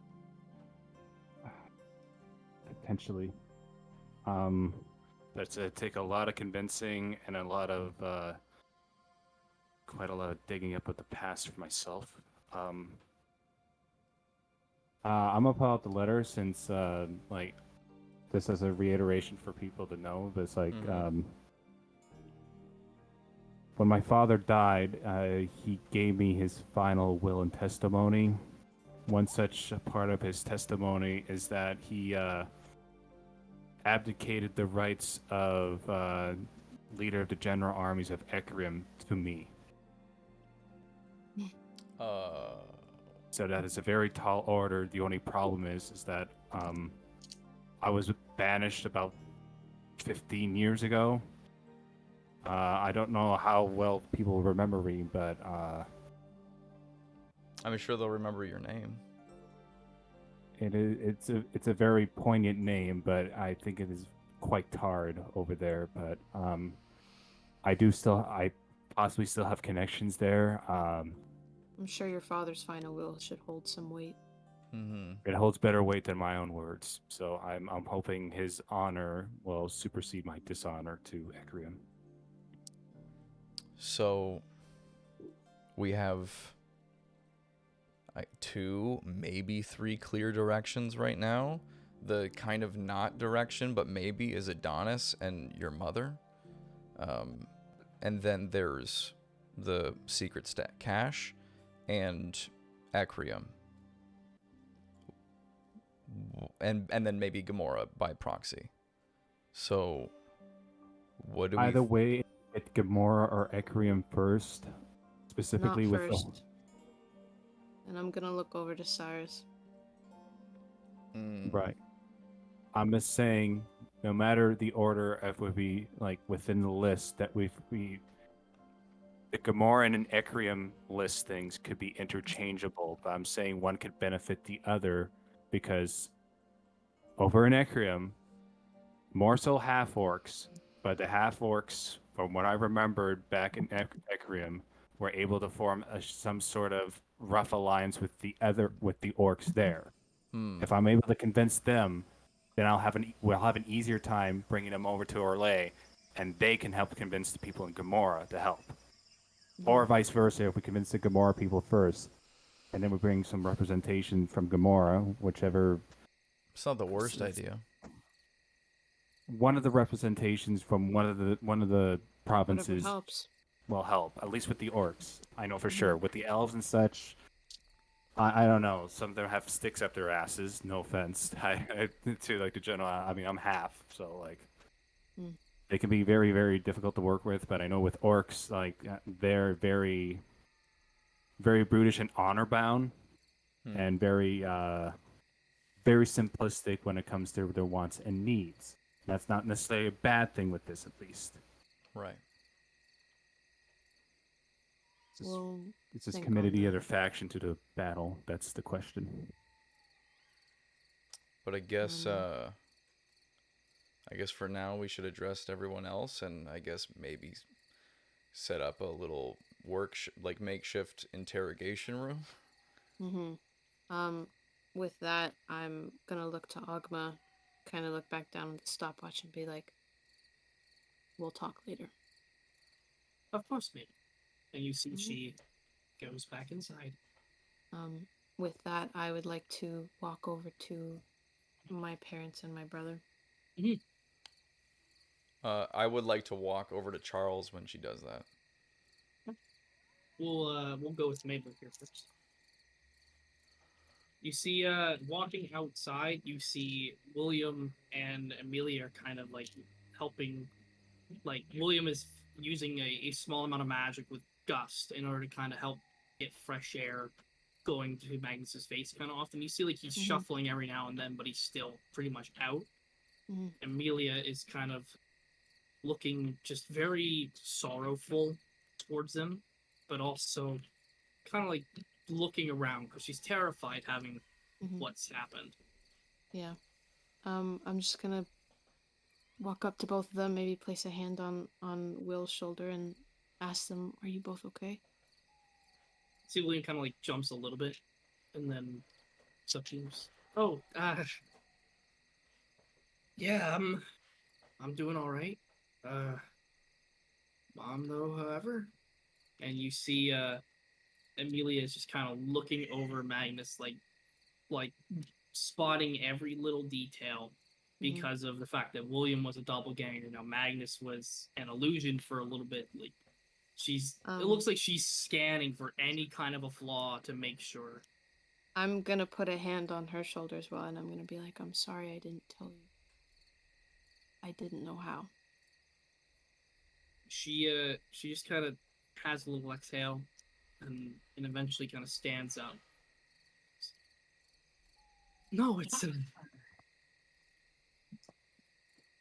not the easiest thing in the world to say that someone is trying to take you away from your family and then cause an entire ruckus as they pretended to be your husband and your father. It's not the easiest thing in the world to just share at the dinner table over breakfast. Nope. Although, I think, I want to say that was him in the morning before he left. I just think at the dinner, it wasn't.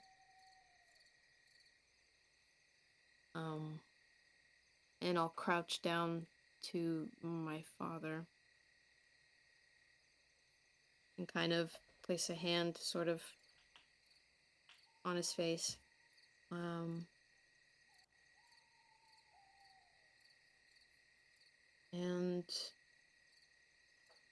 I don't know, I'll try and cast message to him and just be like, Considering he's unconscious, it just wouldn't work. No.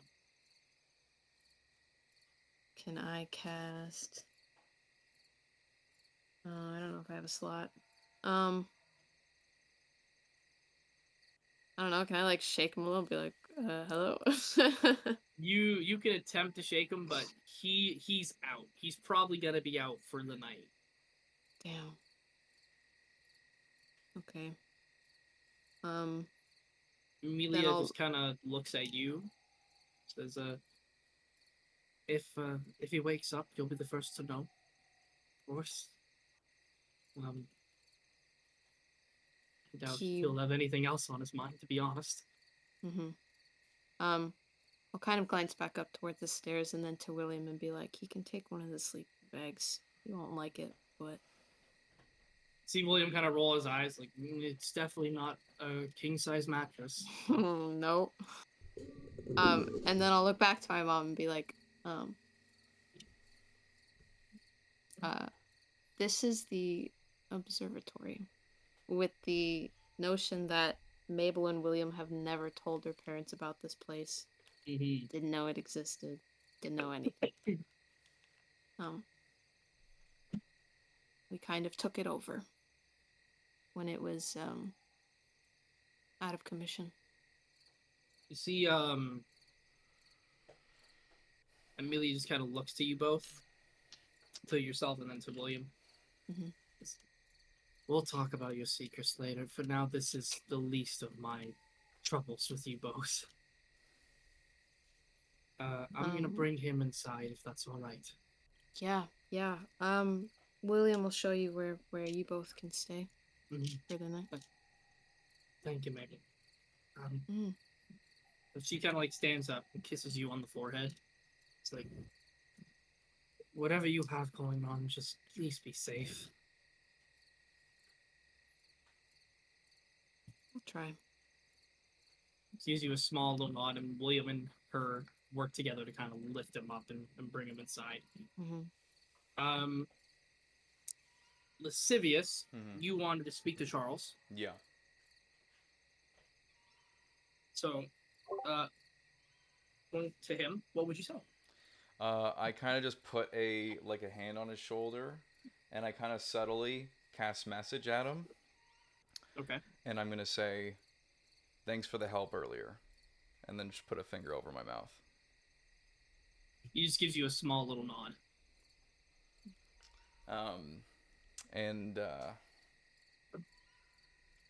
I guess I'm gonna go look for Azria. Okay. Michaelis, was there anybody that you were gonna speak to before the night? Before the night ends, I should say.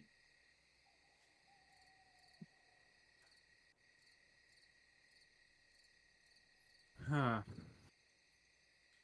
I said my piece about trying to find my mother and things like that, but considering now we have to wait, I'm